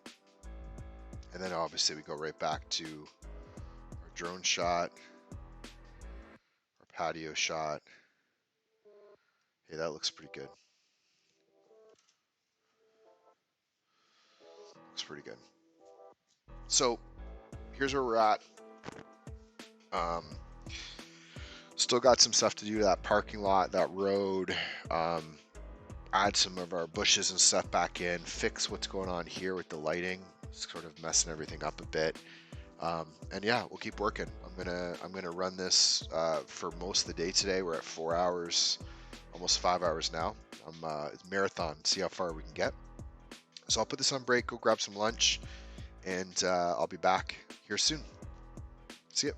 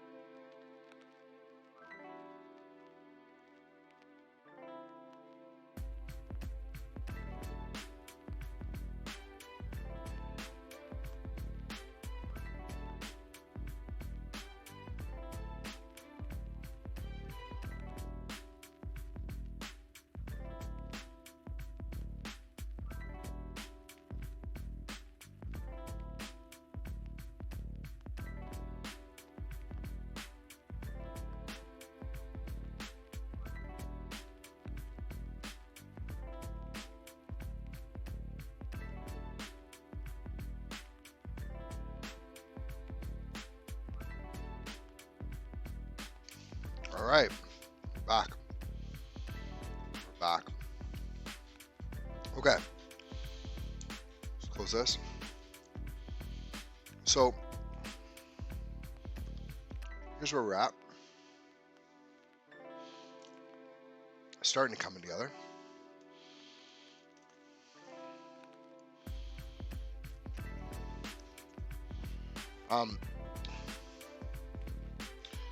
Yeah, so there's a lot of things to do. I'm just gonna probably power through a bunch of them right now.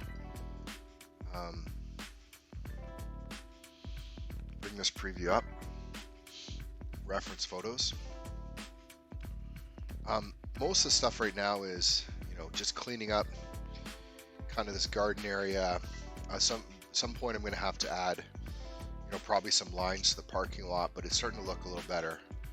I think that I'm going to get rid of. I'm going to move this gazebo. I have to go look and see what's going on with this gazebo because from the map standpoint, it's like more way down here. So I'm just going to move it out of the way for now. I got to figure that out. And I think I'm going to add. Maybe I'll just can duplicate. It'd be nice if I could just extend this parking lot. And then just duplicate. Just take a peek. You see this? Yeah. So I need to add a garden on that side. It'd be nice. I'm going to see if I can just duplicate this.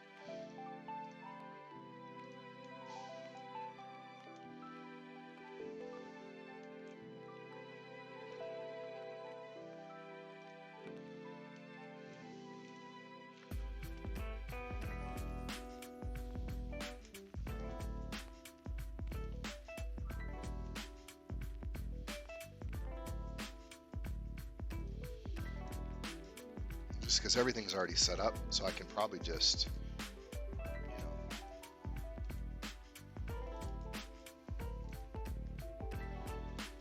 grab this and maybe adjust. Who knows if this is going to work or not. I'm curious though.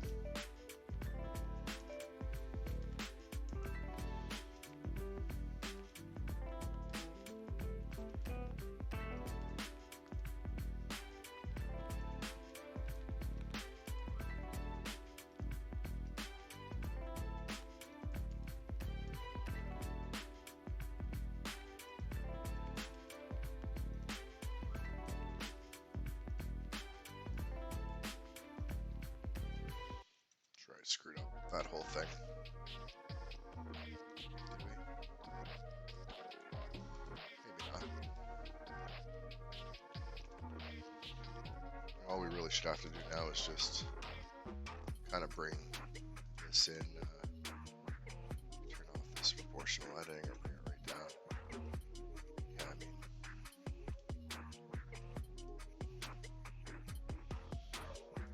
this is just what's emitting the garden. Really, this just needs to be kind of inside of the boundaries. So, there you go. That's not bad. Needs a little cleanup over here.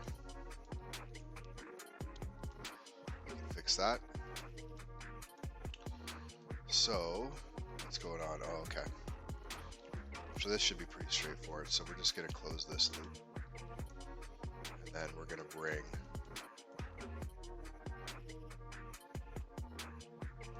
this over.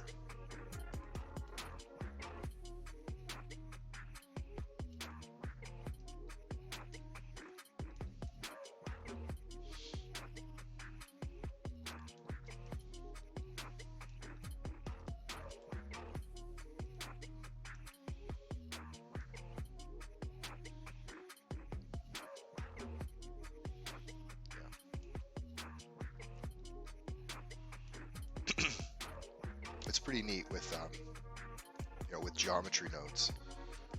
Well, these aren't actually, sorry, this is using particles, but either way, yeah. So I mean, look, if I grab this, bring this over, it's not perfect, but you can fix it pretty easily.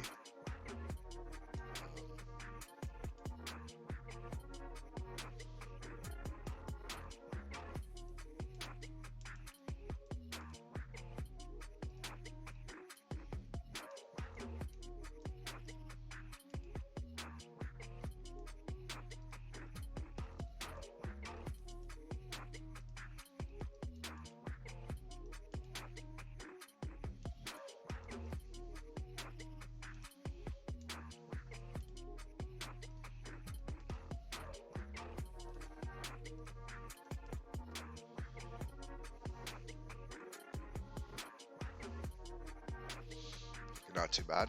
Something sticking out here on the side. Oh yeah. So what we'll do is we're just gonna make sure that interesting. Okay. So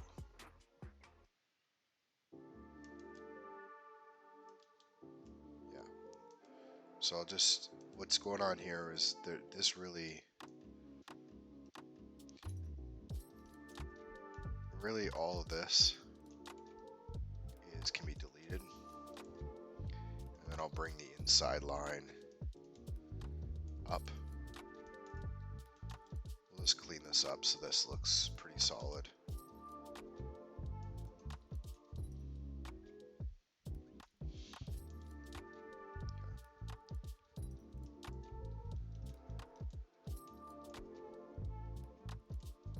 Even this, I think this is gonna work. Let's try. Okay, so now we just want to do is bring up that, and then maybe let's just double check this. Yeah, this is perfect. So all we really need to do now is just make sure that all of these are underneath the curb, so that basically when you look down this view that you're seeing on the left, you're going to see the road going all the way. And then I don't actually know at this point whether I can fix the gap that we're going to need to open up. So we want to open up a gap right here so you can get into the parking lot, but that might just be something I have to fix after I convert the road to real geometry, because right now it's using geometry nodes, so it's just sort of automatically creating a curb, which is super easy. But yeah, so this looks a little better, right? Kind of see. And then yeah, you know, if we look down here, there's this, oh, that's the line. So I wouldn't want to play with this too much, but I'm gonna just try something quickly. Basically, I want to bring the road in, but the curb distance out. So what you can do is, if you want to bring the road in, see that? So you want to make sure the road is only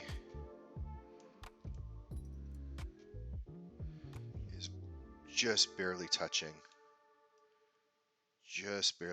the edge, because what happens if it doesn't, see, you got a little bit more of a gap with the white line now, and that's just like the shadowing coming in. I don't think that's a huge deal, but overall I'd say, you know, from our view of our camera, this looks pretty good. Covers up everything to do with this bike path down here, which is nice. Covers up this is nice. You don't have to worry, this looks fine. This is probably where we're gonna have issues. So this looks good overall. I would say this looks pretty good. There's a bunch of stuff like beveling and stuff I gotta do, but I'm happy with that. What really we need is along this side, I feel like we need a curb. So if we take a peek at here, okay, so what's happening? I see. So after this, there's more to the side.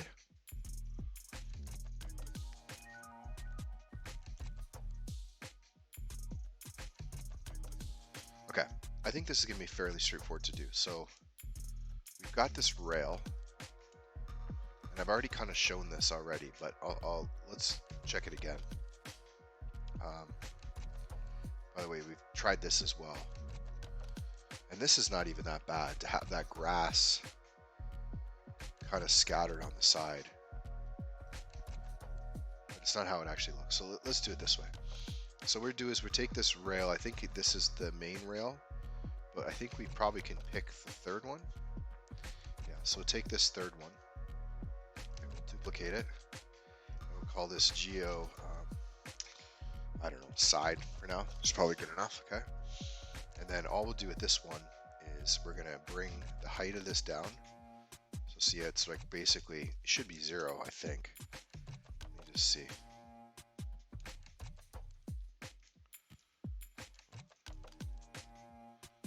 Okay, it probably pretty close. Okay, and then railing width is this. Railing size is this. Okay, so see what we're basically doing is just bringing the size of this out. We can bring it really big, and then we can bring it down.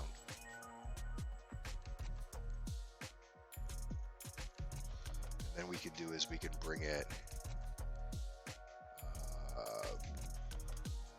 width. Yeah. See that? So we kind of look here. What this does really nicely is, even though it's got kind of a weird bend to it, it helps, and we'll change it to cement after. But what's nice about this is that it creates like a nice go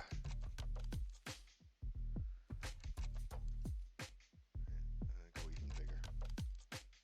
Okay, even bigger. It creates like a bit of a drop off, see? And then it just needs to go down.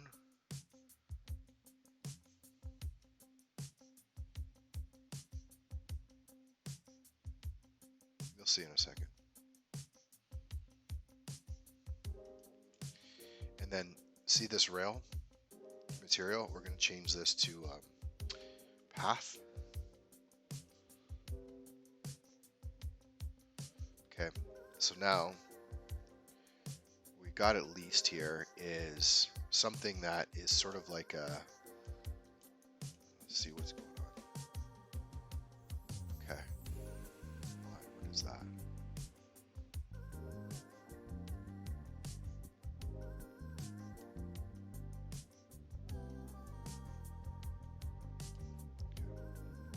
So what's happening is,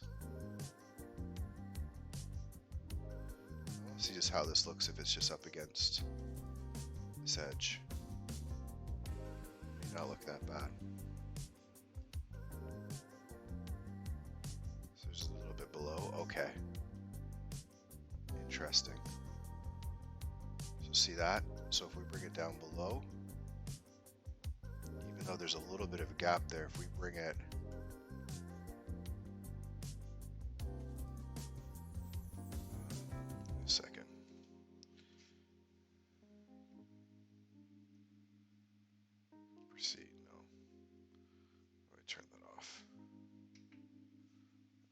second.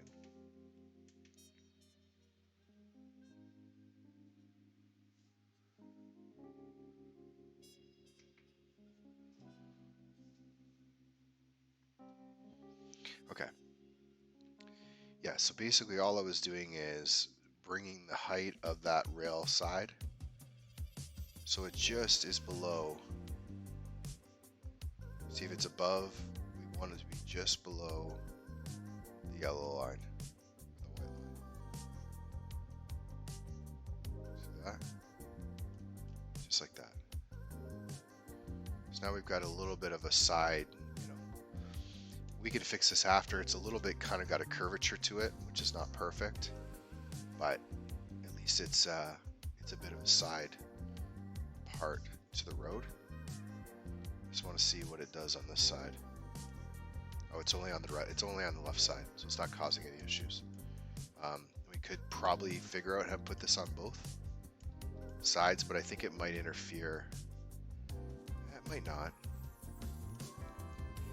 Just thinking it might interfere a little bit with this, but then again, yeah.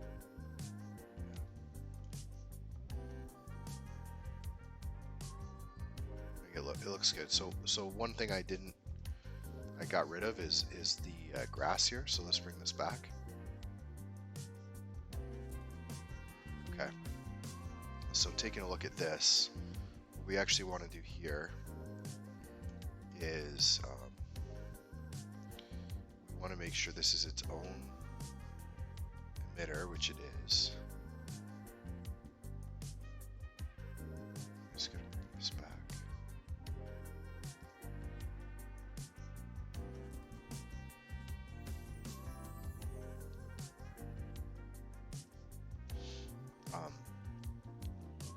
so I'm just trying to check here is what we have set up. So obviously we don't want to have this too crazy. There's actually a bunch of rocks down here would be nice.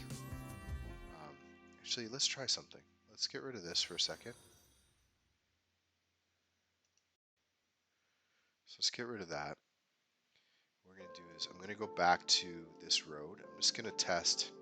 So see this geograss that we had done? This is what was putting grass all along the edge. So it's interesting because we could do a couple things with this. One is we could actually bring the grass out. So distance. Okay.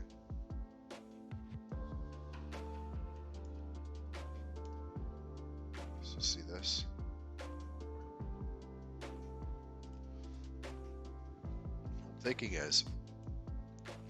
What I'm thinking is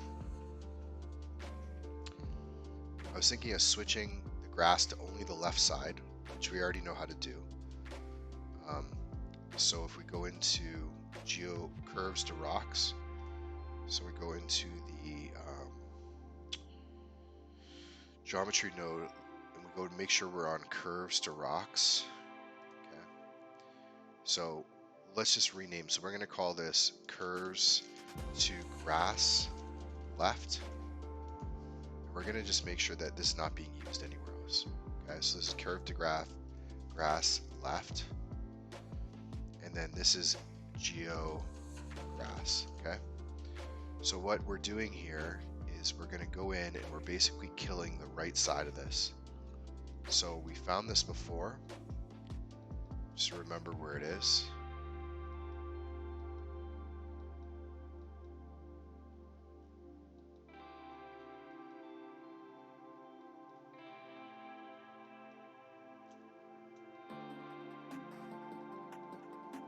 Here.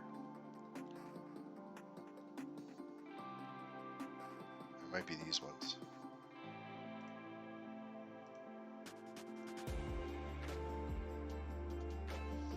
Or was it?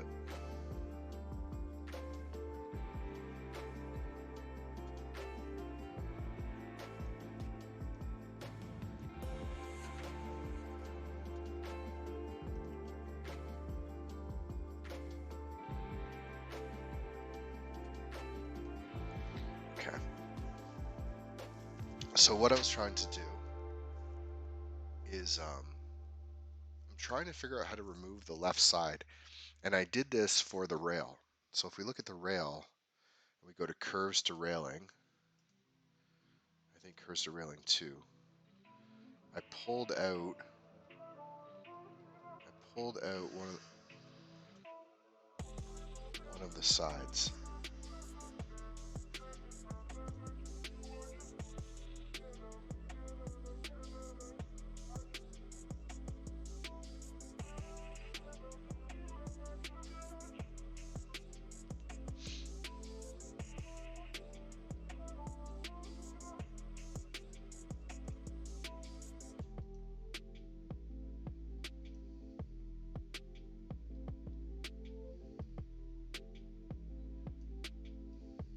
Maybe it was this one. These two. So the set position, and there's 2 set positions. So I'm pretty sure we just pulled the right side out. So let's see, curve to rocks. Which one were we doing? Curves to grass left. So there should be those 2 set position nodes. Maybe it's different for this, I don't know. So this is all the attributes.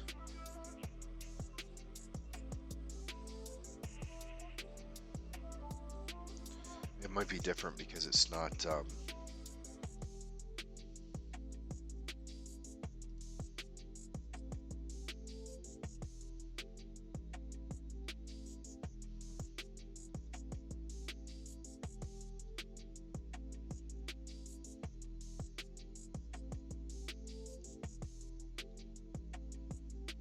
give me a second.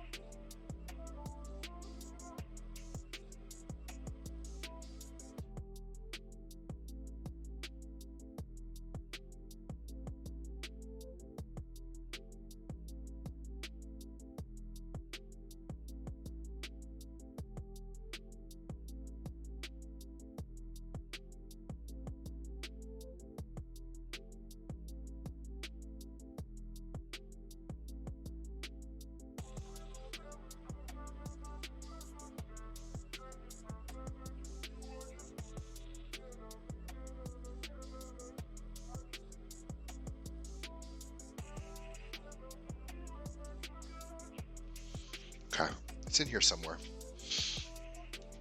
Basically, if we could tell it to keep the grass on this side, we could probably run a nice thing of grass all the way along this road. Because this side doesn't matter, but this side will be nice, and then I'll add another one with some rocks. And we'll drop some rocks here, because I know this is already here. Watch.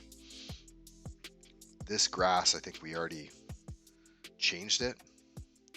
But for example, if I duplicate this, turn it off, change this to there's a rocks collection, turn this on, watch what happens.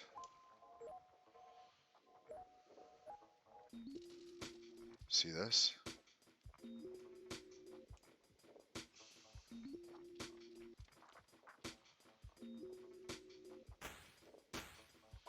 So see if we do something like this, we drop these rocks down in scale. We make the width, you know, nice and stretched. And then we bring the length down. So we get here, which is nice, is a bit of, you know, we can end up making a bit of a rock pile. It's going to take, maybe it's going to be a little bit tricky, because we're going to try to have to get it. Yeah, it might be tough to get them to sit, but you know, we can do this. Actually, we can do this with a, we can just do this with a particle thing. I'd like to do it with job. Maybe we'll try this with scatter. Yeah, that's a good idea. So we'll use the scatter plugin to scatter the rocks along the side. But the grass I'd like to do.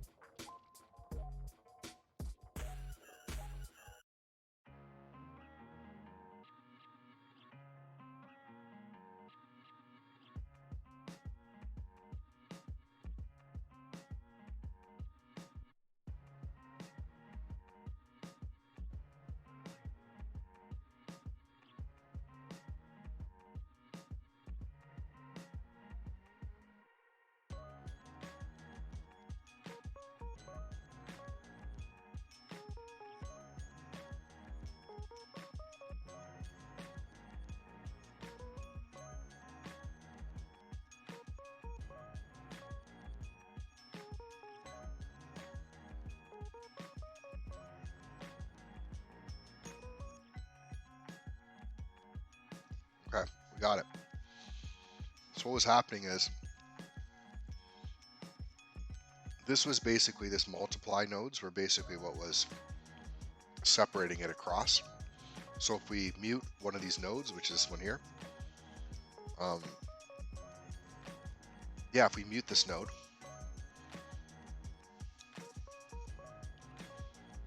then move the distance onto this side, we're laughing. We got grass running all along here.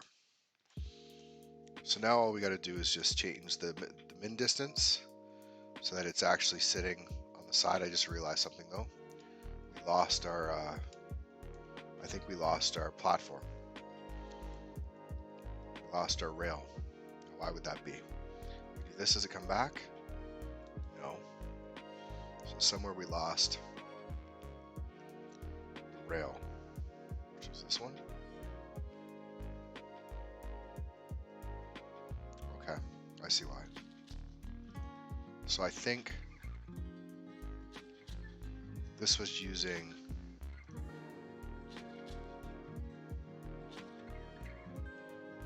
interesting.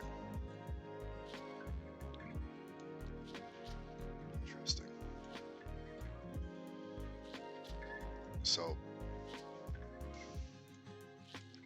okay, something happened.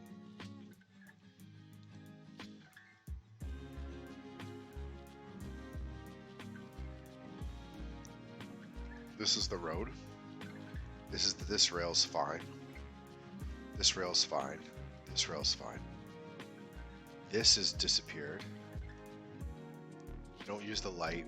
This is the grass. This is the rocks. So something happened with this side one. This is using it was using this curves the grass left.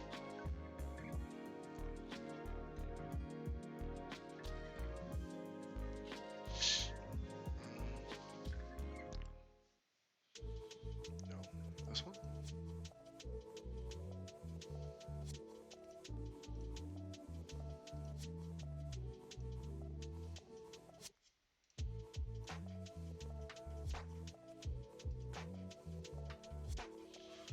Yeah, I might just have to fix this. So.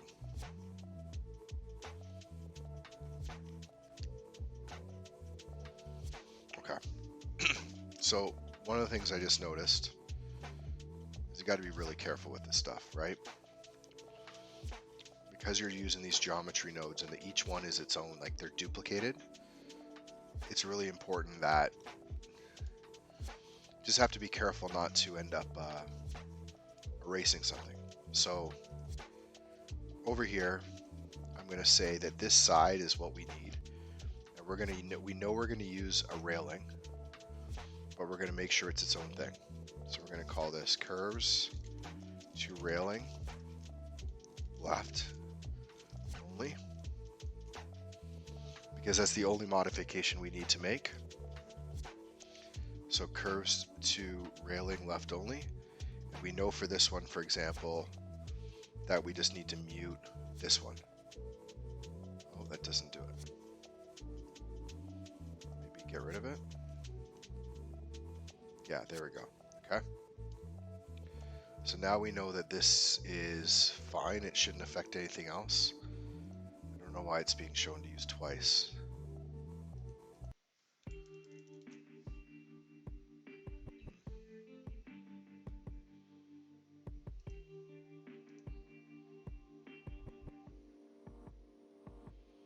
Okay, not really sure, but this should be the right one. So we don't have to change this, but what we want to do here is we want the railing height to be down. We want the width to be, size to be big. We want the rail material to be the path.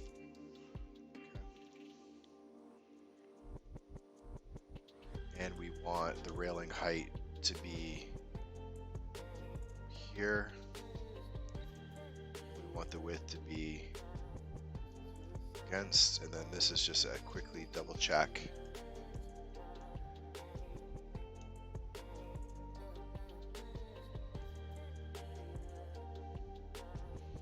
Oh, interesting.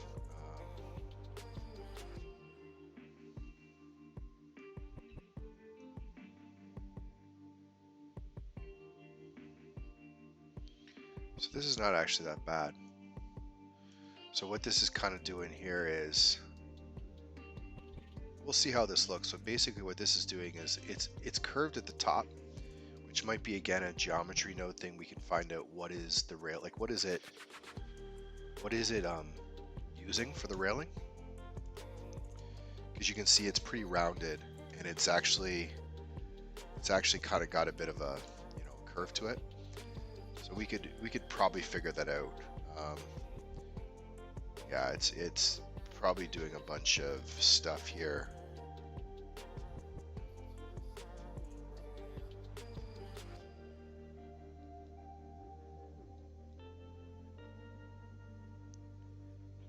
My guess is maybe it's this.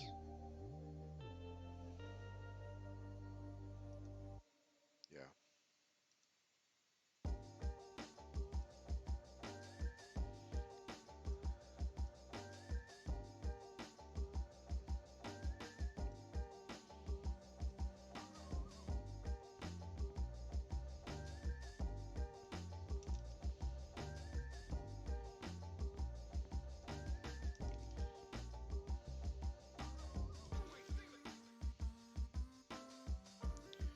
Okay, let's not go crazy here, because basically all I was trying to do is line this up.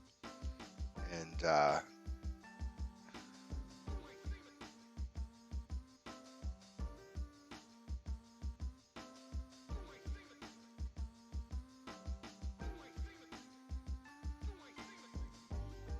if that can line up like this, it's just like a little dip, almost like a storm drain. It's probably fine.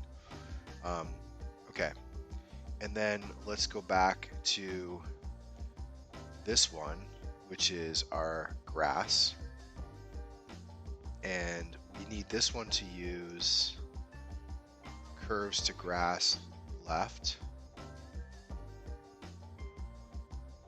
And I don't think anything else uses this. So this is the one where I muted this. Let's turn it on. And this needs to be grass. Here we go. And I think we can just turn off this one. Maybe it was this one. Yep. I don't know what that would do. Interesting. Okay, this should do it. And then for this one, we need to bring the distance minimum and maximum, I think. Maybe not. No, that doesn't do it. Okay, so let's bring this multiply on. That should do it. Just negative numbers. So basically now we want to bring this kind of up to the edge, right? And then we can play with the scale here. So some kind of like probably long grass would be nice, but I think a lot less dense. Maybe here.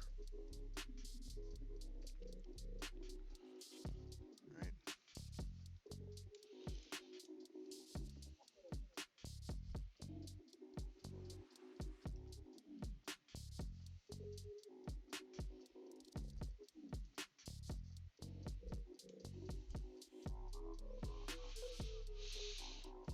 And if we could actually, interestingly, because it's actually, see how it's sitting up? If we could bring it up, that would be awesome. I don't know if that's going to be.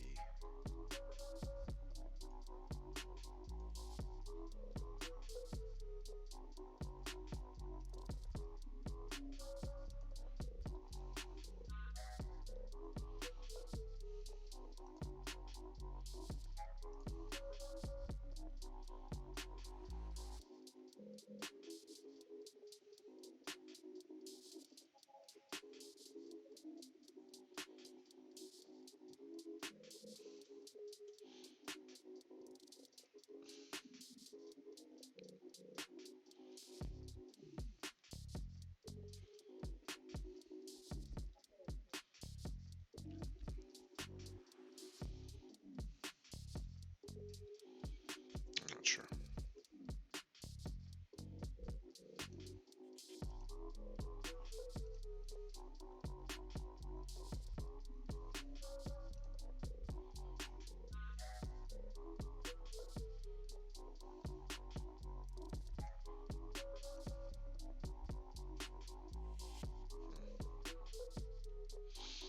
Interesting. I don't know what's causing this to switch. Don't know what is changing that, because that was set up perfect. It was, I don't know, set up perfect, and then it just went away. It's weird.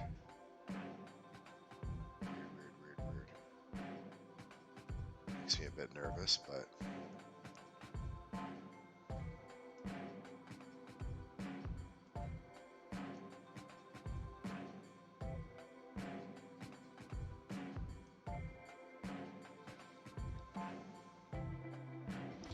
Yeah, if we could just get the I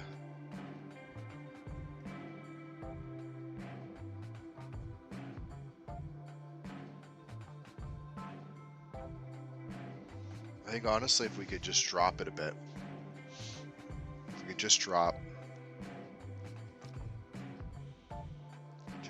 the location a little bit, we'd be laughing.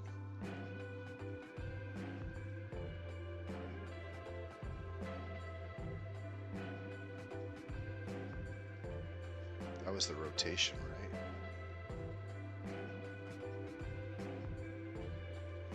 Points. Offset.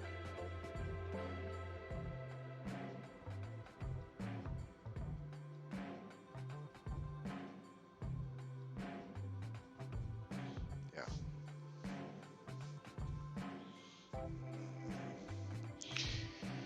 I mean, we could definitely do it by probably changing the origin point of the grass. Let's try this. So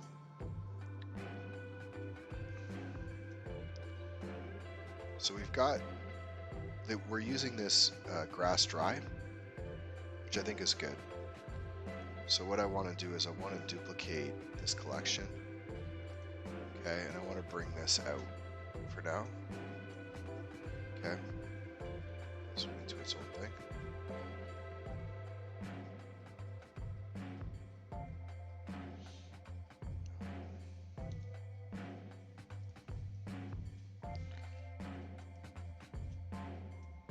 Okay, so we're gonna do is we're gonna call this foliage grass. So now we're using a separate one, and we're gonna just pick this. So nothing changed because I didn't actually change the objects. But these are the objects that are being set up here, and they're up here. So oddly, they put them on the side.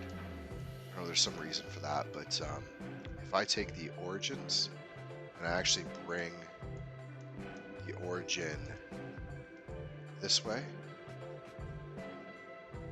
I think they're going to drop.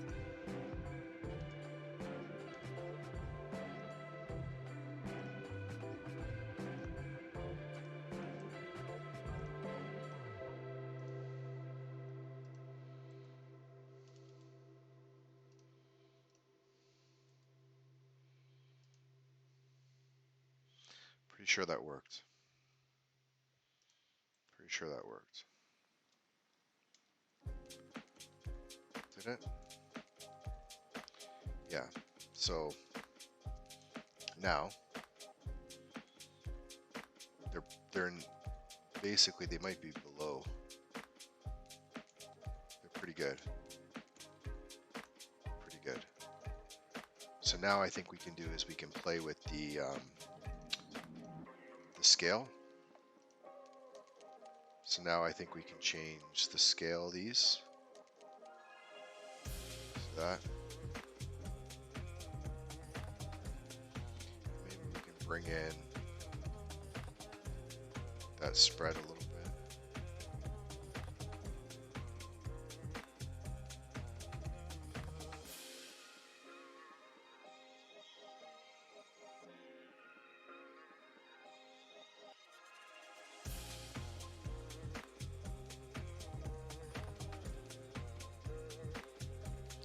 Heck, we can even with these ones, you know, it's up to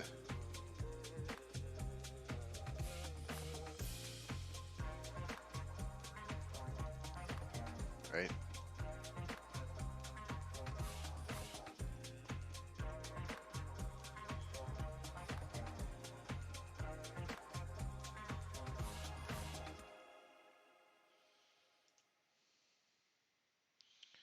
Anyway, we're just what I'm trying to do is just without making the grass look too big. I'm really just really trying to make it so that the grass, you know, kind of grows over. Not over the actual road, but so when you're looking here, you see how it's sort of like it's kind of coming out and over. That's really what I was looking to do.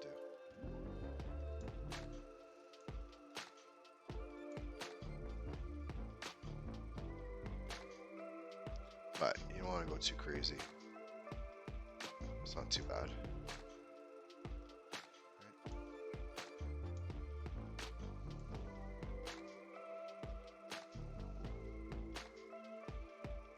Okay.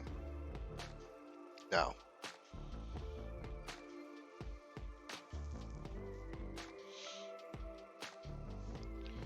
that's probably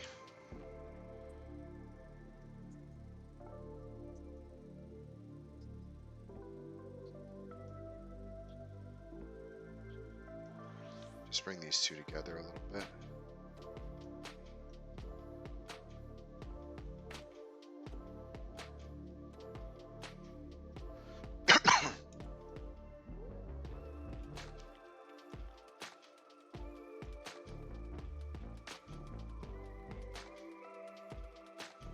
So it's a little bit closer to the edge.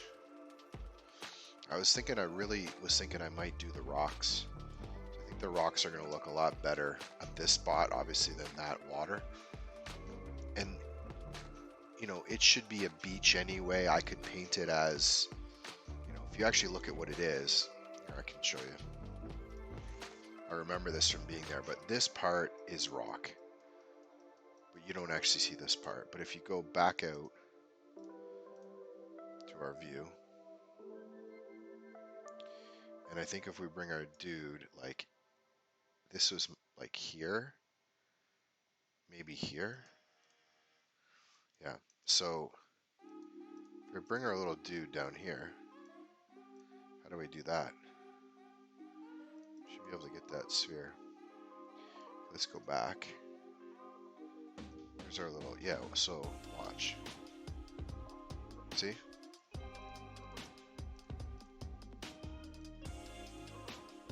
That's what it is.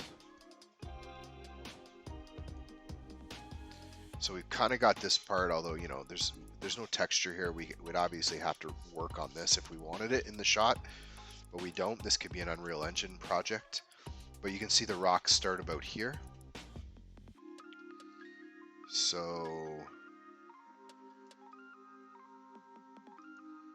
that's not right.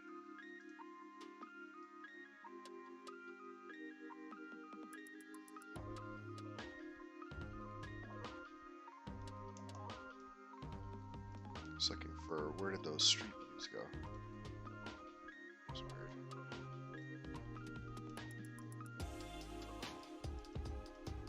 We had these, yeah. So I was looking for one of these guys. There we go. Right, so we got rocks starting here. And then we've got this beach area. So what's one way to do this would be for us just to put a combination of rocks and grass right over top of each other. And then we can move the beach into the rocks here, and then we can extend it across from this, which I think this is about where the walkway was, something like this. So then we can, you know, keep this little beach area here, and we'll bring the rocks. So let's do that. This actually might be easier than I thought. So this geograss is actually perfect. So all we got to do is duplicate it. And now we're going to call this geo rocks. And all we got to really be careful of here is that, you know, we're not changing one that we've already done. So I think if I do this and I go curves to rocks, and I just simply change this to the rock collection. Yeah, look at that. Scale these guys way down.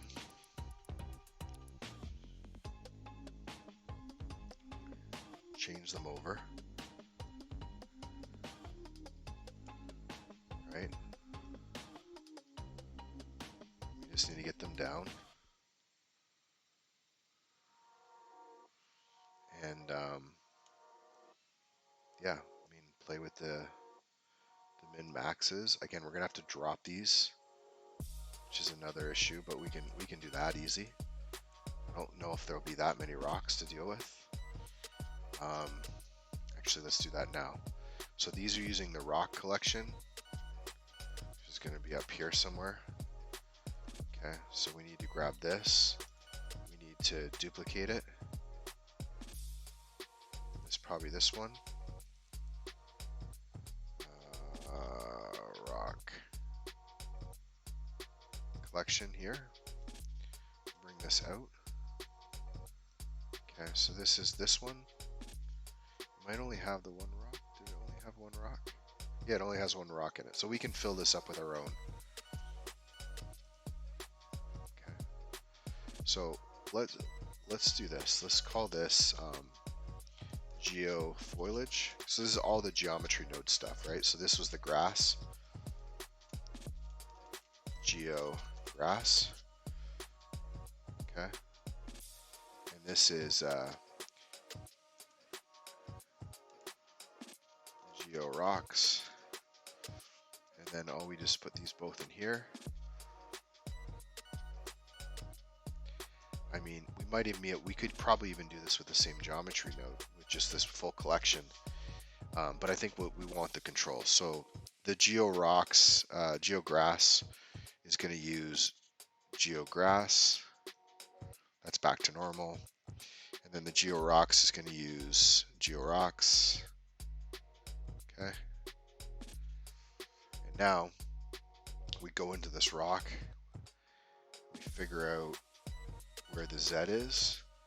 And again, we just change the origin.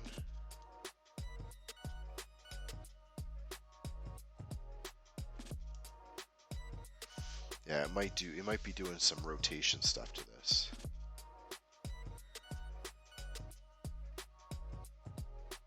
Let's see first before we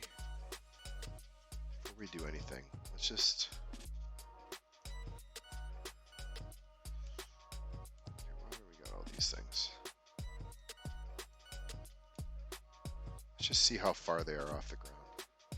Because I think they're being rotated. Okay. So you can see the grass is fine, but the rocks are floating. So what we really want is smaller rocks.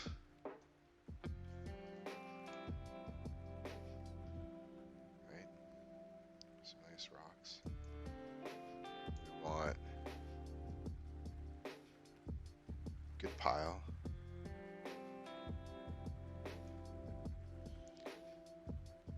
More spread. Maybe not. Okay, how can we bring these down?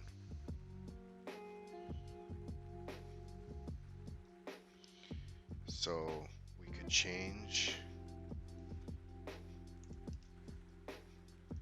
rotations. Let's hide the grass. Okay. So they're not bad. They're not bad. Now they don't have, now they look like, oh, it's so funny. They look pretty uniform. Right? You know, if you wanted them all to rotate, you know, you could just, that's really what we want, right? We want just a bunch of different, and this is probably scale. So see the scale. These is the min and the max. Just kind of want them a little bit more uniform. Right, something that's like predictable.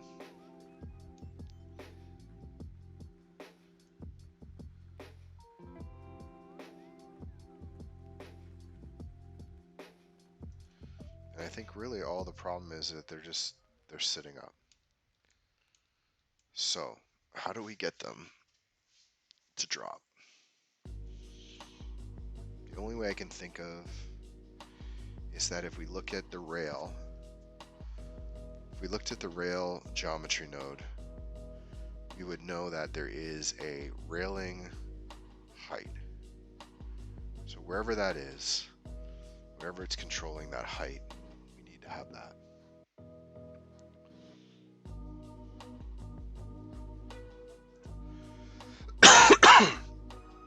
Okay. let's just go look at the geometry nodes.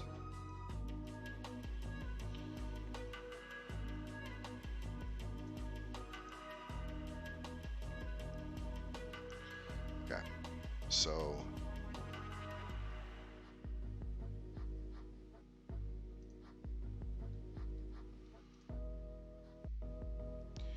the curve's derailing. Okay. This one somewhere in here is controlling height. We just got to figure it out. Let's start from the beginning.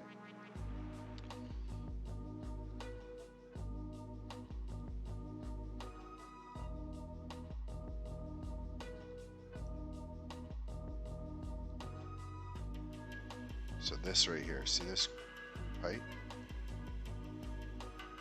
So this railing height goes into Z, which is combining 0xx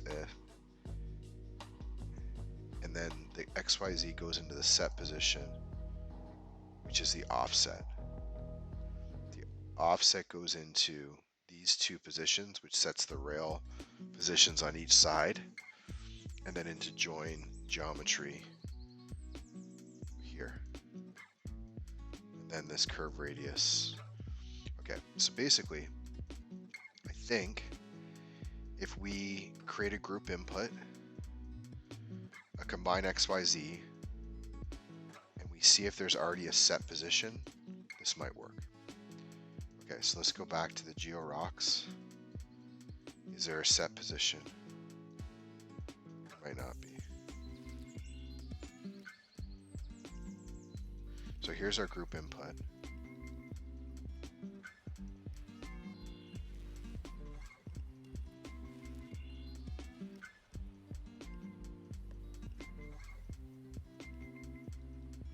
Set position. Okay, let's try it. Let's try it. I don't think this is gonna work, but why not? Separate XYZ here. We're gonna bring, no, was it merge at XYZ? I think it's combine XYZ. So what we want to do is bring this to here. Can't remember how we do a new group input. Well, we can change it here. Okay. Let's go back to the GeoRail. So it's basically that set position. X and Y 0. Offset. Z. Okay, let's try it. So the offset's this, interestingly enough. Which is the normal's random value.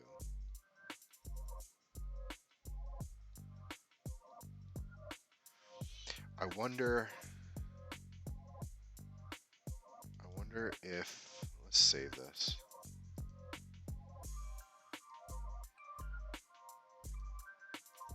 So what I'm thinking is, it's already doing the offsets, right? It's doing, you know, these offsets and these offsets. What it's not doing is the Z. So I got this feeling that if I add a math node,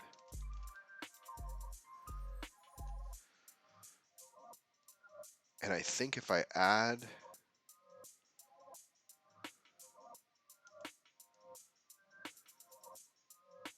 I just don't know where it's getting. It's just getting a value though.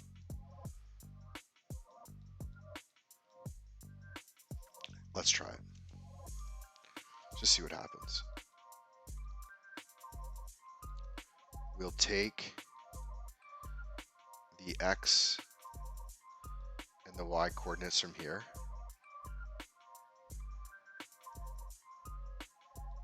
And we'll bring them, get rid of this. And we'll bring this in. What we'll do is we'll say, let's use this offset.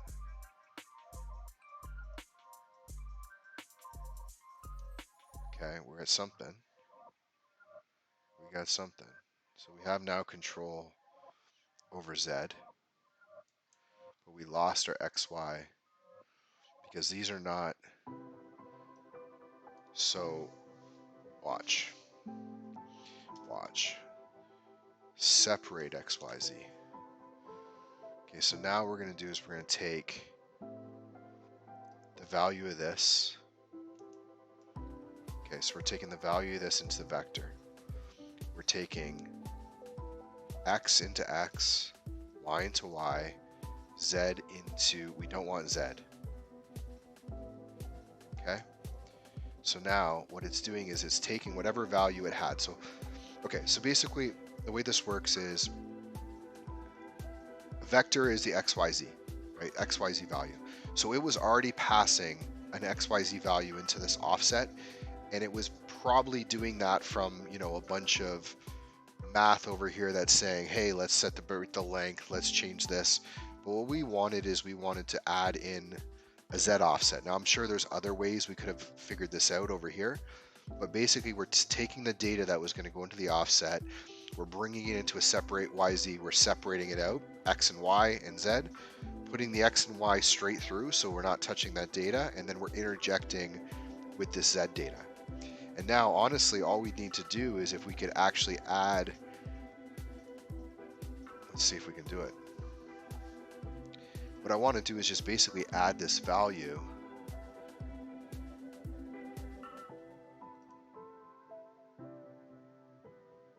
See? See this? Oh, this is going to be sweet. This is going to be sweet. Okay, so watch. And then we're going to call this, needs to be a, it doesn't know, it needs to be a, well, it needs to be the same as these ones. It should be a integer. Yeah, perfect. Okay, so watch. So we go in here, we go up to this one that we created. I think it's hopefully this one. And we say we want an integer. And we say this is going to be Z. We'll call this height. And we're going to say the minimum is minus 1,000 and the maximum is 1,000. Okay. And we're going to say, yeah, I mean, we basically want this to come from here. But it shouldn't be. So what's the difference between scale is float? Oh.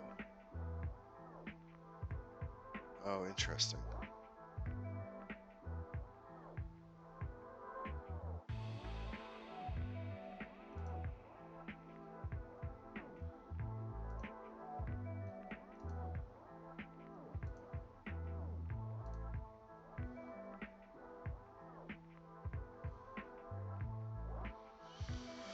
I don't actually know the right way to do this. If I go up, yeah, that'll do it. There we go. So it's just a float. So it'll go any number, infinite, and it starts at 0.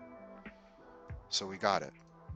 So basically what we did was we grabbed this data and we interjected a Z offset. And now we've got a Z offset here, which means that we can bring the height of the rocks. You know, it would be nice if they would, it would be cool if they would have, you know, it'd be fun if they would have, you know, sat always on the ground, but that's, the reason why that's complicated is because the road geometry node doesn't talk to the ground. So you would have to go and grab the data from the ground, which means that it would just, the reason why it would be a pain is that you could never be able to use that again. Or you'd have to set up like a separate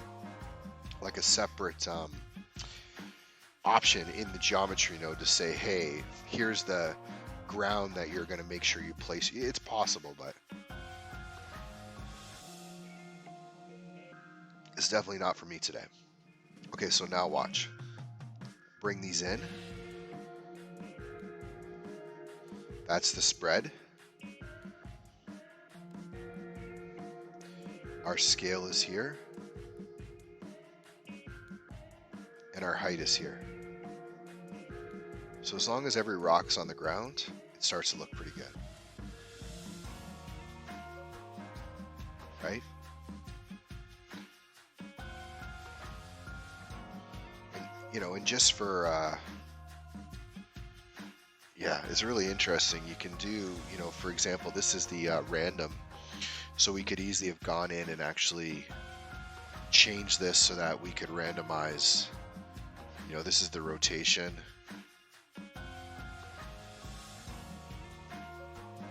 That's so cool. And then this is the scale. This is the random value for the scale. Right. Decide what we want.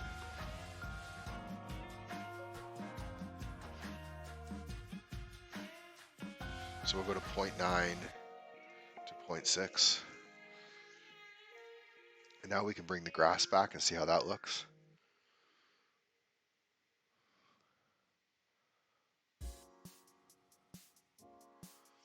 So there you go. We can, you know, kind of decide to do this however we wanted. We might want to take the grass now and say, all right, let's go with, for the grass, let's go really bring it in. You know, let's bring the grass like, you know, what's this distance? 0 to 0. Be like a straight line.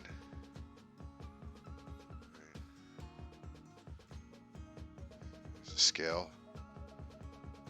This is basically like a straight line, right? Length.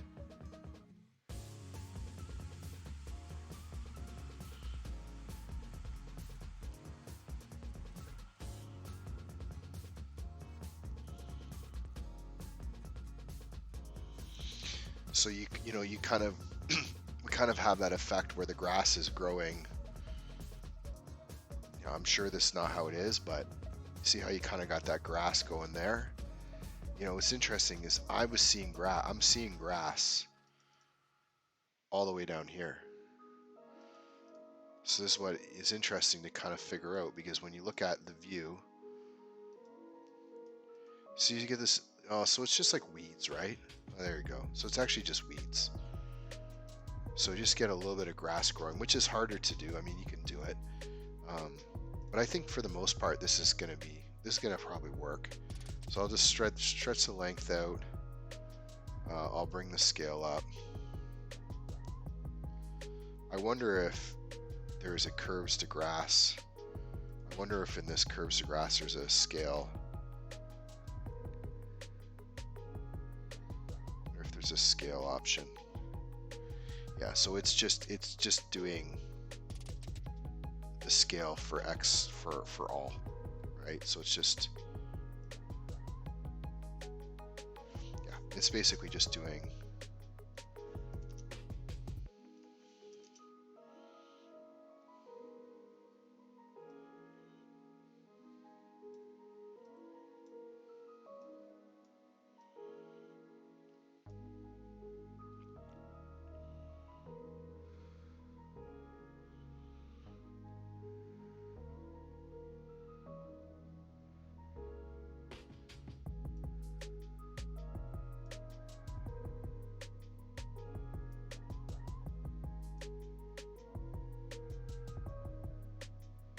it's kind of cool.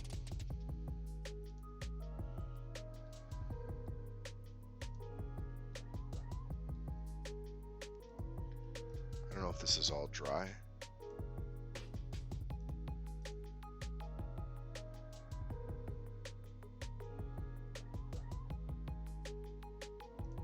Dry. This one's dry. This one's dry.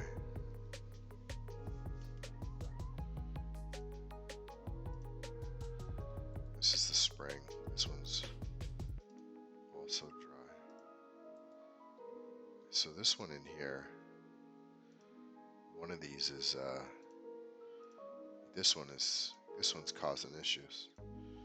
Just get rid of this one.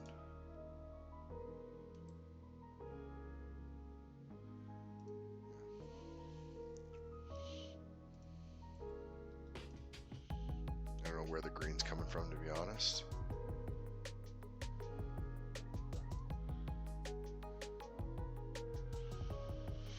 Okay, I think let's not go crazy. I think that's pretty good.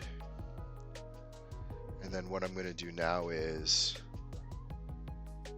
man, there's probably so much you can do with these rocks just to, yeah. I think if, you know, you look at what we got now, so now we've got all along this path. Oh, wow. What did I do? Oh, sorry. Yeah, so now what we got is kind of all along this path, we've got rocks, which is kind of cool. Looks like they're sloping down a little bit. What that does is sets us up nice for this. And now what we can do is we could, I don't know how well, save this. I'm just gonna form this mesh. I don't know if it's gonna crash on me, but I want to form this mesh. So this does look like the beach drop off.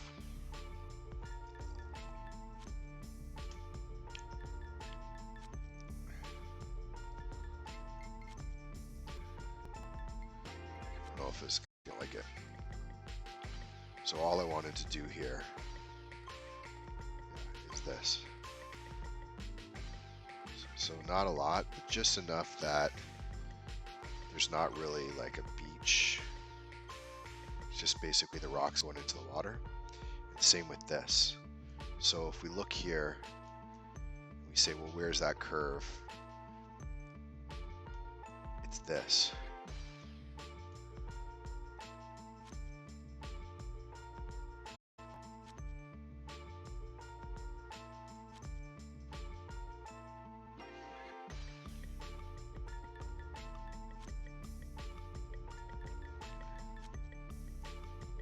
Odd that you can see it, to be honest. Oh, it's the water displacement. So what happens is this water is being displaced just a little bit to cause the ripples, because like kind of like waves, right? So when it does that, you don't see it in this. You only see it in this view and not this view. So even though it looks like you wouldn't see the ground here, when you displace the water, it's actually there.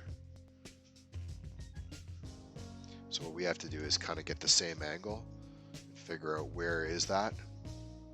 So there's actually a spot right here. You just got to kind of find it. So if we go to object mode, we put the marker there. It should be right here. And make sure we're on the beach. Go to sculpt mode. Lost our 3D cursor, of course. But where was it? Somewhere in here? There we go.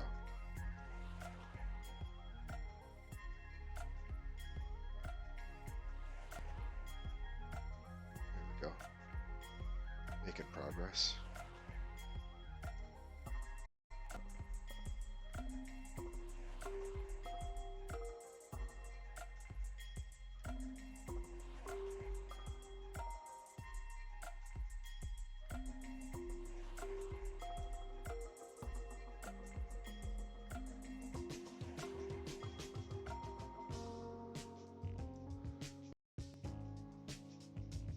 There we go. So at least now we got kind of, you know, this going on.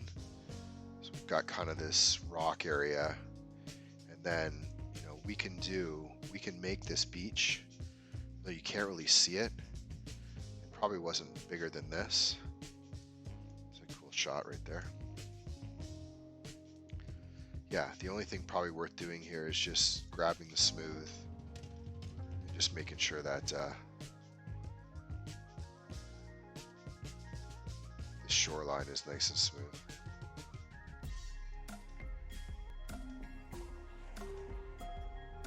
So it actually brought it out quite a bit.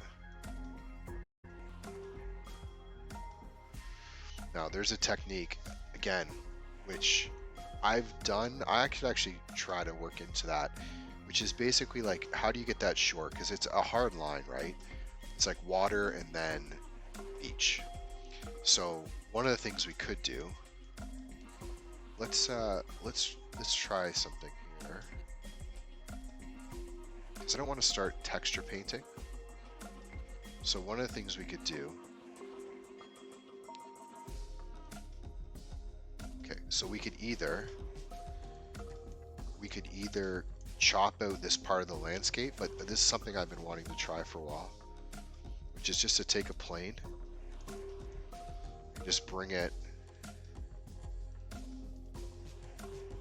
along an area of the landscape. Okay. So say this is the beach. Okay. And then, so you can see it here. And then what we want to do is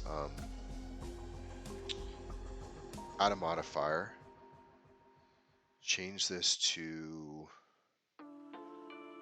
shrink wrap, set the shrink wrap to this again. Okay. Now, should be fairly flat on this. You know, even if it's just here, probably got to subdivide this thing. Make sure we're on this. What are all these things? No. Those are rocks.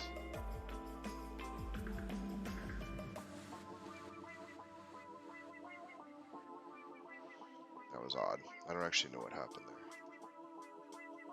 there. Why are all of a sudden there's like planes everywhere when we do that?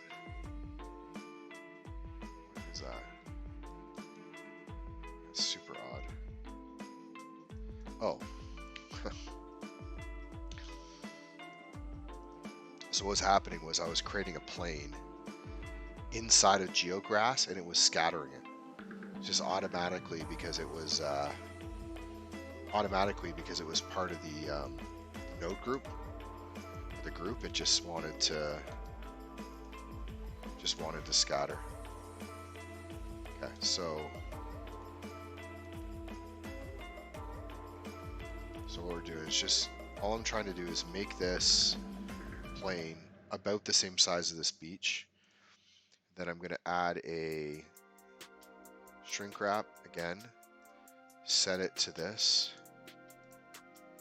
Okay, now I think the problem is, again, we want to subdivide this to as many as we can. Maybe one more.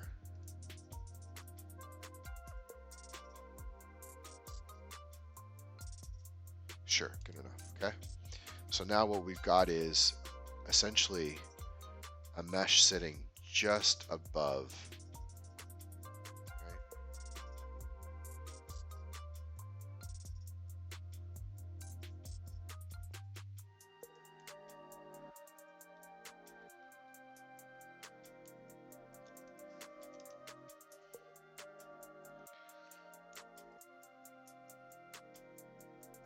Like, you know, minus 0.01. So it's just sitting just above this, and I would say that I can then kind of go turn this off and just say, okay, well, we know we don't need all this. Okay,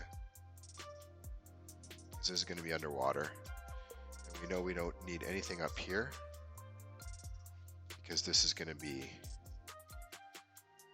right. So you look at it here in the selection. Basically got that. Get rid of this.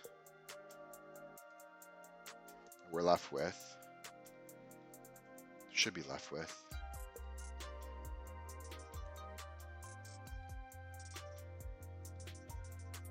interesting.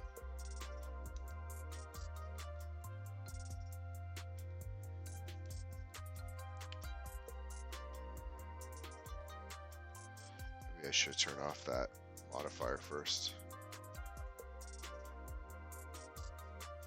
Let's try that again. Okay, I think I know what I did wrong.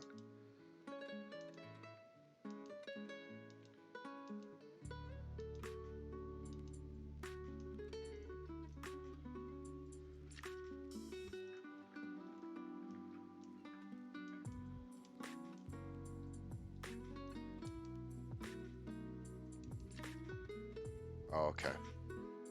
Got it. So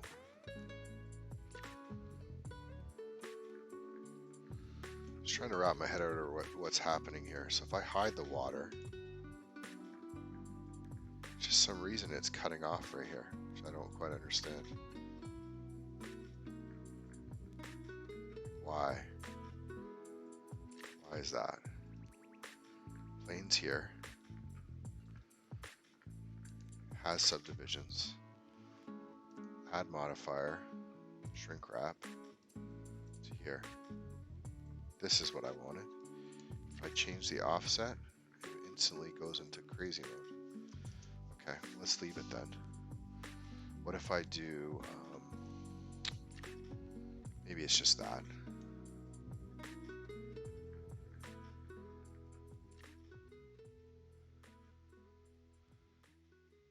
That's not bad. Okay. So, well, the reason I'm doing this is now, if I change this to here, I think this might work. So what I'm just trying to do is get rid of anything that's sort of just out in the water, not doing anything. And I actually would like to bring the water back.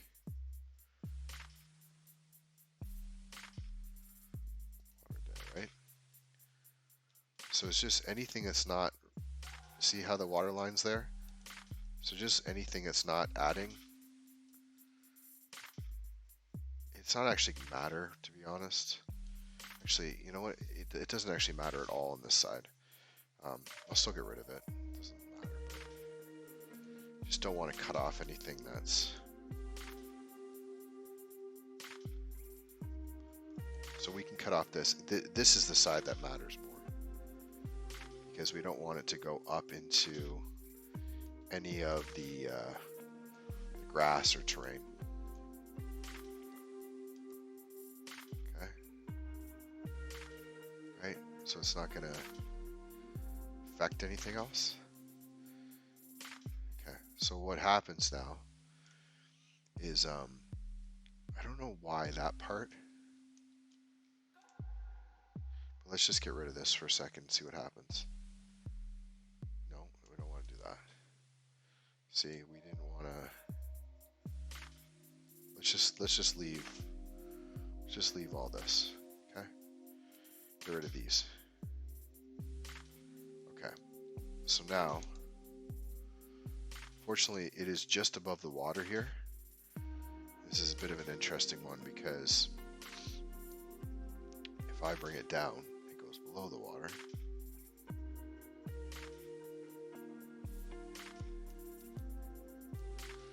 Okay, let's just try this first and we'll fix the water. So all I wanted to do here was just get something that was closer to this kind of texture. So, you know, we've got a beach. Let's take a quick peek at this. Yeah, so it's just a dirt. You know, I'm sure there's some type of a beach type texture we can get. So let's go ground, other. See what happens if we just grab beach. Surfaces, asphalt. Well, that didn't help at all. Beach sand.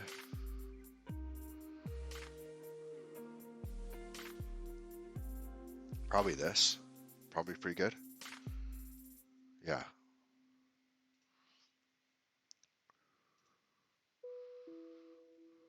Yeah, let's not overthink it. Shoreline beach rocks. Perfect.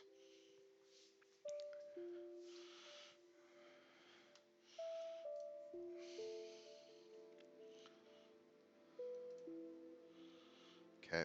So now we're just gonna go into material, new, shader, home, grab this, shoreline beach rocks, principal volume.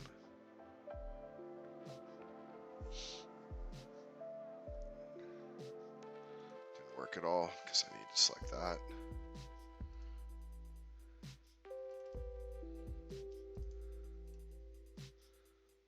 Okay, so see, now we've got a beach rock texture. It's not right, but that's fine. So scale this, and then let's just start to play with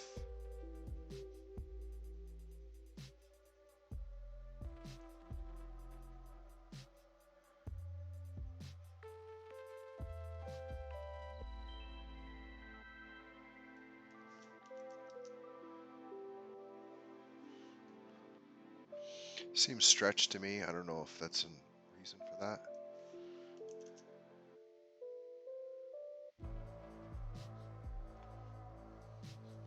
We can figure out the exact amount. Okay, so what this worked and it didn't. I guess. Well, let's try this. So now, okay, so look, so now we've got this basically where we want it. It looks really good here, I would say, but it doesn't look good here. So I think if we just go in and we just apply this modifier, now we should have actual terrain. This is where we can just dip it. So really, at this point, we could do this a lot of ways. We could get rid of it, but I think the easiest way is just start to dip.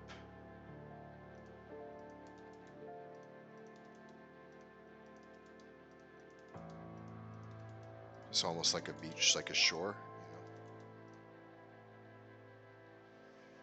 This probably doesn't make any sense. Actually, let's do it. Let's do it this way. Sculpt it, and let's draw, and let's bring it down. Okay.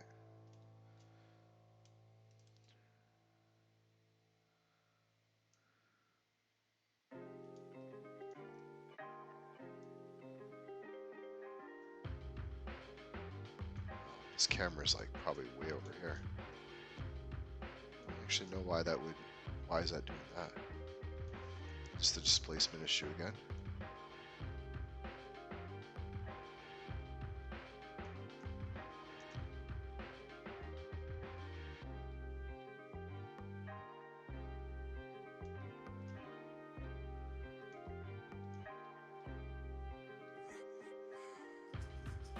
I think it's just a matter of where.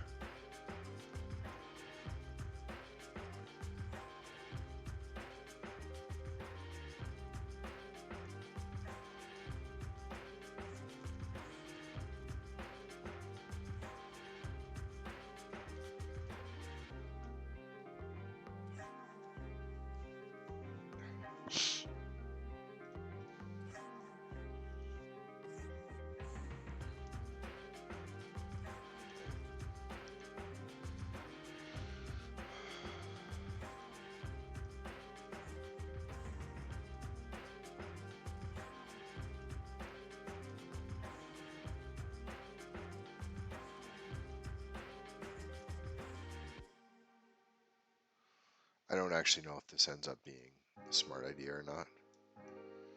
But basically all I'm doing is making sure that it's below the other terrain. And then so this would be all gone. Because you got to remember that water displacement issue. Right? So it's got to make sure it's lower. Okay, so now here, this is where it's tricky because it has to be above. So we just bring the strength way down, go to plus, and just, oh, that's why. So we lost some of it. So that was a bad cut. It doesn't have to be perfect. It just has to be above. Just has to be above the rest of the ground. And the reason why I did this, or why I thought this was a good idea, is just because otherwise you have to do a texture paint. And what I found from previous projects is if you start texture painting, which texture painting is just saying like using a mask, so you would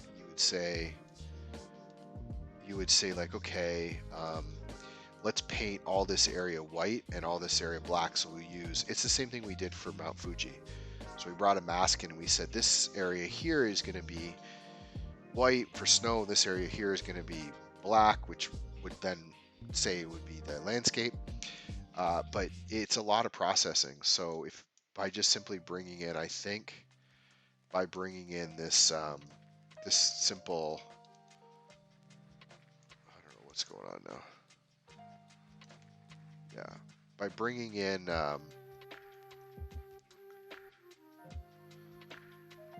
by bringing in this simple beach texture on this plane, it just makes it a lot easier to deal with because we're not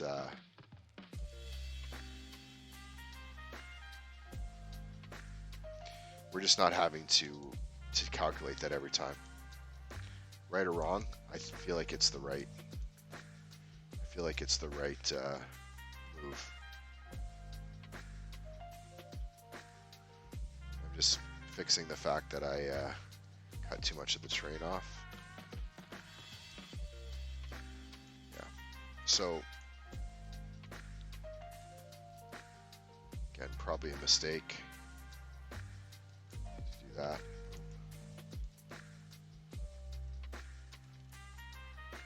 But it's not that bad. Okay, so now if you look at this view, you can see that there is beach here, and then it cuts off and it goes underneath, which means it's cutting into the ground, which is the normal ground plane. So now, we can go back into sculpt mode, and we can decide where we want the beach line to be just by adding, So as we do that, we've got more beach. You can actually see it moving. So it doesn't have to be a lot, but there was a beach here.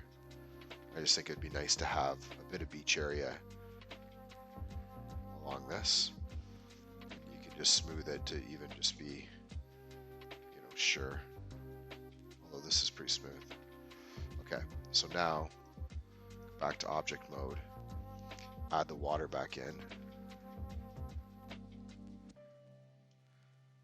So pretty good, other than you can see the water line is here versus we need this.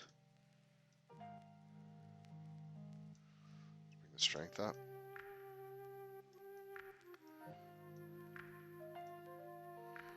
I'm just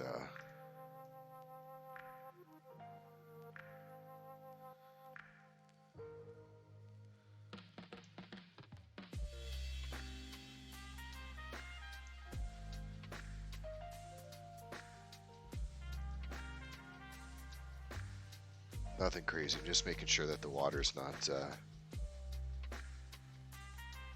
See that? I don't want that. Okay, I think that's pretty good. So if we bring this view back, we probably don't even see it. What are we seeing there actually, to be honest? What is that? Is that the beach?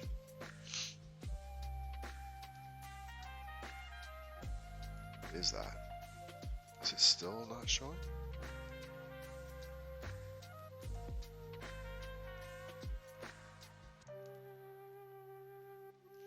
So probably, if I made a mistake, it was I don't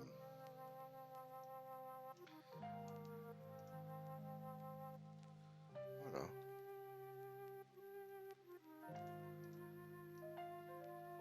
There's lots to work with. Oh, smooth.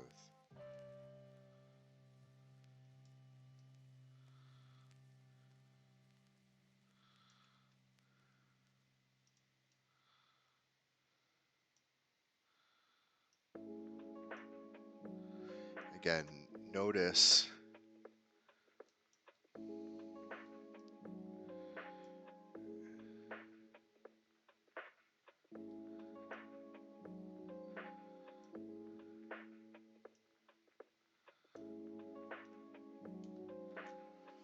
we really kind of messed this up, to be honest.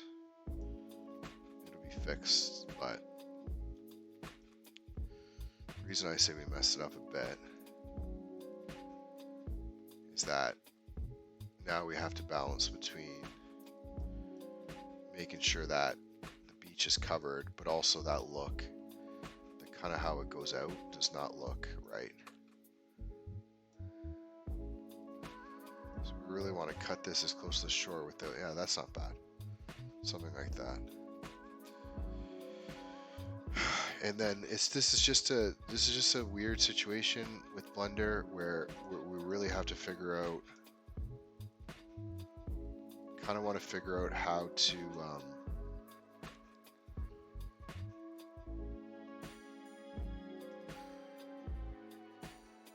we got to figure out how to make the water texture blend into the beach, and there is a way to do it.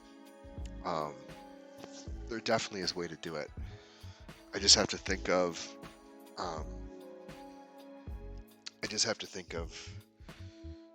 the technique. It's basically like when you have terrain like this, there's normals. So you have a normal for the beach, which is a bunch of bumps. So it looks like the light reflects all over the place. So you see like a rough texture. And one of the things you can do is, we could probably just do it this way, which is we could create a mask and we could blend. So we could create a mask and we could just run all along the shore. And what we could do is tell it to use the normals for the water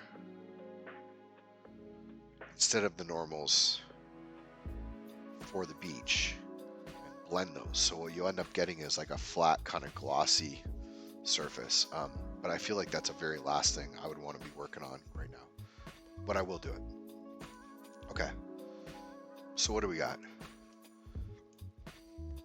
We got some bushes. We've got some rocks along here, which you might have to tighten this up. We've got a nice little lip, nice curve. We got our fence. Oh, we lost a fence post. I forgot about this. So notice that we lost a fence post on this one. So that was likely to do with stealing one of these ones. So this was curves to railing, curves to railing, curves to railing. So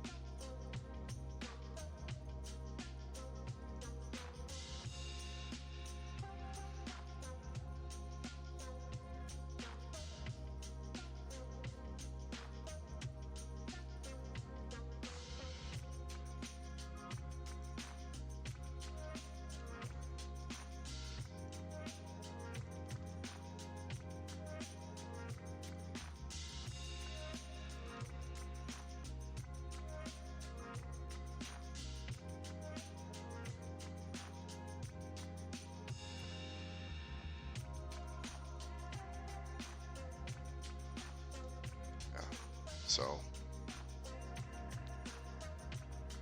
it's pretty straightforward.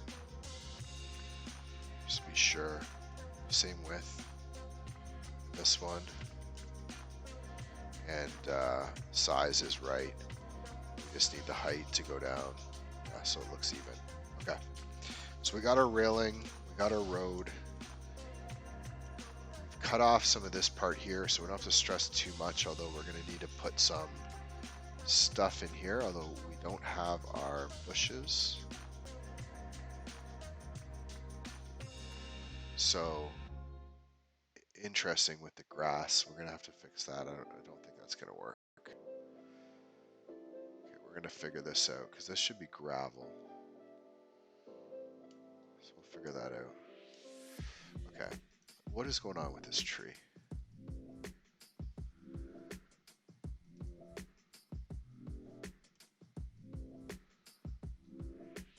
Nothing. Everything looks fine there. Is there just something behind it? Is it this? No. Is it this? Ha. Okay. So let's fix this up. First things first, we can just duplicate this tree and just add another one.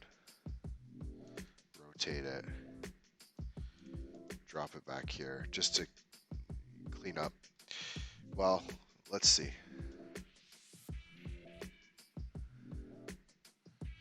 Realistically, we probably want to replace these all with this tree. So let's do that. Goodbye. Let's duplicate this tree. Let's do it this way. Trees are always a huge pain in the ass in terms of processing, so I'm going to try to use the same trees. Okay.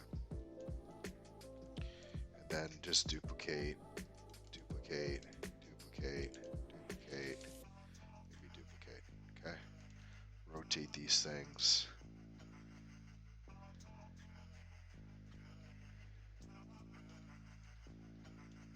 You know, they're all the way out to probably the road here.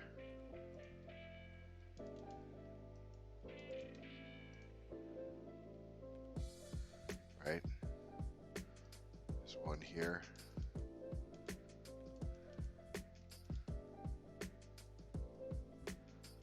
Rotate it.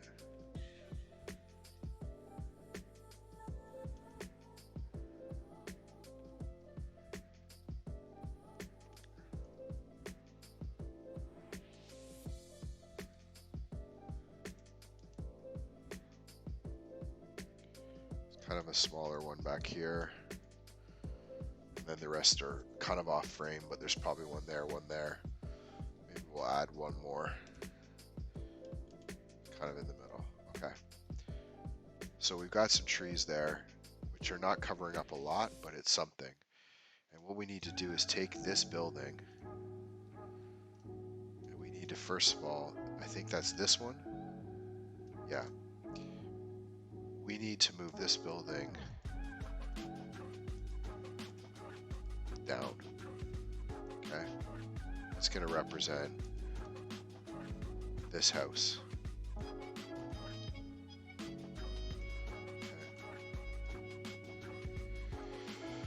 Well, how do I do this again? I want to change.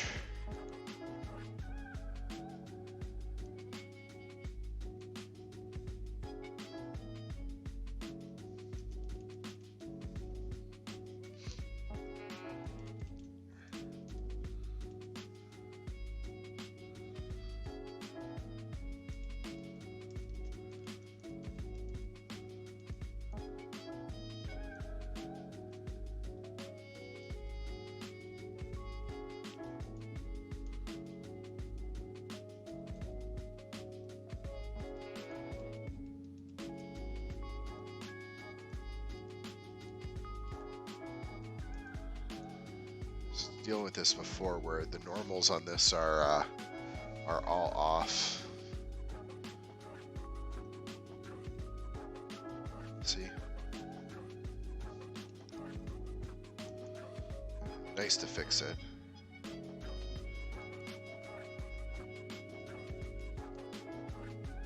Well, I don't know if I could get it close. I wonder if you can actually see them.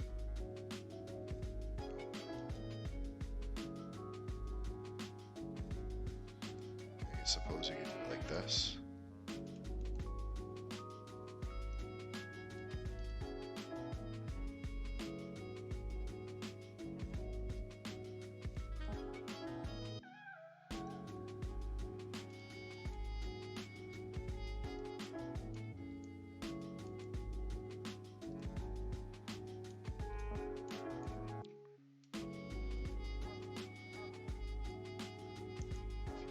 snapping or something.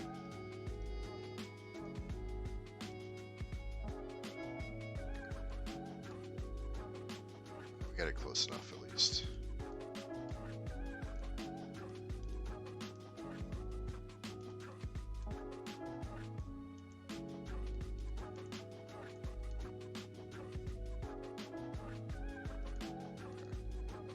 See if that's enough to do it. All I was trying to do was that. Yeah,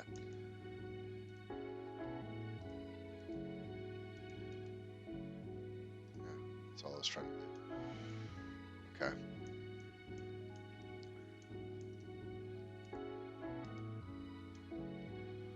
So all I'm trying to do here is just make something that looks kind of like this building. We're going to block it, most of it anyway, but I think it would just be nice to have it pretty good. And then this is pretty easy. We should just be able to bring this up and then scale this in. It doesn't even have to go all the way, but you get an idea if you kind of get like a bit of the curved house. And then what I've got to do here, well, okay. You don't want to put a lot of work into this, but what I'll do is I'll change, first of all, the material of this. So this building, I think, is by itself. So it's just, this is just the one building. So I can get rid of all these. Now there's going to be an emission thing that we're going to have to fix because this is, you know, the most kind of in the foreground building. We have a plaster. We have it. It's whatever this building is. Oh, material 1. Okay, so house plaster. Oh, I'll say building plaster. No, stucco. Sorry. This is stucco. Okay. So change this one to stucco. So at least we have a material on it now. I swear something cheap. Hit the background. Okay. And, you know, we could look for another material for the roof, but I'm just going to see if a wood material will do the trick. Wood. Patio. Let's just see if the wood floor does it. Sign. Yeah, see it. So I thought, again, you're not even going to see this. But basically,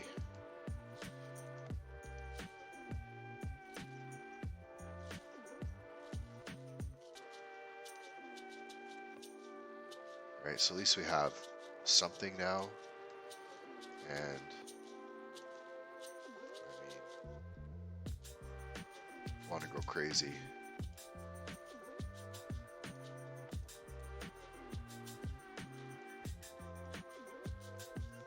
It's probably a bad idea.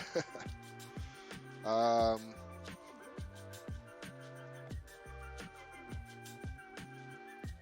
hell, fine. So I'm just getting a cube. Okay. Options, origins. Oops. I didn't screw that up. Somewhere there's a cube now. Okay, bring that cube here. Actually, let's get rid of that cube because I probably screwed that up when I moved the origins. Okay. Bring this way down. Okay.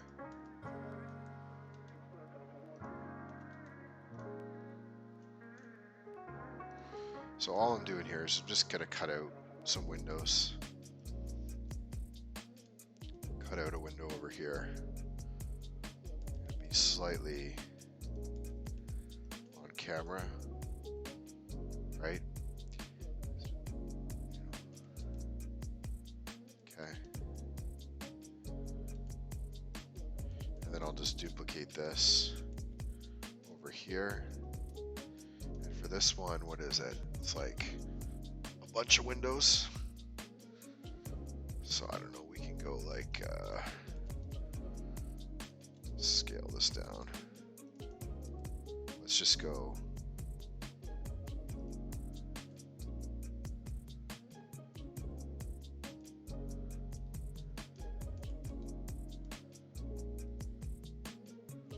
go 2 windows. Okay, so we grab the house, we add a boolean, we say here, and we say we want, let's see, hide you. Okay, so we say, is it fast that does it? Exact. I didn't think these were hollow inside, but let's see. Is it because we don't have enough? Is that it? Maybe this problem. Scale. Hide. Is it fast? Okay, whatever.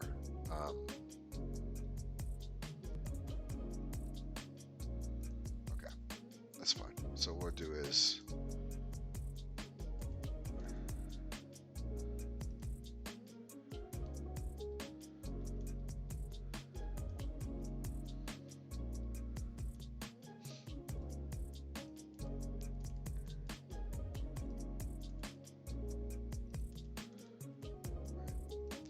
so that's basically just setting the width, and that's how it's going to look. And then we're going to do, since get rid of this one, we just duplicate this one over, and then tell, we can actually join these.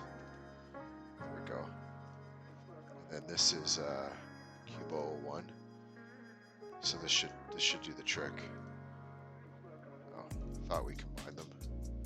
Oh, right, because this cube is dead. There we go. Okay, so there, right? Bit of a boolean. And then we'll do this one too. I mean, we could just combine it, actually. Let's just get rid of this one. Let's just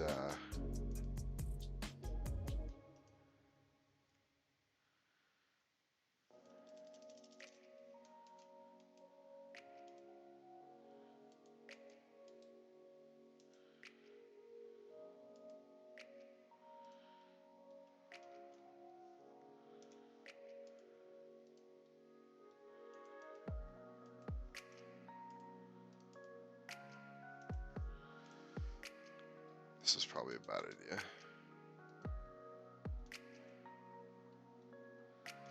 Good enough. Okay. So at least we have a little bit of a cutout here.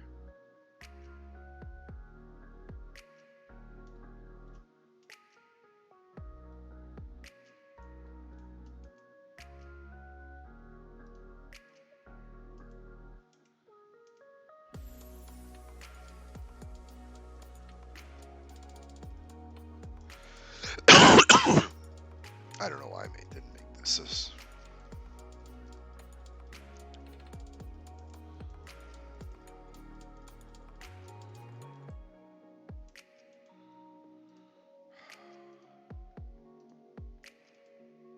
Make my life difficult. Square window. Okay. Back to this.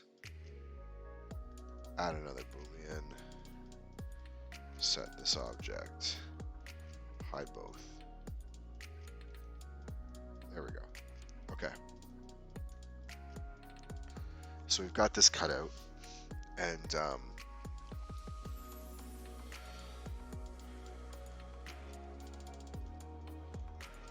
so let's bring these out a bit even more. Yeah, that's fine. And let's bring this one out even more. Right. Okay. So just like a little bit of a frame, and then I'm gonna add, I'll probably just add a window. I mean, so see what happens. So if I go grab this now and I apply these, there we go. Right. So what I can do is apply, geometry's a little messed up, but go into here, and now we're going to add another one. We know we have glass. It should be maybe window. We already have a window, patio window. I'm doing these ones because I think these are the ones that are currently using. And we'll assign this. And then you can see now we've got a bit of a cutout. Again, I don't know how far we want to go with this, but we probably could have.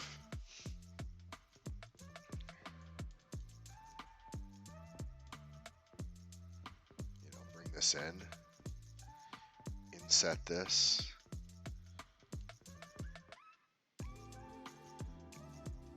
Okay. And then glass window. Okay, so patio window here. Assign. I don't know why it's not. Oh, I know why. So hold on. So this is patio window. Oh, there we go. Patio window. Okay. This and this sign. No, sign. And then this, this, this, this, this, this, this, this. Give it wood.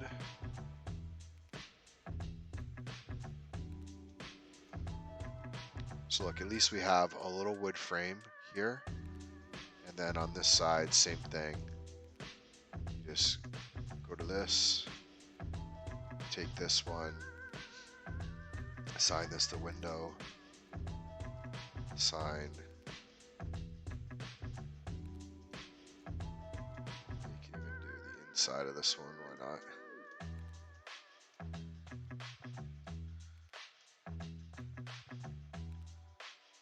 Okay. Sign. Right? And now, if we want to add light behind those, we can, to light up this scene if at night. If we want to add, like this one's got a white blind, so you can easily just go, probably the easiest way to do this would be duplicate. Okay. So just now we have this other object here, and then we can assign this to be stucco. So see that? So it should be in here, inside the house. Right, so this piece should be stucco.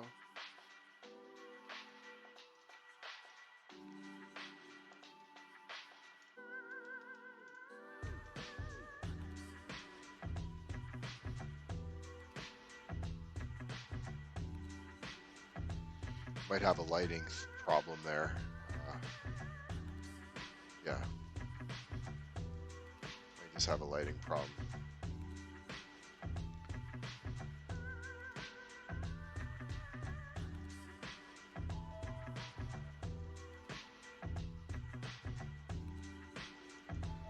Where'd that happen there, to be really honest.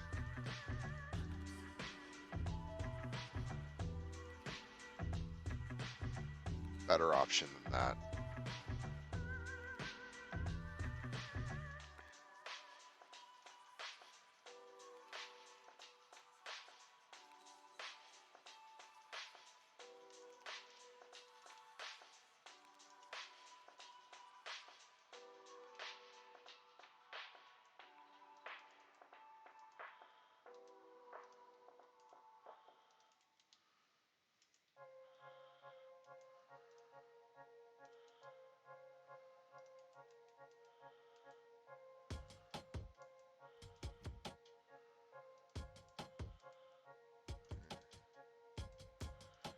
Okay.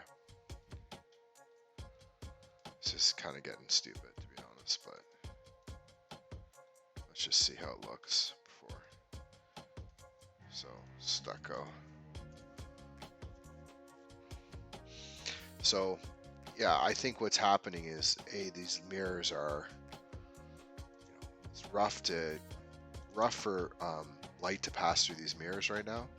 There's probably not enough bounces in the scene, but it at least puts kind of something behind it. Or we could figure that out after. But I think it's not bad. So we have something. So now what we want to do is, I don't know if the trees are enough, but I'd like to put like just a bunch of bushes in front of this house. So this I'll do here. And for this one, I'm just gonna use, I know there's, I don't know if there's a good shrubs. There's no winter ones, but see this one here is, I know, is a huge shrub. Oh, interesting.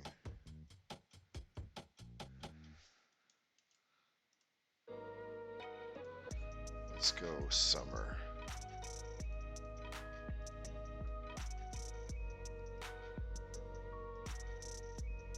Interesting. Oh, I can't spawn that in. Let's try this. Asset browser. Botanic. Nope. Botanic full.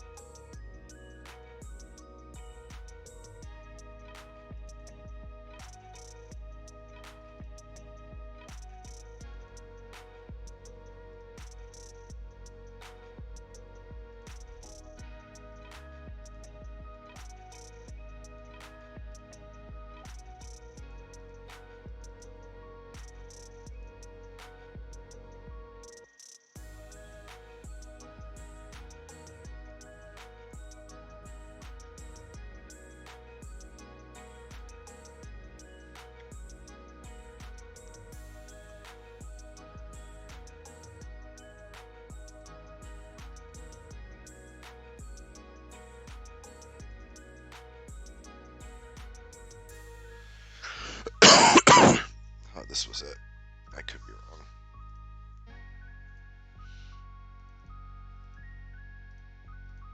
Guess not. Okay, let's save.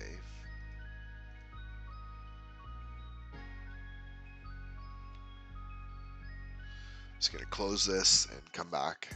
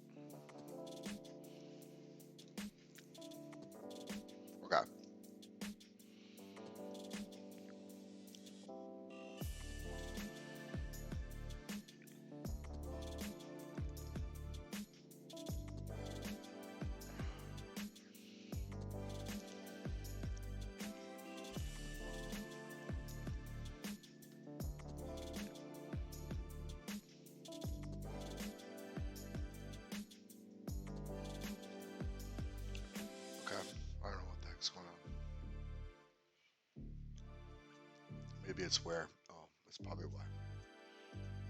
No.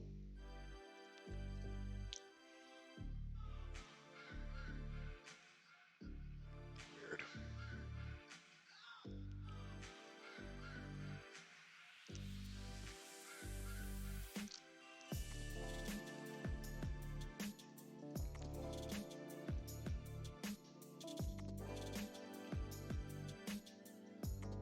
I probably shouldn't have clicked that.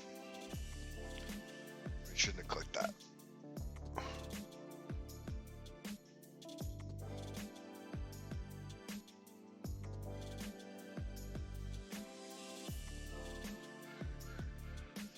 Okay. So I'm just migrating Botanic to Asset Library. I don't know why all of a sudden out of nowhere it didn't work. So I'm going to take a quick break and come back. And yeah, I like to get this kind of scene here, you know, blocked in. And I don't know if I'm going to have to kind of put a bunch of trees back here to block this. I might have to for the scene. So, but yeah, we'll come back and work on this and see how far we can get. Okay, I'll be back.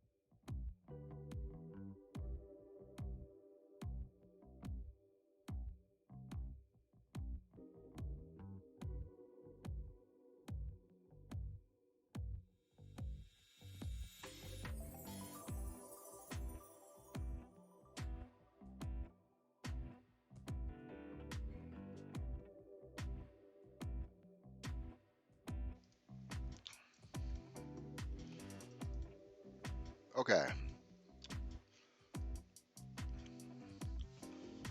All right, we're back. Um, let's see if this solved that issue that I was having.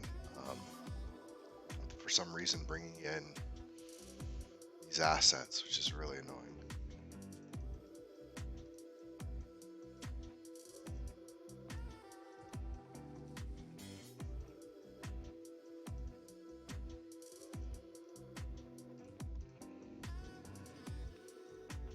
Okay, well, this is good. Good start. We've got something. Can't see any preview.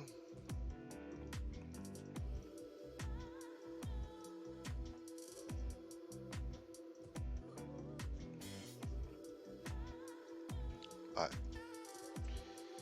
okay, shrub. Okay, they're coming in.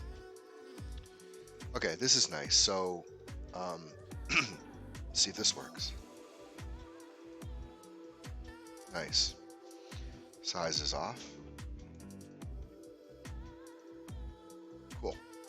Okay, so yeah, we're just gonna basically cover up. We're just gonna try to kind of cover up the front of this building. I should get this. I really should get this plugin. It's called Drop, I think it is. It just lets you drop an object right onto the ground. Although I think if I can probably just turn on. Let's see if I turn this to face. I can't remember the face nearest. Did that do it? Can't quite tell if volume, kind of. Vertex. Yeah, I can't quite tell if this does it have a stem? Oh, I guess it doesn't. Okay, so it's fine. Yeah, so I can basically do this, and then Alt D. Just have to be careful that it's duplicating onto.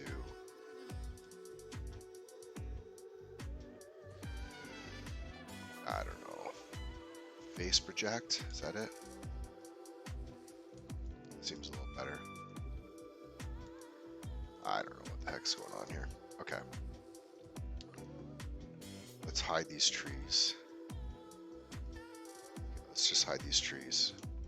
Yeah, so all I'm trying to do here is just do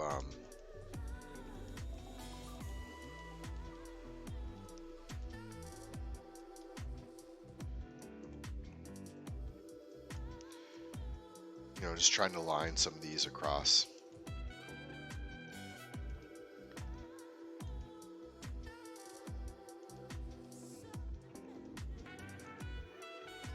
Whoa, whoa.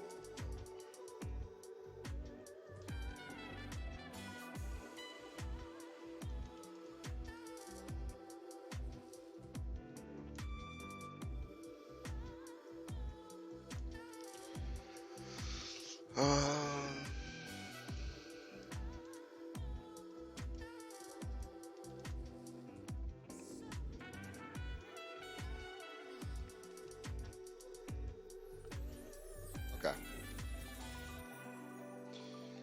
So we're just gonna do a quick peek and see if this does a decent job. I mean, there's other stuff in here I could obviously work on, but the viewpoint you'll see from here is different than this. It's slightly back, so I don't think we're going to need all of that detail in the front. Yeah, I think that's going to do the trick. So let's get a better view of this, right? So there you go. I think that's much better. We've got a bit of a roof here. We've got something covering, and now if we bring back those trees, I have to clean this up. I think it's this one. Nice. Nice. And in fact, I might even just try to move this around a bit to uncover.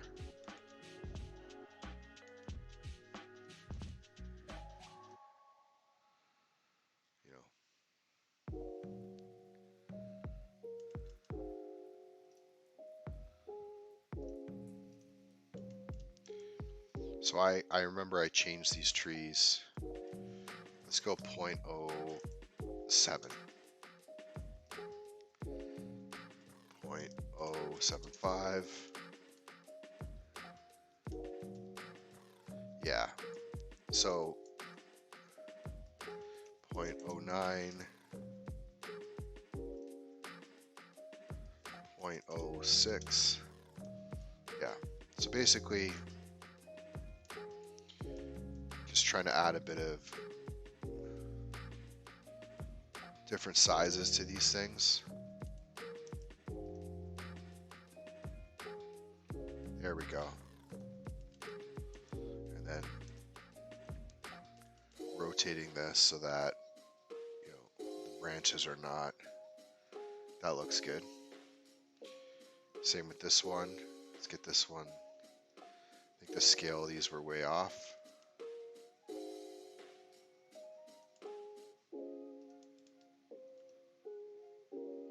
Just so we can kind of see a little bit of, a little bit of this house. And now we've got some windows and stuff in there. It's not bad. Although I will admit that I think that this one is maybe the branch is a little too high.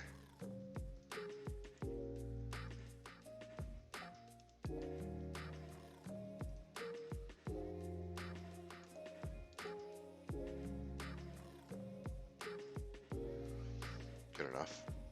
Okay. Now, I don't know if this is going to be necessary, but see how behind here we've got a lot of coverage.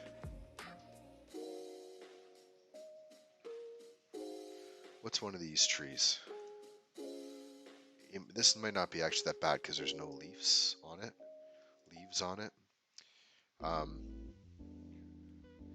Yeah, so these are 32,000 polygons.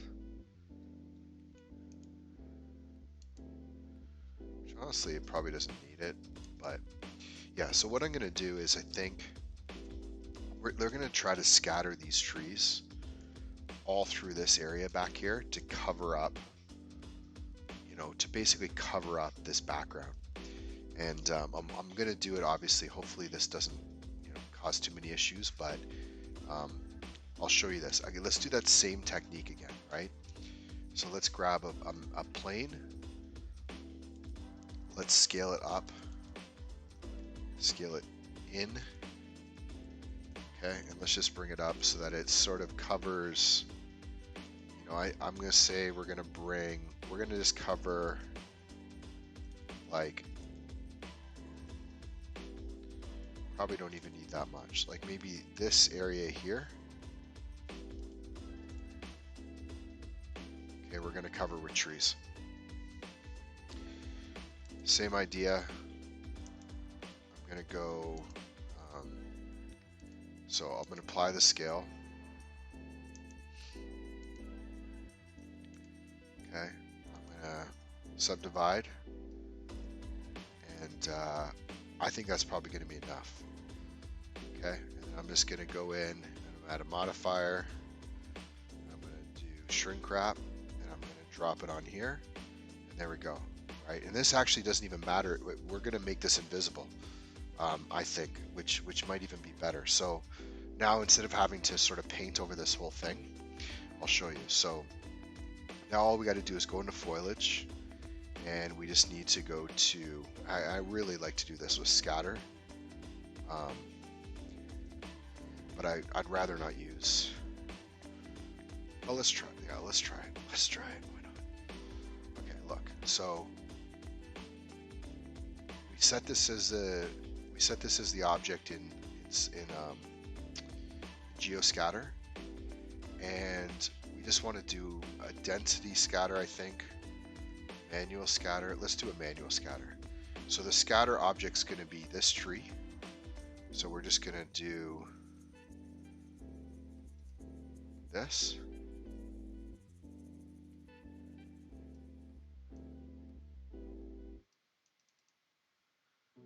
It didn't work at all. Maybe quick scatter?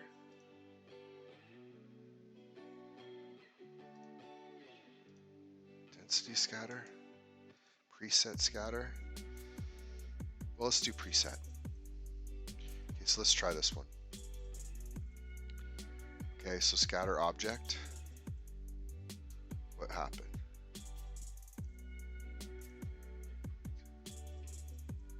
We wanted to scatter that tree.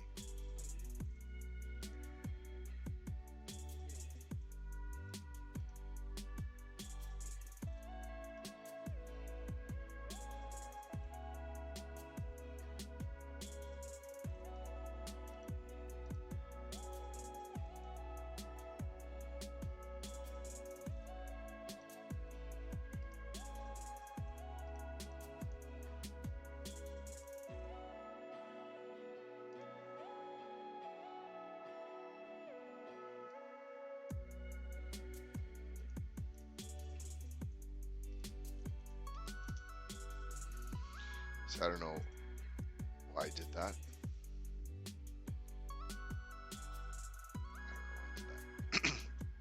Okay. Let's not do this again. Maybe it's that. I don't know. Okay, I'm just gonna do this with foliage. Some way more used to it. So this one here is really simple. Go to new. We just say this is trees. We say count's probably going to be about 250. And now this one, we don't have any objects, so we're just going to set it. Well, whatever. We can just set it to this deciduous. Okay, and then we can just go none. There we go.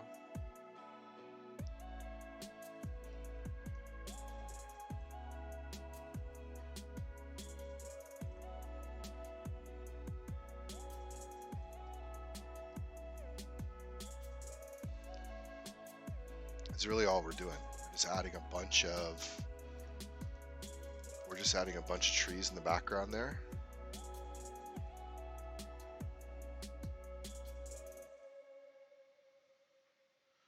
Which is what's kind of causing this.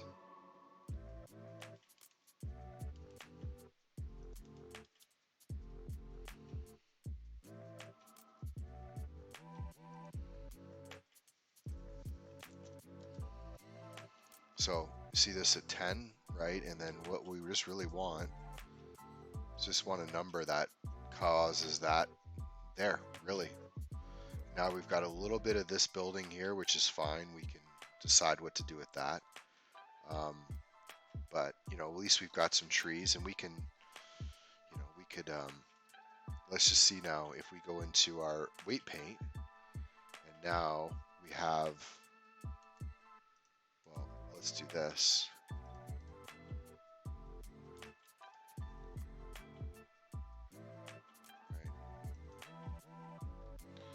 So now if I go back to that shrink wrap again,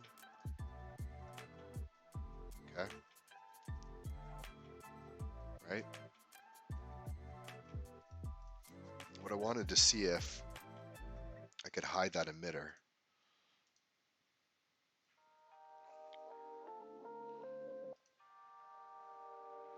I think that hides it in that view. So now what we could do is we can just go into this, which is really simple, and weight paint this.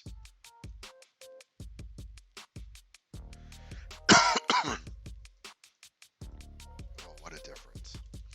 Yeah, I think this is a way to do particles in Blender.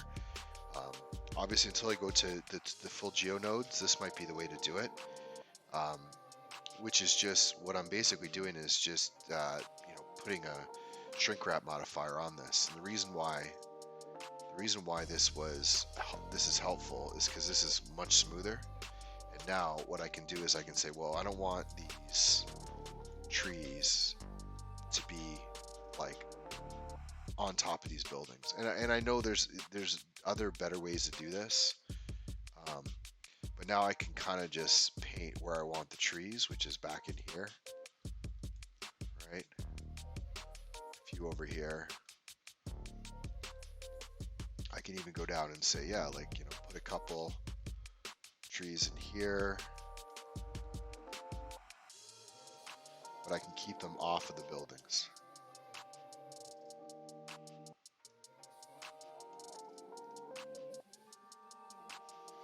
And now all I got to do is just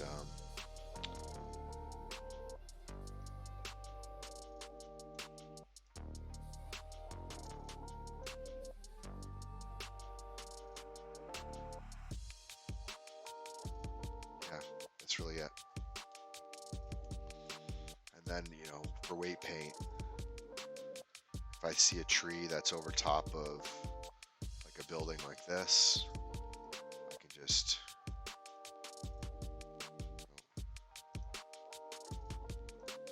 get rid of this one. I can just erase it.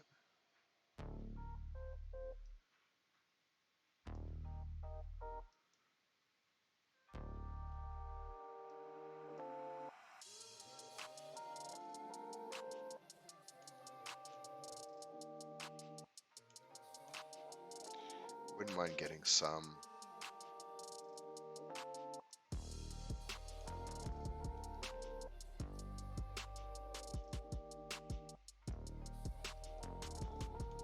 even that's not bad. You know, you can move them after too. Turn them into instances and move them around, but the nice thing here is we've got enough coverage, you know, but just want to kind of get rid of the ones right above the buildings.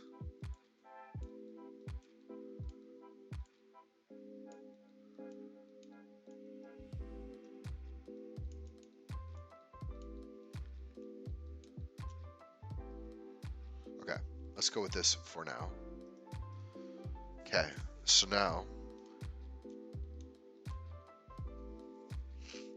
feel pretty good about this. I don't feel so good about this now, actually, just thinking about it.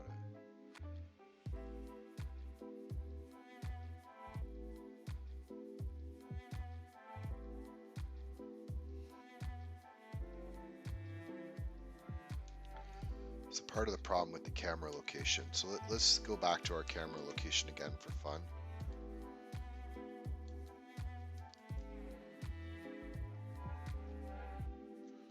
Because we've only changed this 14 times. Okay. So part of the decisions you got to kind of make is, you know, how far do I want to go into the foreground? So obviously I could take this path, I could easily bring it along here and hide it behind here, and the road I could too.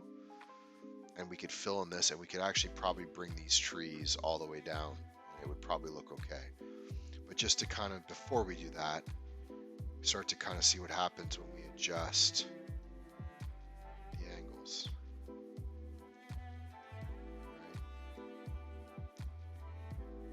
Go back like this. I mean, we're probably going to still need it. I think we're going to still need it.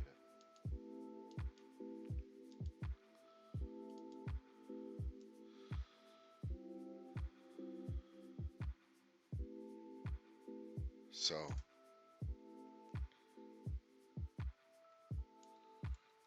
let's see what happens.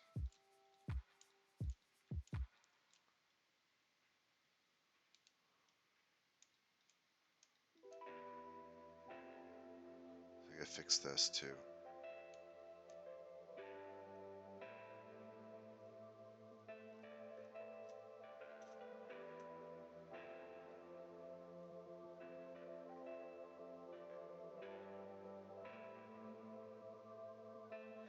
So another option is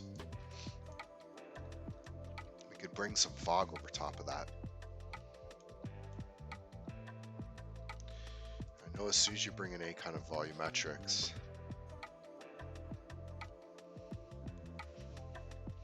as let's extend the road a little bit, just so we can kind of see what happens. So this is what's nice about this now.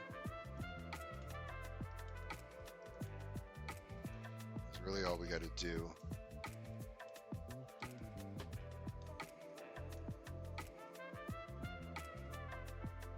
Is that.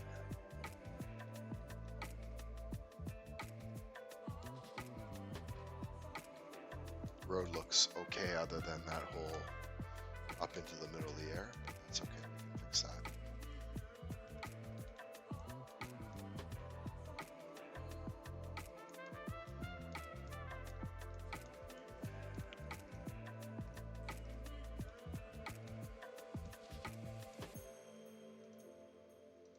That's why.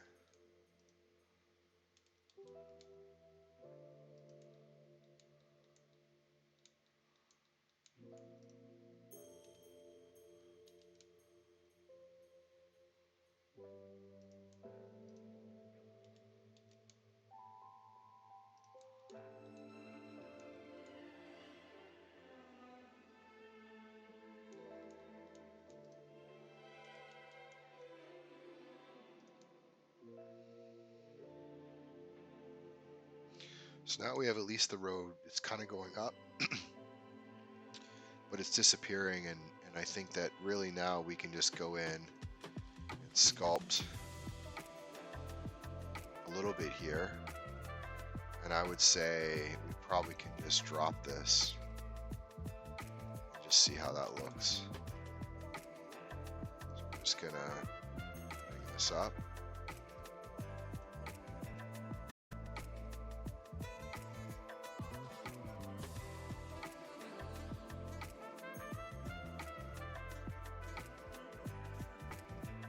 Just make sure we don't have any of the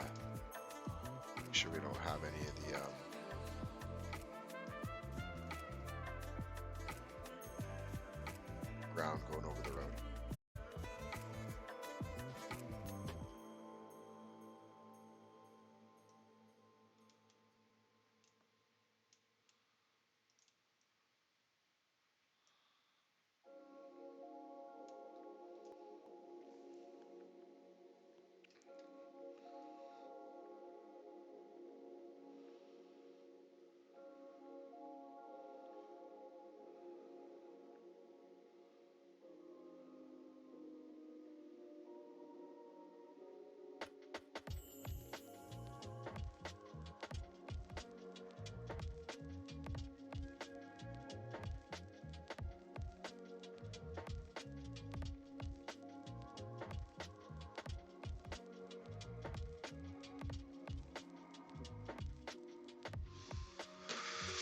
Okay.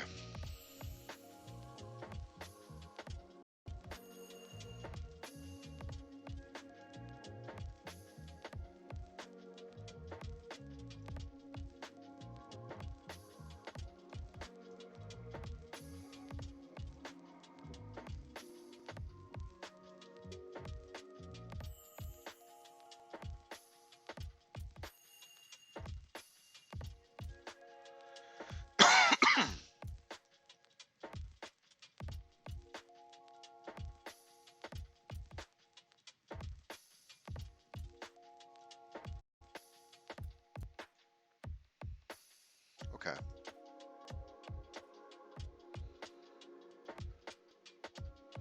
So I think this is okay what we've got here. Road goes up a little bit, but I don't remember if it actually went up like this fully before, but at least we've got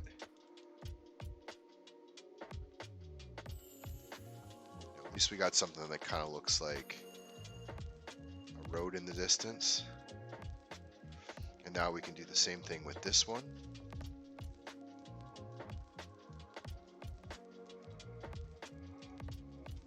And this is going to bring the rocks and everything with it. So it's kind of cool, right? Bring this down. Bring this down. We don't need this. Bring this down. Down. Down. Down. Okay.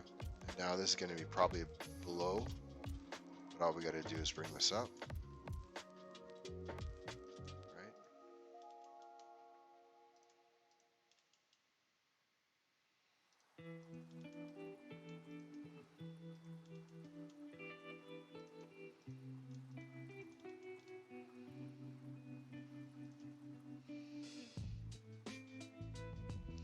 There we go.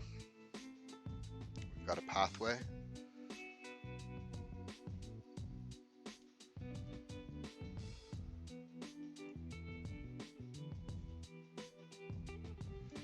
I would say probably the easiest way to kind of just make this all look right is either we can add our beach here, or we can just bring this in.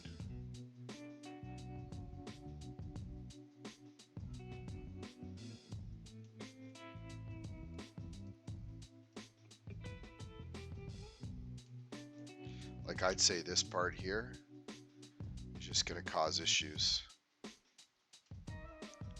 So we'll just go into sculpt mode again, and we're just going to draw this down.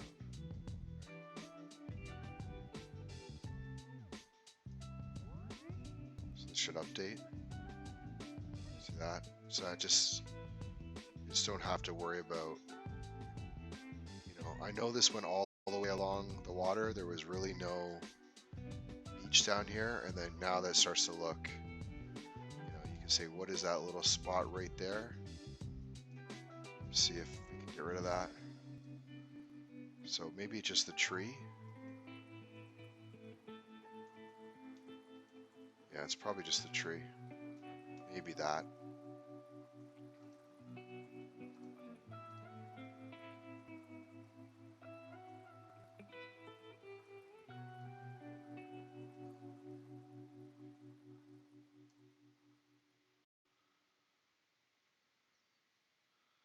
Okay, that looks good.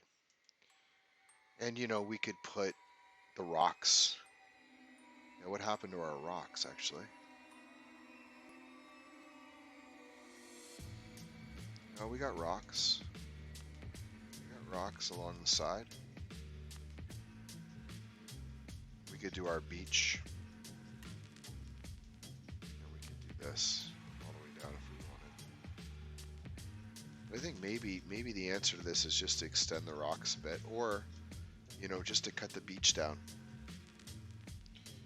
What do we think?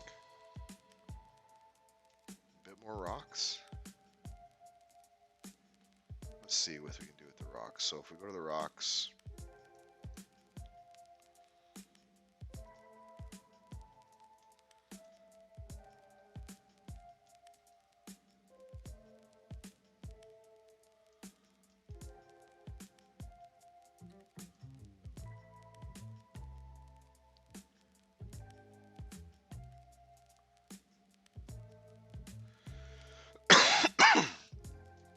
I say that's pretty good. And then I think this is probably just, we're going to bring this in.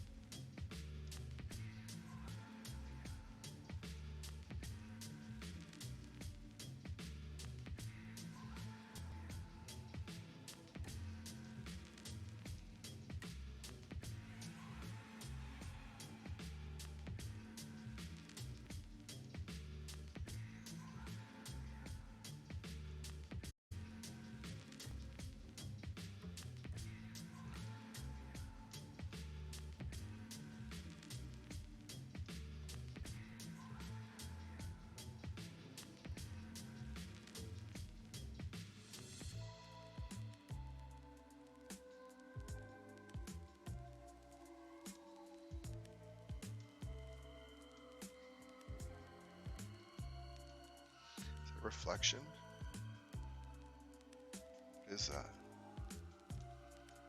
Maybe it's not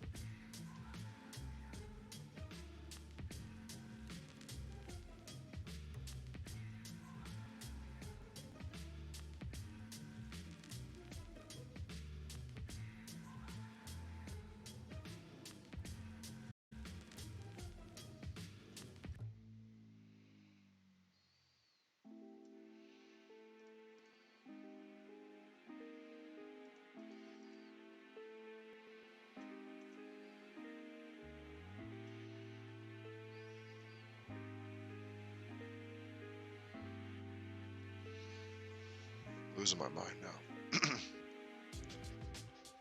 So what's happening here?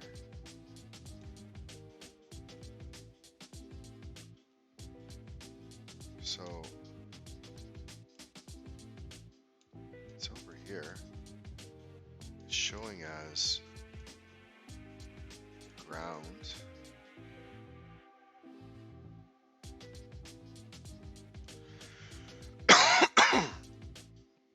Also, I can just raise the water up a bit.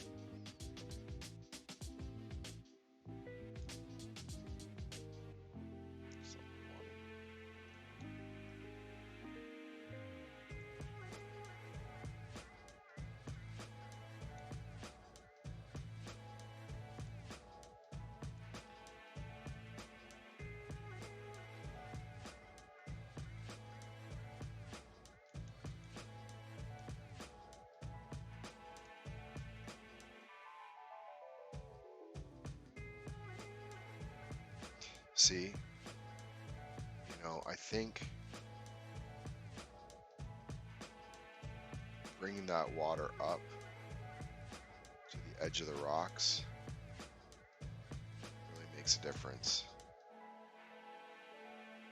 Because now we don't have that hard line. And in fact, we can go over here for a second. Yeah, I just obviously we can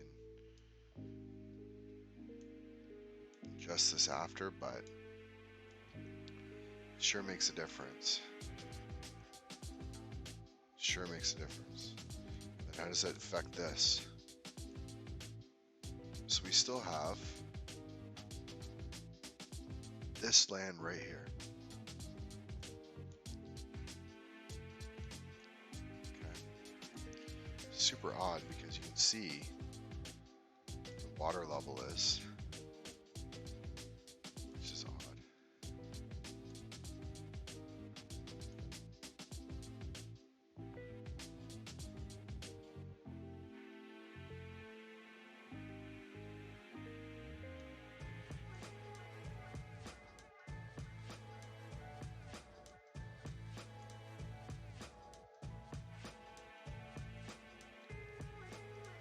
What'll help here is just bringing the entire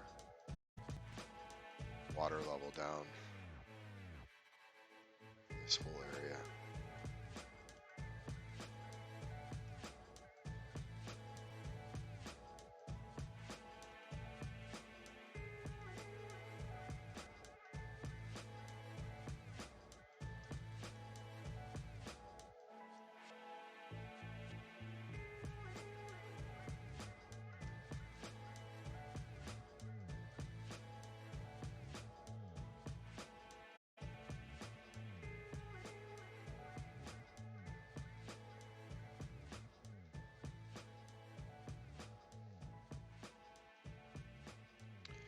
Then what we can do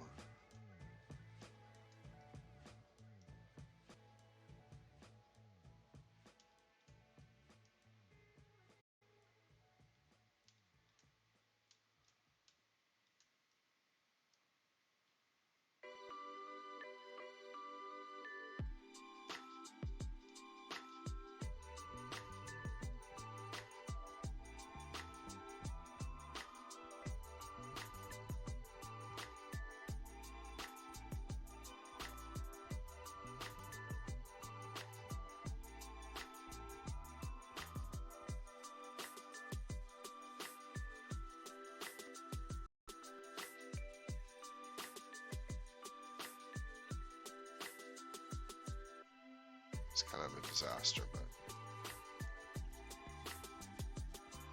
we'll fix it.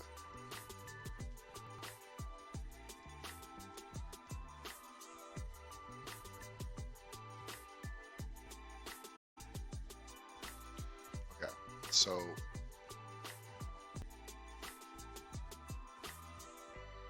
first thing is just to start to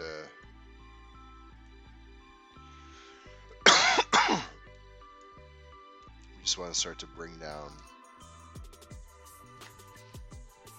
this.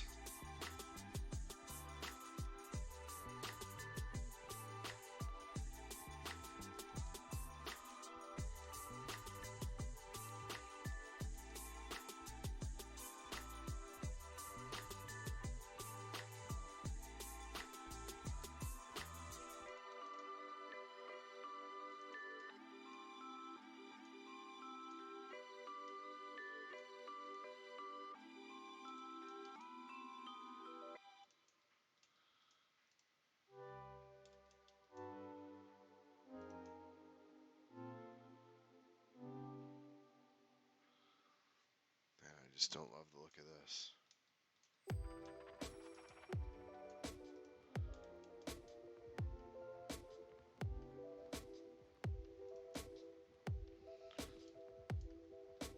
I really want this as flat as possible. In fact, if you grab this and you just say, select all this from here to here, subdivide it, you set the height to be flat, and you even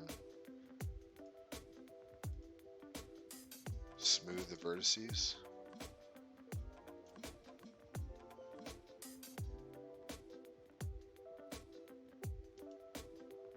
Like the less curves at that distance, the better.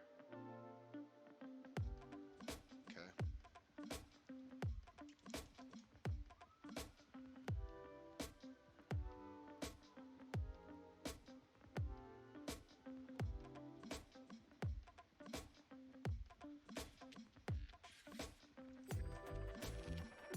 I'll figure out the ground after. And I'm going to say same for this. Okay, so for the road, same idea.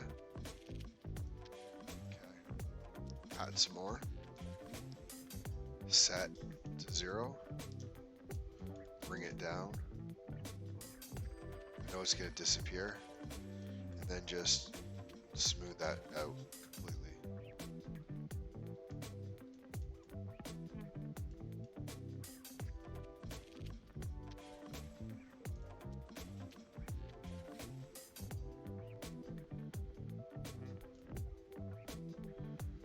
Just the reason is,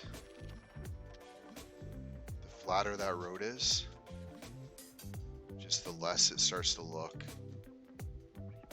odd from a distance.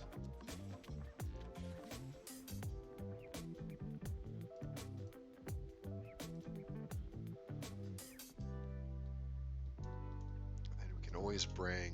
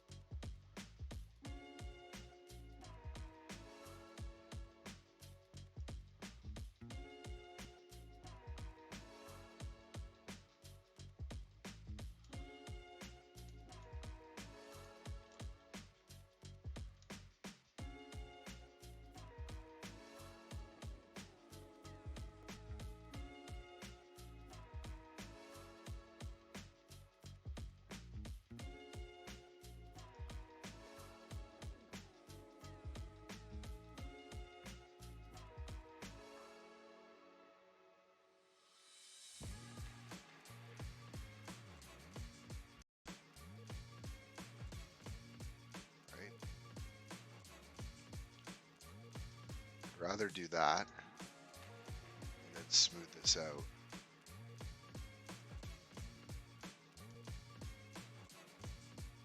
All this out.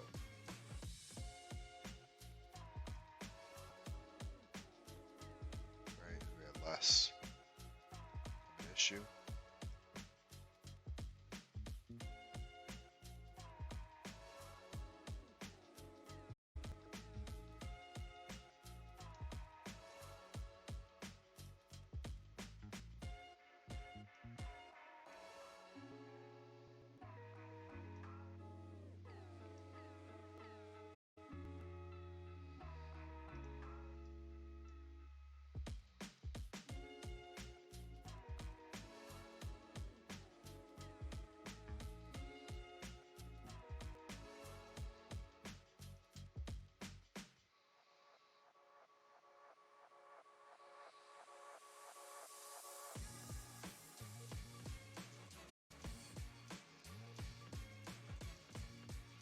Hard to tell what's going on down there.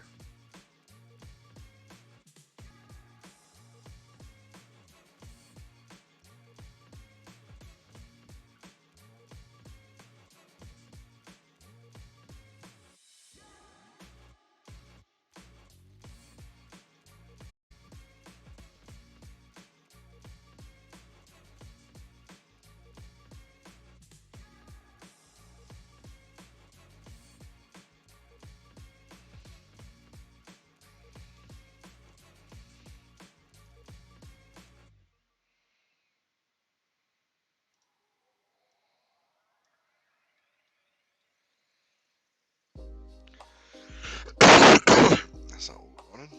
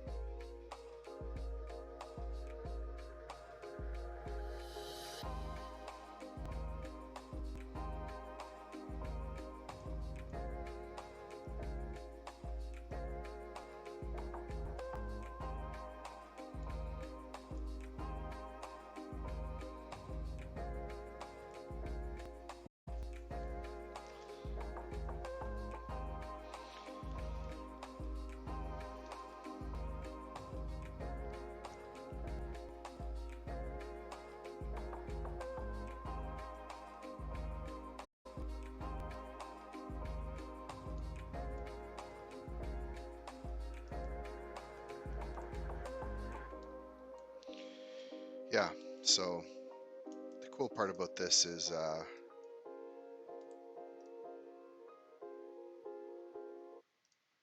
cool part about this is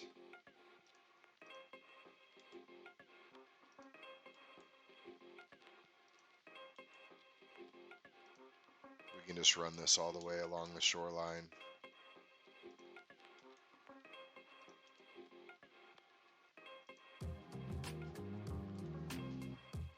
Now that it's flat,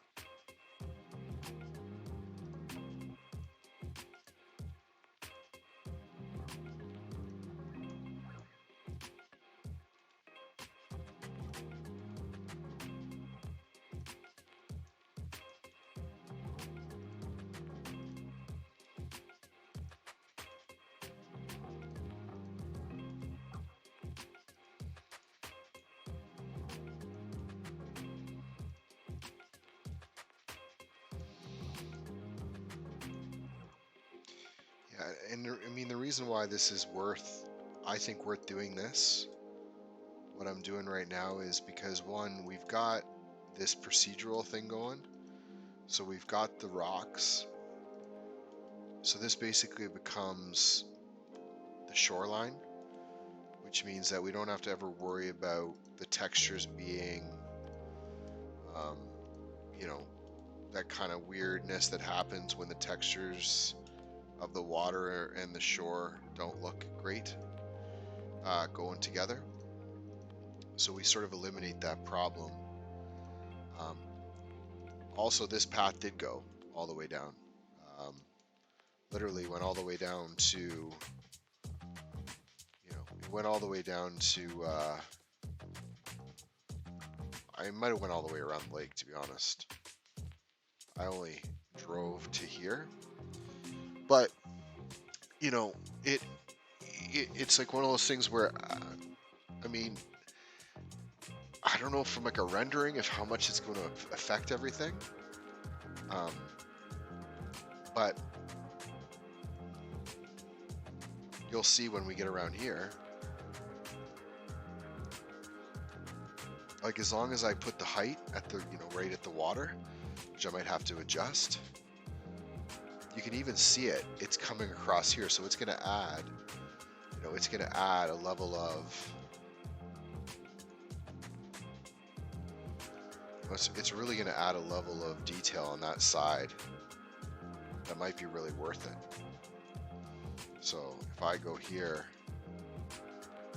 bring this down, it's hard to see where the water is here. But look, I mean, all the way across the water.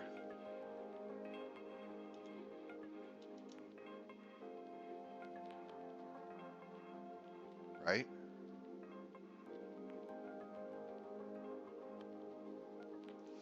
And I think that makes a difference. I think that makes a difference. So I think we're going to go for it.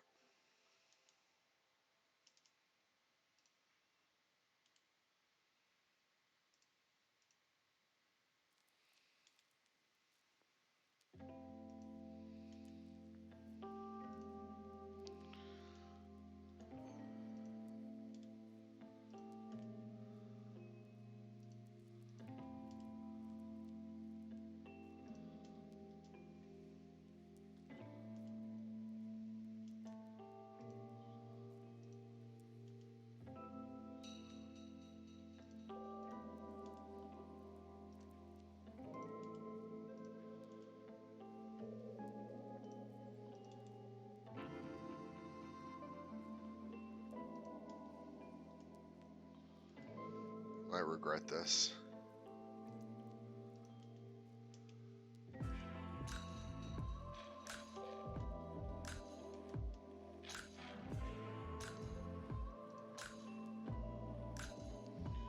Something went wrong here.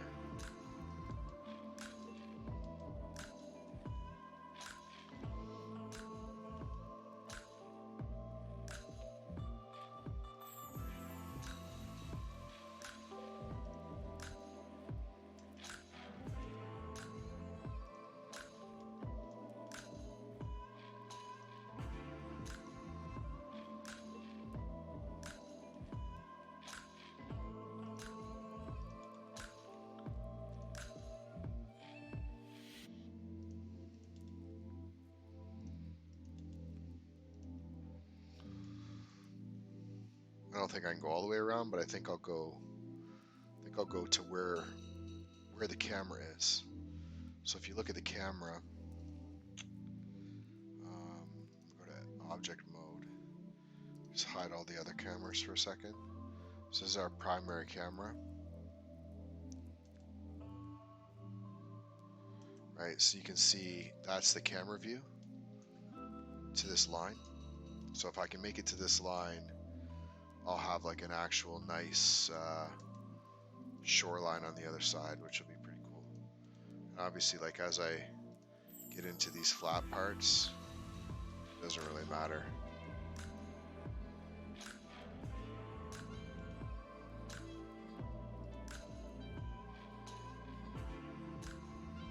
A lot of rocks, but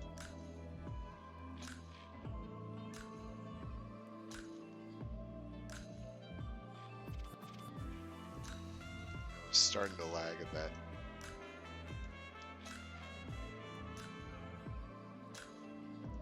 But all we need is one good render.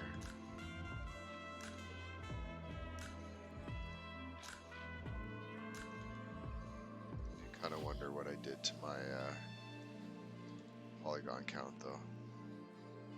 And curves are pretty amazing. Oh, I did something wrong there. It's like there's a way you can just sort of manipulate a curve like that. It's just pretty wild. We're almost there.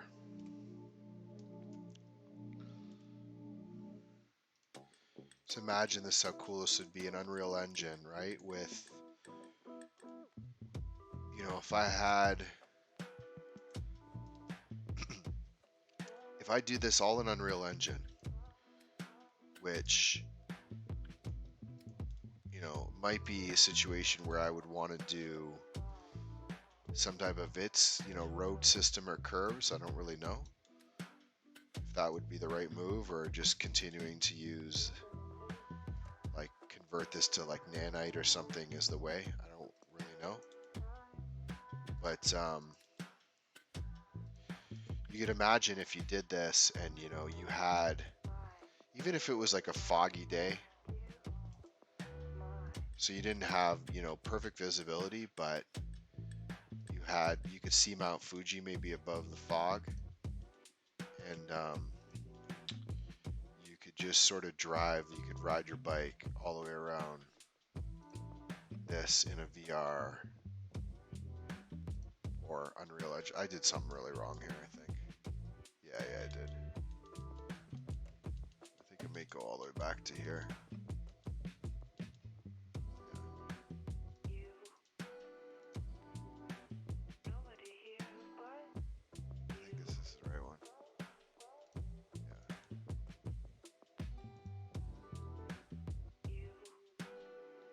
Might be just the train here.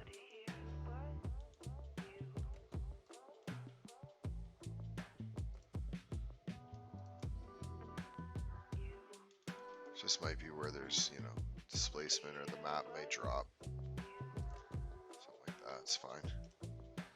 We're almost there anyway.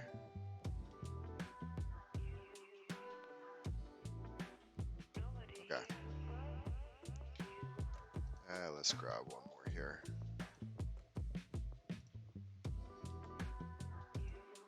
Keep it on the shore at least. Okay.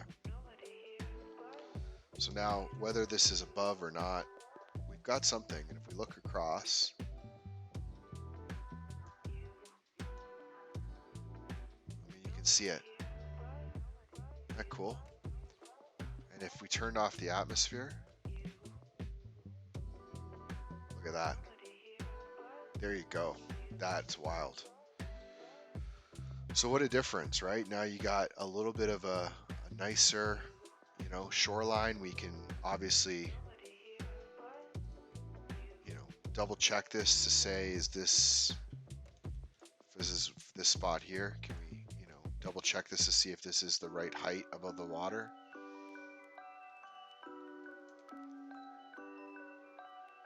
So for instance, this one.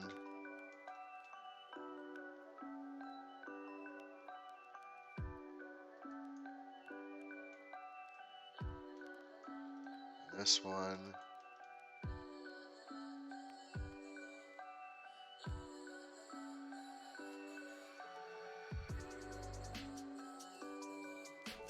So there you go. Makes a difference. Makes a difference. And since this is day mode, I would even say, just take a peek at these buildings. What did we actually set these to? Should be like 1%. What's it doing here? Oh, I see. So there's the buildings, right? So 100, 5, 1, 10,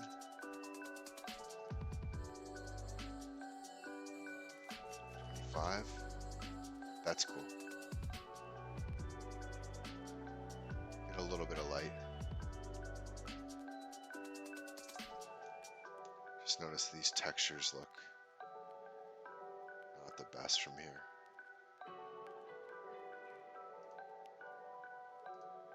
Which one is this? This is using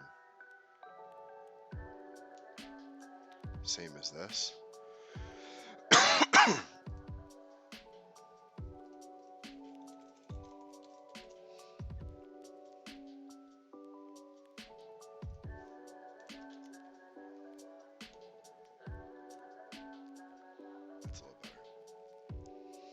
We could even get some trees going back there, see how that looks, but I think now, at least for a shoreline,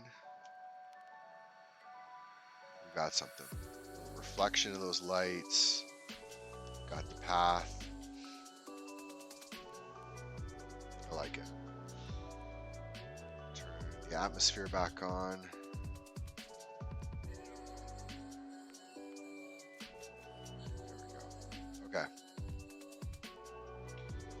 Cool. So let's go look and see how this looks down here and what we gotta fix.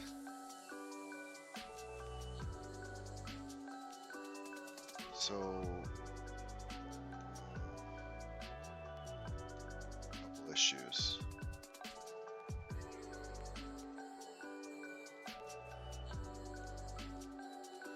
Might be the height. Yeah, it would be nice to set this height right at the water. I don't know how well that would work. I don't know how that would work.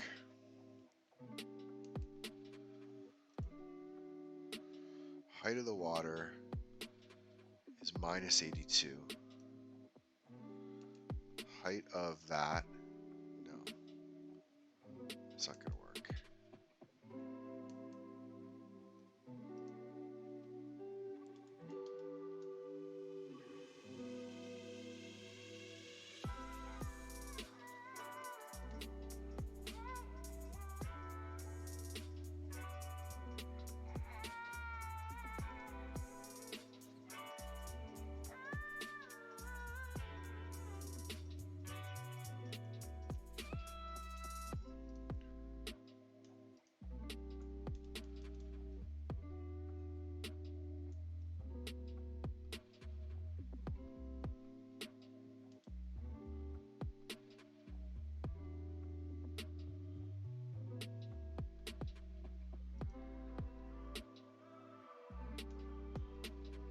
Something weird here too.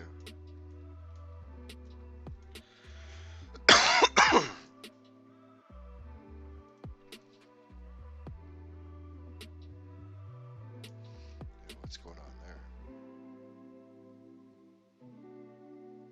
That's a problem.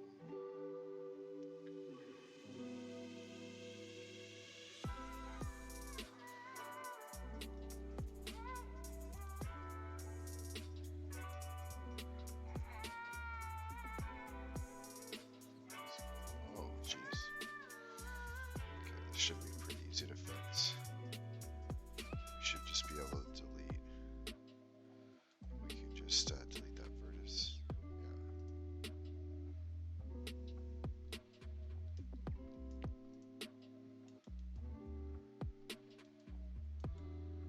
You know, I don't know if there's a way to smooth this out. Because even here, like I find that even these little movements are really tough.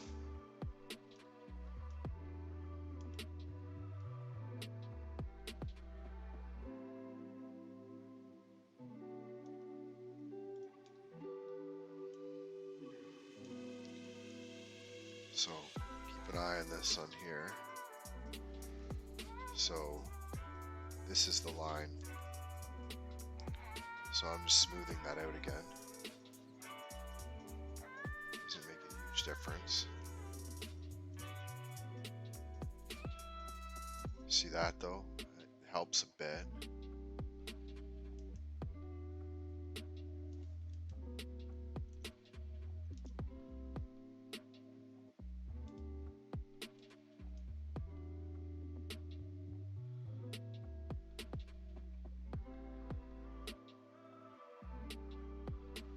See, as long as it's above the water,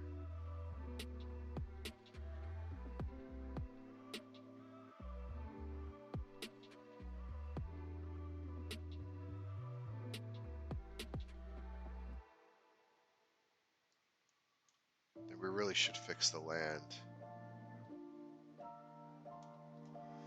But I got a feeling that all this curving, like just like if you look at this,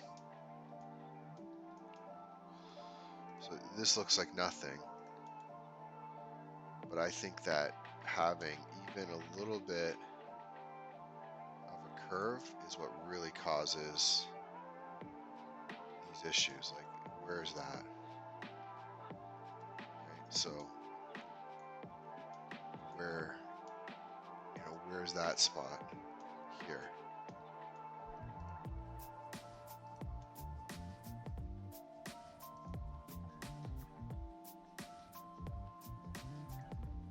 almost seems like there's nothing there, but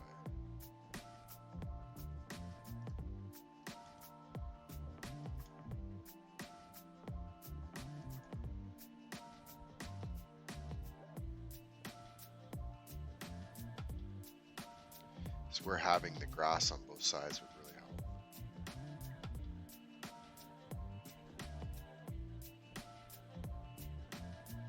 Okay, let's leave that like that, and let's try to fix this road.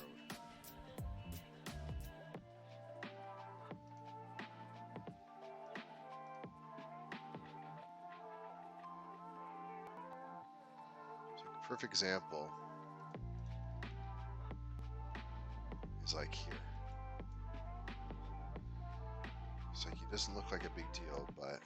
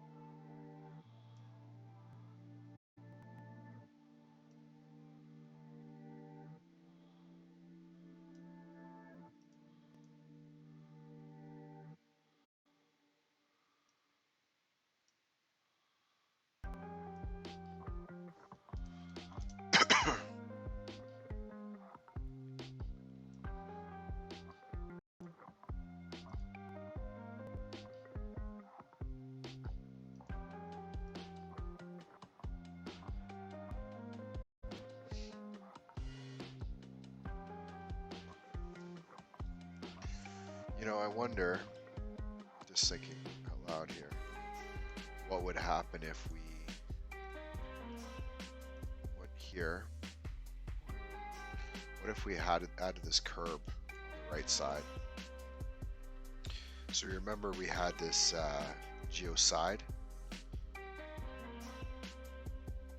and I wonder if we went into this curves to railing, just turn it to both sides.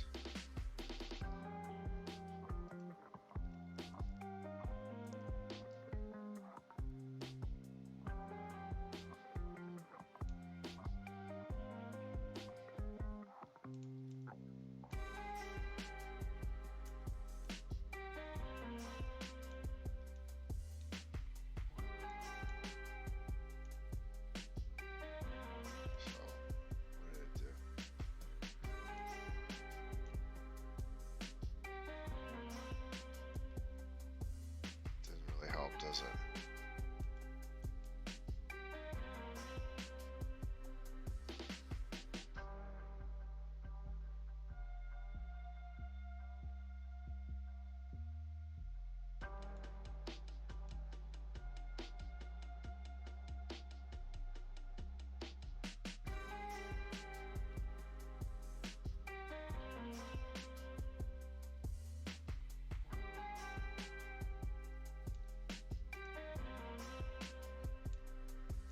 Let's try another option.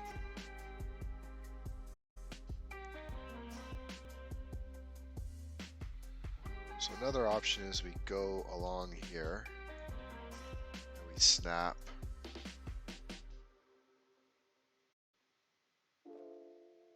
this. Might be where we just need to kill this for a second. Okay. And we just turn on snapping.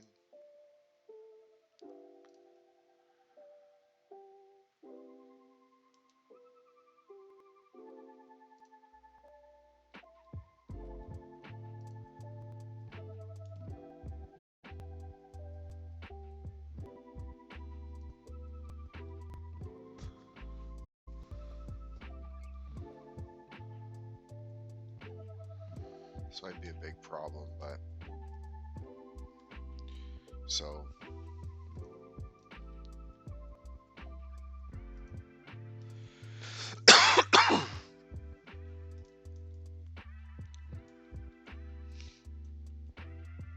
the idea here, you see I'm kind of grasping for straws.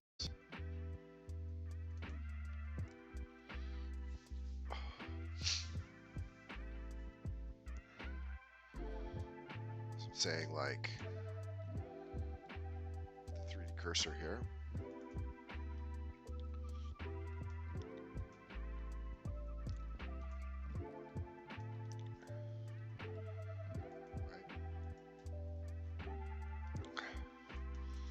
So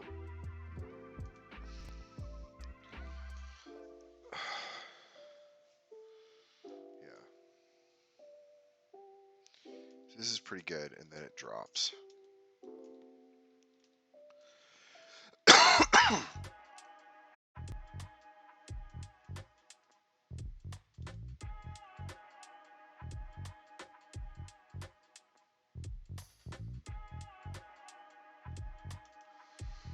might have broke it again.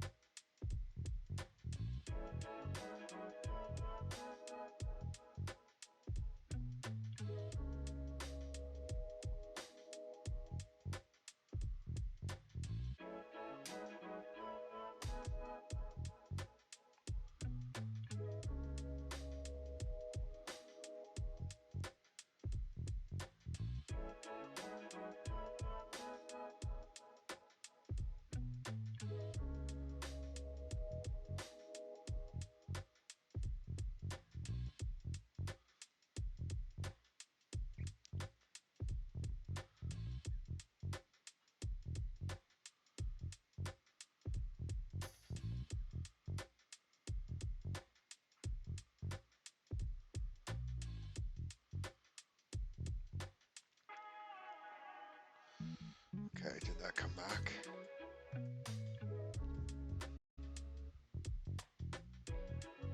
Okay, I'll try this again. Okay, take another break. So, I mean, really, what all I'm trying to do is get the edge of the landscape to hit that. So turn off proportional editing.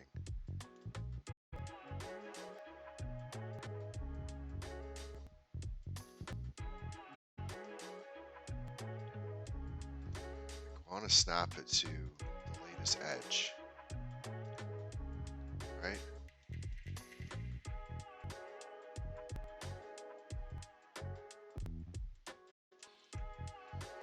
Man, it sucks no matter what you do. It just absolutely sucks. See, this is it. This is the problem. I turn off this. And we wish you could see how slow this is right now.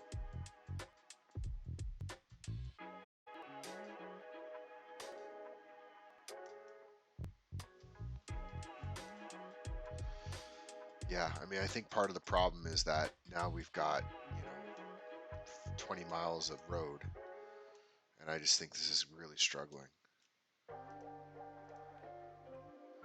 See how sculpt is right now. Maybe there's a better view for sculpting, like, Studio's a little better.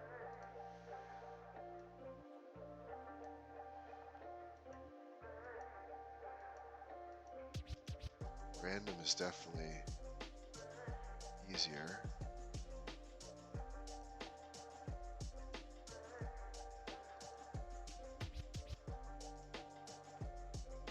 Cavity. Shadow might actually help. Well, that seems like that's caused all sorts of issues.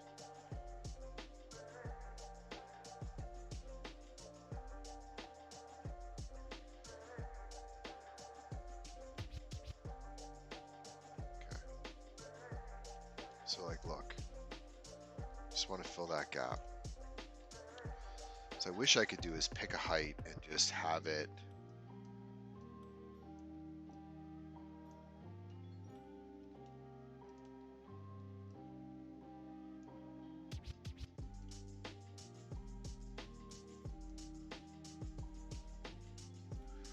See the issue? It's like there's no in between.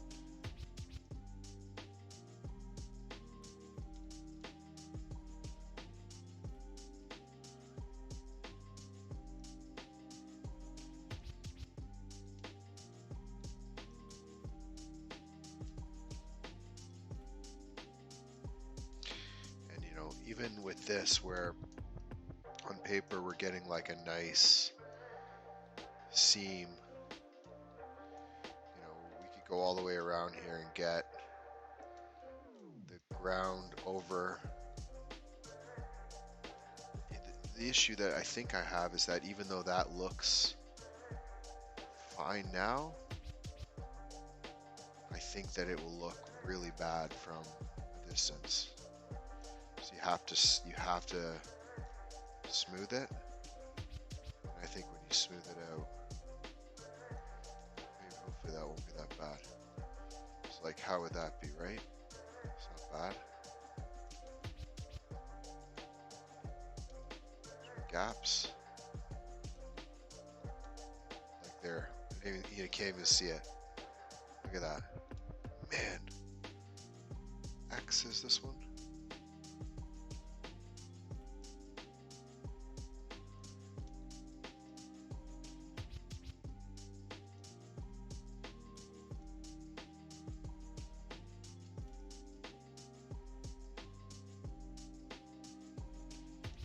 I guess you just got to do it, right?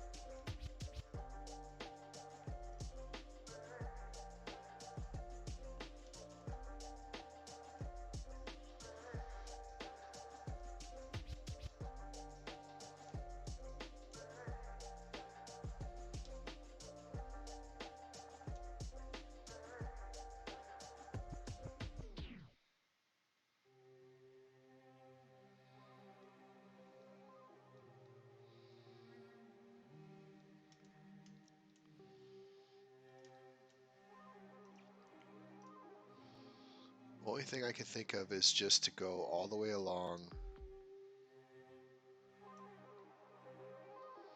like the entire length of this road, and just make sure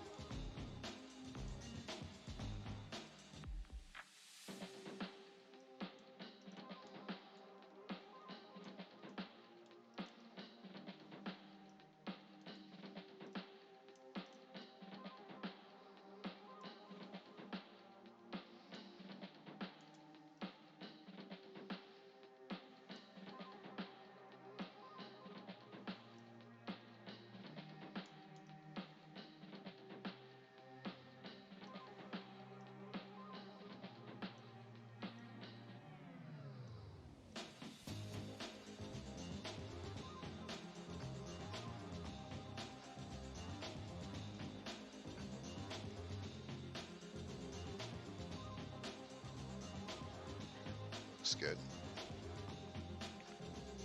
Oh, what's going on here?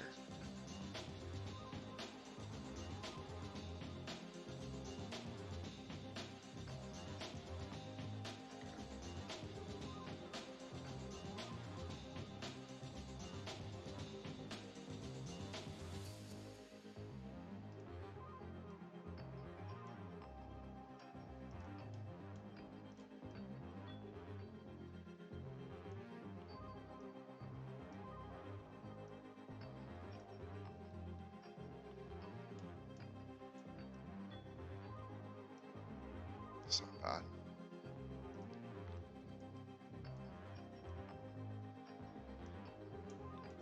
If I could just do this.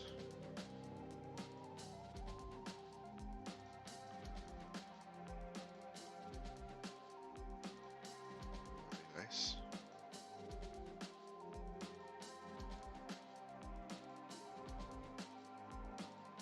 Oops.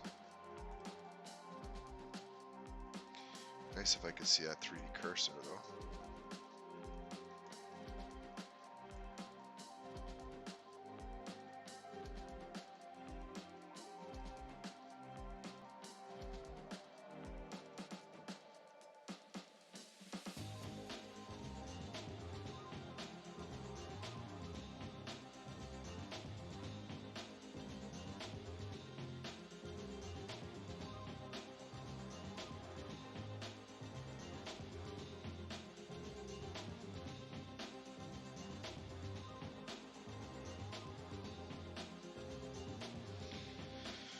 Okay, let's see how that looks.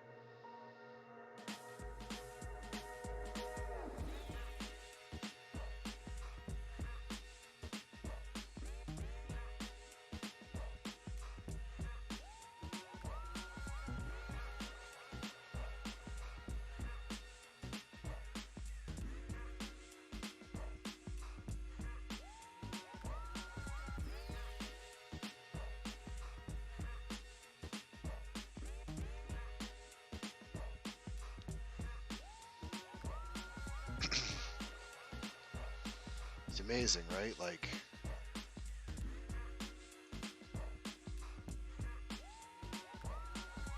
it's so crazy. That little spot right there is what is causing that curve.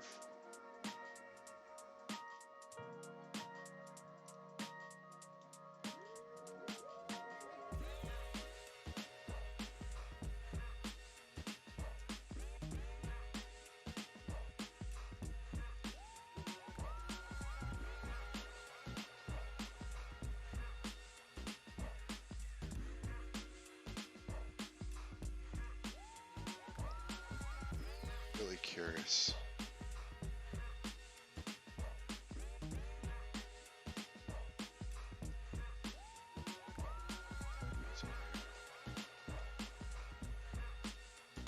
Or it's here.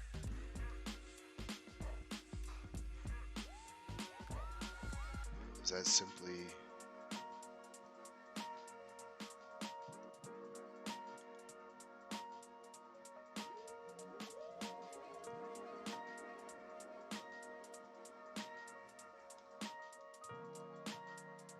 it seems impossible that there's a bump.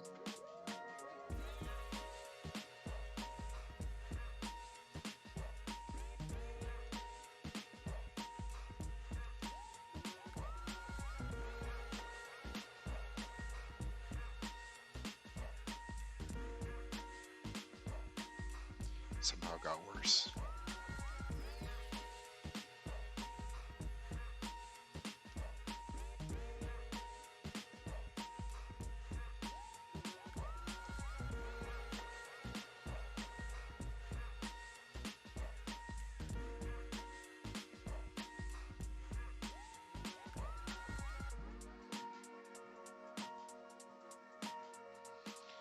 Somehow got worse, and you know, the ground here is nowhere near.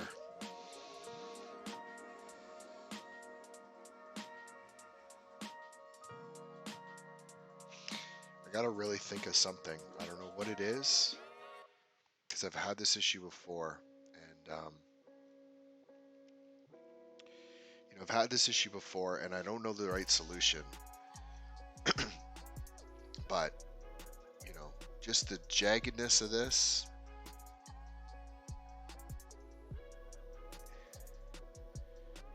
Like the jaggedness of this and the terrain not matching. You know, I could cut the terrain out and try to snap it all the way along here so it's seamless, but I don't know how you would do that at any kind of scale. Okay, I'm going to take a break, and I'll come back in a bit and keep working on this.